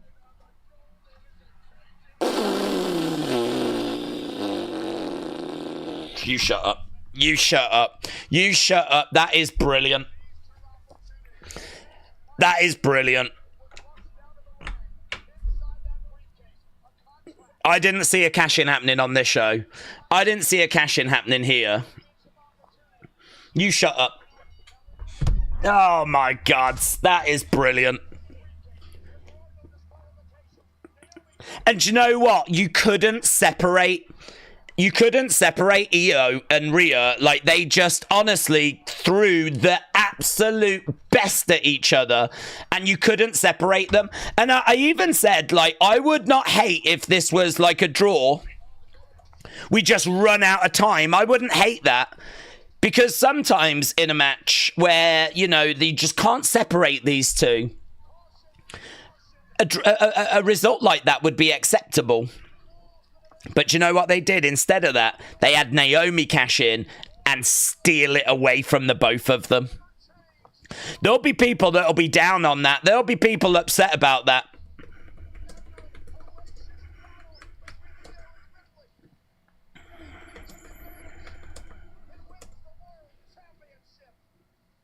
Do you know what? That just really makes that match so amazing. The thing with that match is it's so good. You want a finish that's gonna like really, oh god, so good. You want a finish that is going to be worthy of the action that they just put on, and having Naomi from nowhere come down, cash in and do that absolutely did that. And I think it also explains why we didn't have the talking points, because we just got a monster talking point that has changed the landscape. I mean, Naomi's not even on that brand. She's not even on Raw, but she's now the Raw champion. She's the world champion. So that means she's got to kind of go over to Raw now, which kind of creates new feuds, new opportunities. I could understand there being... I think you will see some criticism of people saying, no, I don't like it, because those two put on this amazing match and one of them deserved to win it. But, I mean, that is what Money in the Bank is.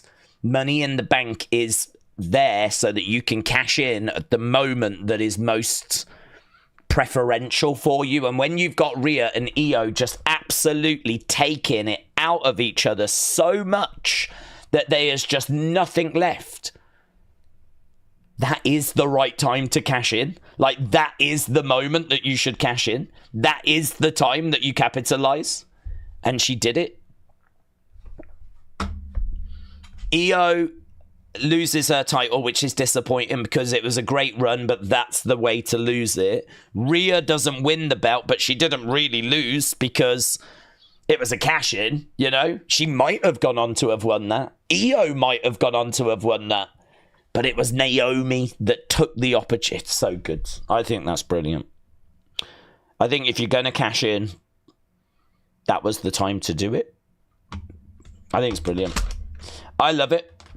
I don't know what the reaction is, but I am a fan. I think if Io had won that would have been absolutely fine. If Rhea had won it, it would have been absolutely fine.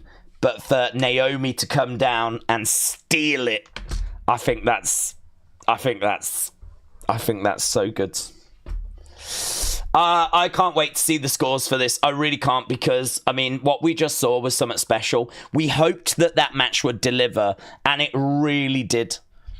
It really did. I don't know if I needed all the stuff outside the ring. It didn't hurt the match. I just don't know if I needed that.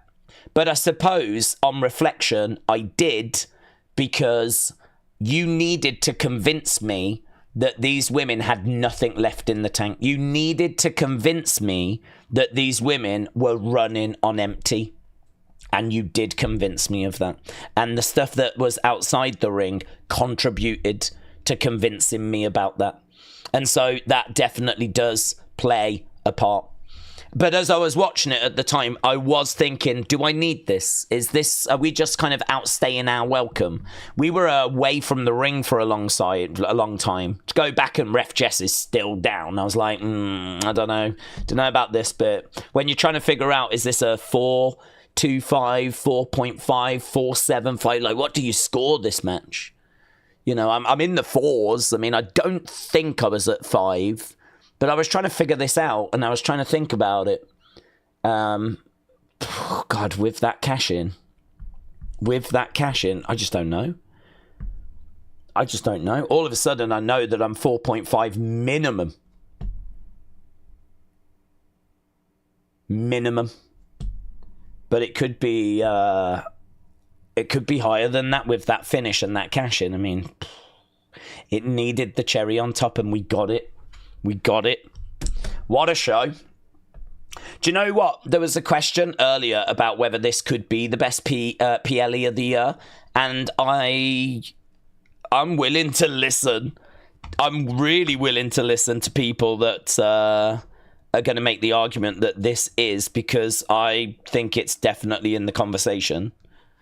The scores tonight: Becky, Bayley, Lyra, great 84. Jordan, JC, great 51. The tag match, the tag fatal 4-way, great 70. Tiffany versus Trish, great 56. Naomi, Jade, great 65. The Battle Royal, great 76. And as of right now, all time is leading for this final match.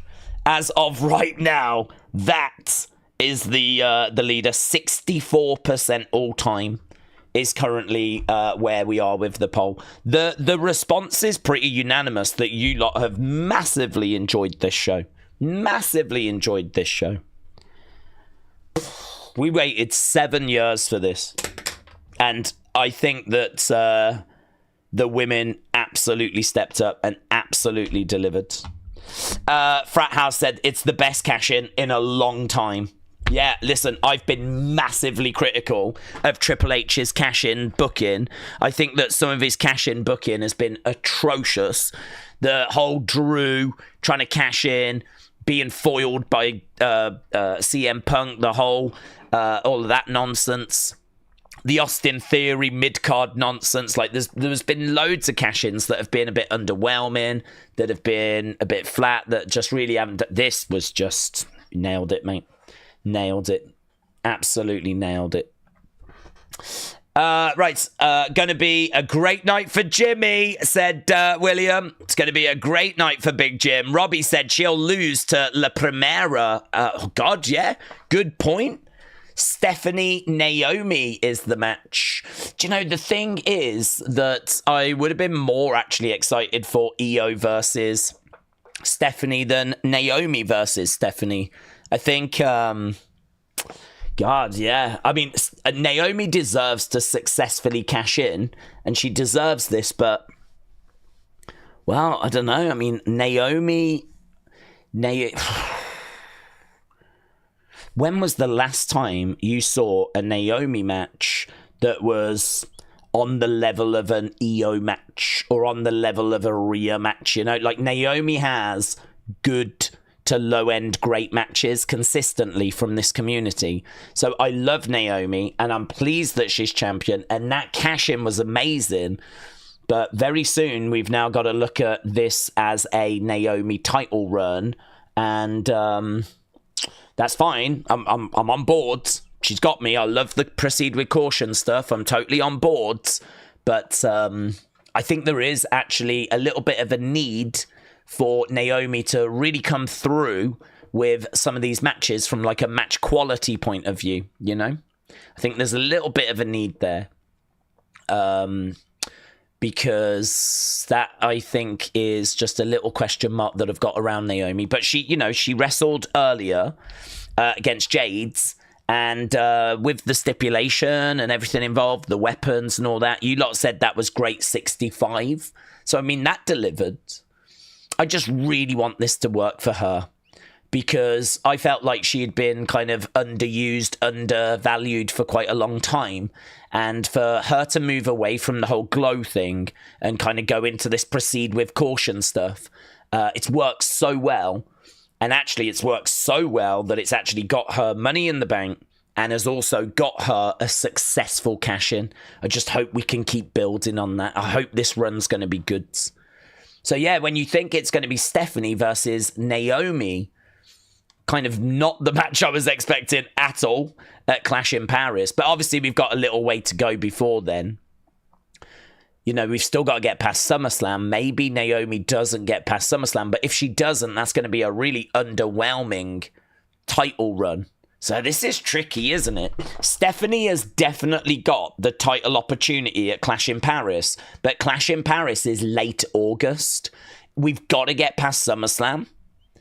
And I would like Naomi to have a good run. So hopefully she does. It'd be really disappointing if she drops it at SummerSlam. Really disappointing. God, that's so interesting. Wow. Brilliant. Brilliant. I feel really reinvigorated, you know. God, and do you know what? There's been so much down conversation around WWE. There's been so much conversation about how it's just not as good as it was, and how it's been a not a brilliant year this year, and they're really losing me as a fan. I keep reading these things. People are like, I might just need a break and stuff like, oh god, 2022, 2023, 2024, they were so good. 2025 not as good. We needed this show. We need right now, like, if someone goes, this year's been terrible, you've got a real good show. You can go, wow, it can't be that bad, because we got Evolution 2025 and that show was sick. And it really was good. I think some people will still, obviously, say we should have had a surprise in the Battle Royal, and, we could have done with something else here or something else there. Like, we're not going to say it's a perfect show. It's not a 10 out of 10 show. But we're definitely up in the 8s. And we might, I don't even know if we're knocking on the 9s, honestly. I mean, I agree we probably could have done with some surprises in the Battle Royal. I think the pacing of the Battle Royal could have been a bit better. But, I mean, look, great. And then main event, last time I saw, was on track for all time. And we got a cash-in. And we've got a new champion. And, none of the matches underwhelmed. Tiffany Trish was my concern for match that was going to sort of maybe drag the score down. It didn't. It's also not the worst match. Jordan, JC, great 51. Tiffany Trish, great 56. So I didn't mind Jordan, JC, honestly. And the Blake Monroe turn and everything I thought was a talking point. Yeah, really good. Really good. Best cash in for a while, said Frat House. Dormouse. Shout out to you, my friends. Firing in 50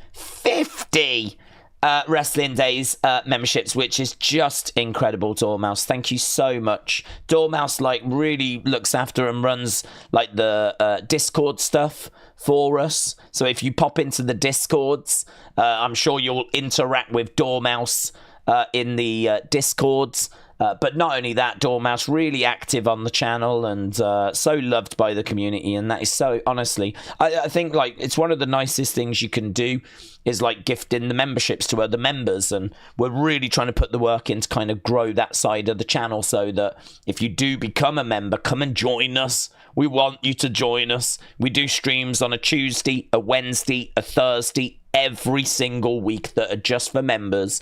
They're only bonus things, right? If you're not a member, you're not massively missing out, right? Don't worry. But we are trying to make sure that the members have definitely got something for their contribution. And so Dormouse allowing 50 people to come and experience that side of the channel is so kind. I so appreciate it, Dormouse. So really, really kind. So hopefully a lot of people that benefited said their thanks to Dormouse, just like how earlier we also had King Yeti, so generous, firing in 20 Wrestling Days memberships. I mean, King Yeti, I think King Yeti is responsible for like thousands of people that have had gifted memberships over the time. So, yeah, really, really good. And next member stream on Tuesday. And actually, I want to take this opportunity to say to those new members, on Wednesday, we're doing a show where you can send in your videos. You can record a 2-minute video of you talking about wrestling, talking about who you love, talking about why you watch wrestling, how you got into it, showing off a figure collection, showing off a Funko Pop collection, showing off a magazine collection. You don't even have to talk wrestling. If you've got a passion in something else that you want to share with the community, I will happily show that video as well. So, feel free to send videos over, because we're going to be doing that on Wednesday. So member stream Tuesday, videos on Wednesday, and then we do a game as well on Thursday. So loads of stuff going down. Loads of stuff. So, really kind. Wow. I just feel like so much has happened in the last few minutes. My head is flipping spinning. Metal Mama said, I love watching nights because of things like this. This made me proud as a woman and as a fan. As a mom whose daughter celebrated with us so hard. I've never seen this. We have a new fan at the age of 11. Oh, wow. Really good. Well, welcome to the wrestling family. I can tell you that Proceed with Caution is trending right now. Proceed with Caution is trending. Yeah, I mean, this is what we needed, wasn't it? You just needed a good, fun show. A good, fun show that you could enjoy, that you could have fun with, that you could, just be enthusiastic about. I think some people needed a reminder as to why they love professional wrestling. Honestly, I think this year was getting to the point where some people were needing that. Some people needed a reminder as to why professional wrestling is what they have kind of given their time over to. Because I think when you watch a lot of shows that are just a bit, average, a little bit underwhelming, don't meet your standards, don't really, deliver much in the way of talking points or shocking moments, or, do you know what I mean? Like, to go through a year where there's been quite a bit of that this year. And, for me to read the comments I read of people saying that they're, not struggling, but like, just come on, come on, do something. I think people really needed this. Edward said, is that the best women's cash-in of all time? It's a great question. I think it is. I'm so happy for Naomi. She deserves every bit of that. I think it is. Yes. I would say that is the best women's cash-in of all time. I think there's been some really good work. I remember Carmella cashing in.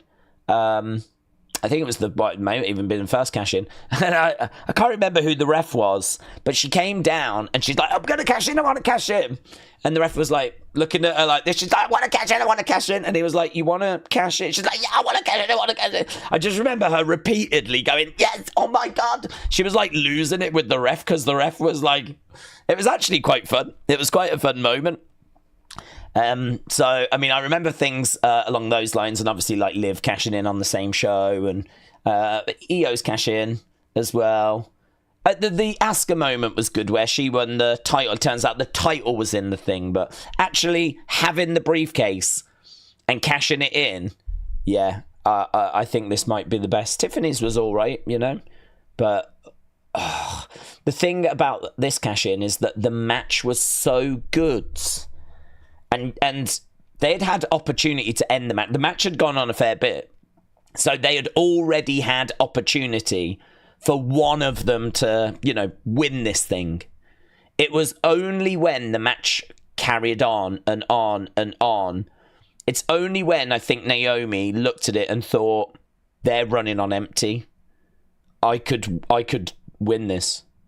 Did you know, I love the storytelling actually, because the things that I was a bit critical of that main event match, and there were only little criticisms, but the things I was thinking, all of them are reasons as to why the cash-in happened.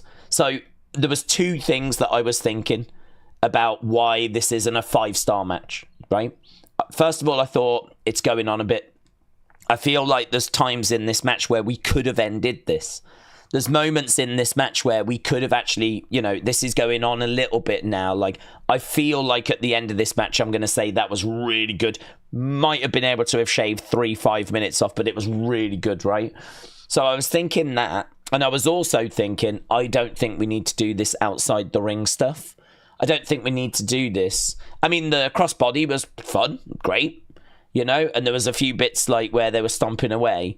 And I was like, I'm already struggling with the fact this has kind of gone on a little, and I'm thinking it probably could have ended by now, and now we're doing all this outside the ring stuff, and I'm like, I think that these might be the reasons why I score it 4.25 at the end, or maybe 4.5, something like that. And what's amazing is that those reasons are the same reasons why Naomi has looked at the match and gone, I'm cashing him. Because it had gone on for quite a while. They were both running on empty. They'd just beaten the living shiz out of each other on the outside of the ring when this wasn't even a no-holds-barred match, but they had just beaten the living hell out of each other on the outside of the ring. And so, like, that drained them even more. And so, yes, of course, this was the right time to cash in. Of course. So the kind of any little criticisms I had of the match have just immediately been erased, have immediately been explained.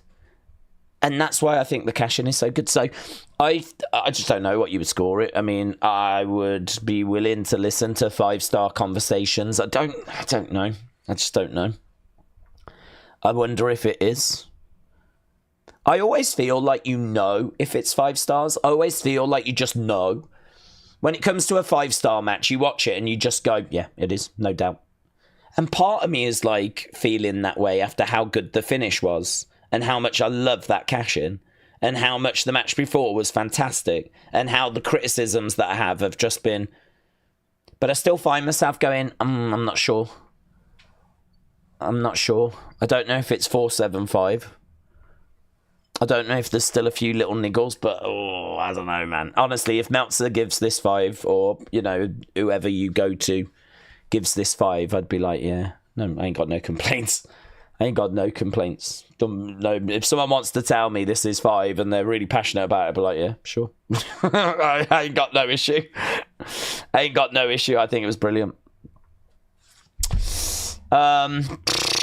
I feel like I've got so many things I need to do, but I just can't think. Dad Stuff said, I love how Naomi runs out with a referee after we waited forever for a day for a backup. WWE needs to sort out their constant backup ref problems. But what if the ref was back there ready to come out and Naomi wouldn't let the ref because she said to the ref, I'm going to cash in and I want you with me when I do. And the ref might be like, but I've got to go out now. And she's like, no, I want you with me. I just need to make sure if this is the right time. I mean, actually, you might even be able to explain why a replacement ref didn't come down because Naomi was distracting that replacement ref backstage. Because you're right, a ref running down to the ring, you'd like to have seen that happen a little bit, obviously, quicker. What with Ref Jess being down for as long as she was. But actually, because we know that Naomi was back there thinking of cashing in and did eventually come down with the ref, you could maybe make an argument that Naomi was actually distracting that ref backstage and was actually in conversation about cashing in and wanting the ref to come in and all this sort of stuff. You could even make an argument. That she was purposefully distracting the ref because she did not want a replacement ref to come down. Because if the replacement ref came down, one of the girls might have won. And then the girls go out into the crowds and she doesn't need to worry about it then, does she? She doesn't need to worry about a replacement ref coming down. And by the time it all got back, Ref Jess was back. The only thing I would say about that theory is I think there is a moment, isn't there, where I think Io gets in the ring and hits like some big moves and it looks like she's about to win. It's that moonsault, isn't it? So, you know, Naomi probably would have dealt with that. But I don't know. I mean, it's got me second guessing even things like that now, where I'm wondering if like the replacement ref was being distracted by Naomi backstage. Why would it be Jade Tiffy? Jade won this match. Why would she not face her at SummerSlam? I think, wasn't it that you face your champion of your brand? So Jade faces the champion of her brand, and the champion of her brand is SmackDown, which is Tiffany. I mean, what they might do is they might actually, I mean, this would be interesting. They might actually have Naomi stay on SmackDown and say, well, we've got a problem because we've got two women's champions on SmackDown. We don't have one on, and they might try and figure out who has to move, and maybe they move Tiffany. But the only thing I'd say with that is, don't the belts match? So you know how you've got the two World Heavyweight Champions on Raw, and you've got the two WWE Champions on SmackDown. If you move them, if you switch them, that changes, doesn't it? That changes. So I don't know that you can necessarily do that. I mean, like, this is the Raw Championship, and so this really needs to be on Raw. This is the World Heavyweight Championship, the same as the belt that is currently with Gunther. Same design. You don't have to be tied to that, though, do you? You know? You don't have to be tied to that. Like, you could have those belts kind of, you know, go wherever. They haven't got to stay together. They're not in a relationship, the belts. So, I don't know. I mean, Jade against Naomi makes more sense, doesn't it, at SummerSlam? That does make more sense. And Jade won Queen of the Ring and is going to fight for the championship. So, I mean, it would make more sense. But Jade, I believe the prize was when you win Queen of the Ring, you face for the championship. Wow, amazing. We'll have to see, won't we? When's the drafts? Word on the street is just after SummerSlam. Larry said maybe they switch the belt. Oh, hope not. They've done that before, actually. So maybe you're right. Maybe they do. But I hope not. Where Tiffany gets handed the World Heavyweight belt and goes over to Raw, and Naomi keeps the WWE one and stays on SmackDown. We've done that a few times and I flipping hate it. Do you remember Charlotte and Becky? And they had to hand the belts over, and Charlotte sort of like dropped it and all this, and it was like there was a belt on the floor, and it was all, oh my God, it was so bad. Oh God. I don't know what they do, honestly. I don't know what they do. That's their mess to figure out, isn't it? That's their mess to figure out. At the moment, I think it's Jade Tiffany at SummerSlam. But listen, WWE can do what they want, can't they? We could find a way of changing it. The whole point of decoupling SmackDown and Raw branding of the belts means either can move, so it doesn't matter, says Steve. Leanne said, I'm fed up of triple threats. I want to see absolute fire, two people feuds, like absolute disdain between two epic stars. Yeah, I'm not a crazy fan of multi-person matches. I always agree. I always think that you can always take a person out and you would end up... I mean, like, for example, the triple threat at WrestleMania, people loved that, but going into it, I always felt that it would be better if you just did one-on-one, like, who's going to out-battle the other person. The honest truth is, I actually think they've cracked triple threats in recent years. Actually, there's been some great triple threats in the past, but I've seen loads that were rubbish. But actually, the success rate, match quality of triple threats in the modern age has drastically increased. And actually, we're seeing them now consistently delivering really good triple. I mean, look at the one at the start of the show. Becky versus Bayley versus Lyra. Great 84%. I mean, it's another triple threat that has delivered. And look at the two triple threats at WrestleMania.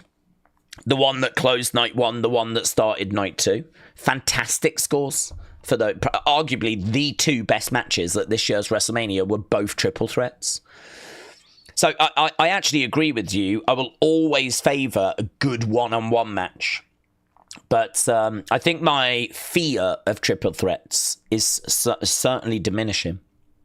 The negative feelings I have about triple threats is certainly diminishing because there's a real catalogue now of triple threats that have, on a consistent basis, really delivered. Really delivered. So, yeah. I would have loved to have seen Rhea Io for the title in an Iron Woman. Yeah, dad stuff Iron Woman match between those two. Oh, God. It had that sort of feeling to it, actually. It had what I've just seen because I don't know what else they could have done to each other. I mean, they did everything they could to each other. What other moves could they have done? I feel like I saw so much stuff between them and they fought on the outside of the ring. Like, it sort of had that Iron Woman type feel to it. But yeah, an actual Iron Woman match between those two would be amazing. What do we think about Evolution? It was good. Overall, last two matches saved this card. Is it a 7 or a 7.5? I don't think the last two matches saved the cards, but every match got a great rating from the community. I think that this show is in the 8s. I think it's definitely in the 8s, and it might even be like an 8.5 type territory. I do agree that there needed to be a little something more. It was a bit dry in the sense of, you know, Tiffany Trish was fine. Jordan JC was fine. We did get the turn in that match, though. Tag match, probably some people are disappointed it's not Alexa Charlotte, but I'm okay with that because I think that Alexa Charlotte team has got like some longevity to it. So I actually think we don't need the belt on them just yet. We can do that down the road. Let's just keep, you know, and that reaction that Charlotte got, I think that's a talking point. She got some love from this crowd. It's not often you see Charlotte getting love. Becky, Bayley, Lyra is one of the best matches of the year. You lot scored it great 84. So I think this is up in the 8s. I think this is up there with being one of the best pay-per-views of the year from WWE. I think it definitely delivered. The criticism was that there wasn't like a big talking point, a big shock, and then they just delivered one of the best cash-ins I've seen, certainly from the women. Really good. Really good. I love this heel, Naomi, said Kai Plays. Plus the title, I thought she would cash on Tiff at SummerSlam, but this is better. Naomi as champion, Naomi will change the whole division. What I love about that cash-in as well is it was so unexpected. I did not, no way did I think she was cashing in here, and I can give you a list of reasons why. First of all, she's got a custom briefcase that I thought they were selling on WW Shop. I'm sure they are. And in my mind, you know, they want to sell those. So you know, why would you have a cash in when we need to sell those briefcases?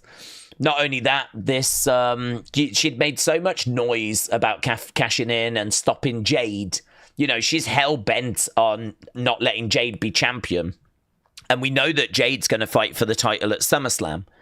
So Naomi has a way of stopping Jade being champion. And so it just felt like a no-brainer she would use it at SummerSlam. It felt like a no-brainer she would use it there. And honestly, if she was going to use it tonight, I would have thought it would have been on her brand. It makes more sense. I mean, look, Tiffany's fine, but she's not a stronger champion as Io is or Rhea, right?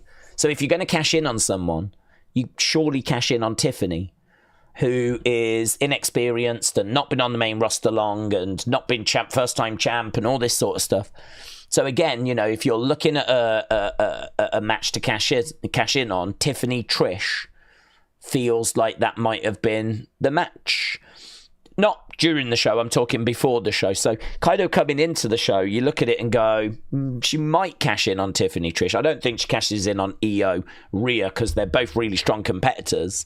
And I think they want to sell briefcases, and I think she's probably going to cash in to stop Jade at SummerSlam. I mean, there's reasons as to why this was a genuine surprise. And, you know, to actually be swerved and genuinely surprised was brilliant. Brilliant. Absolutely brilliant. Absolutely brilliant. Right, rather than sit here and just keep saying this is amazing, this is brilliant, we all need to go. And we need to live our lives. We need to now venture out of this bubble that's just been nothing but women, wall to wall, right? We need to venture out of this woman bubble and back into the real world. And it's going to suck. The real world sucks. I want to stay in this Evolution bubble for a little bit longer. Delwyn said Evolution 2 might be the greatest pay-per-view of the year, and I am not lying.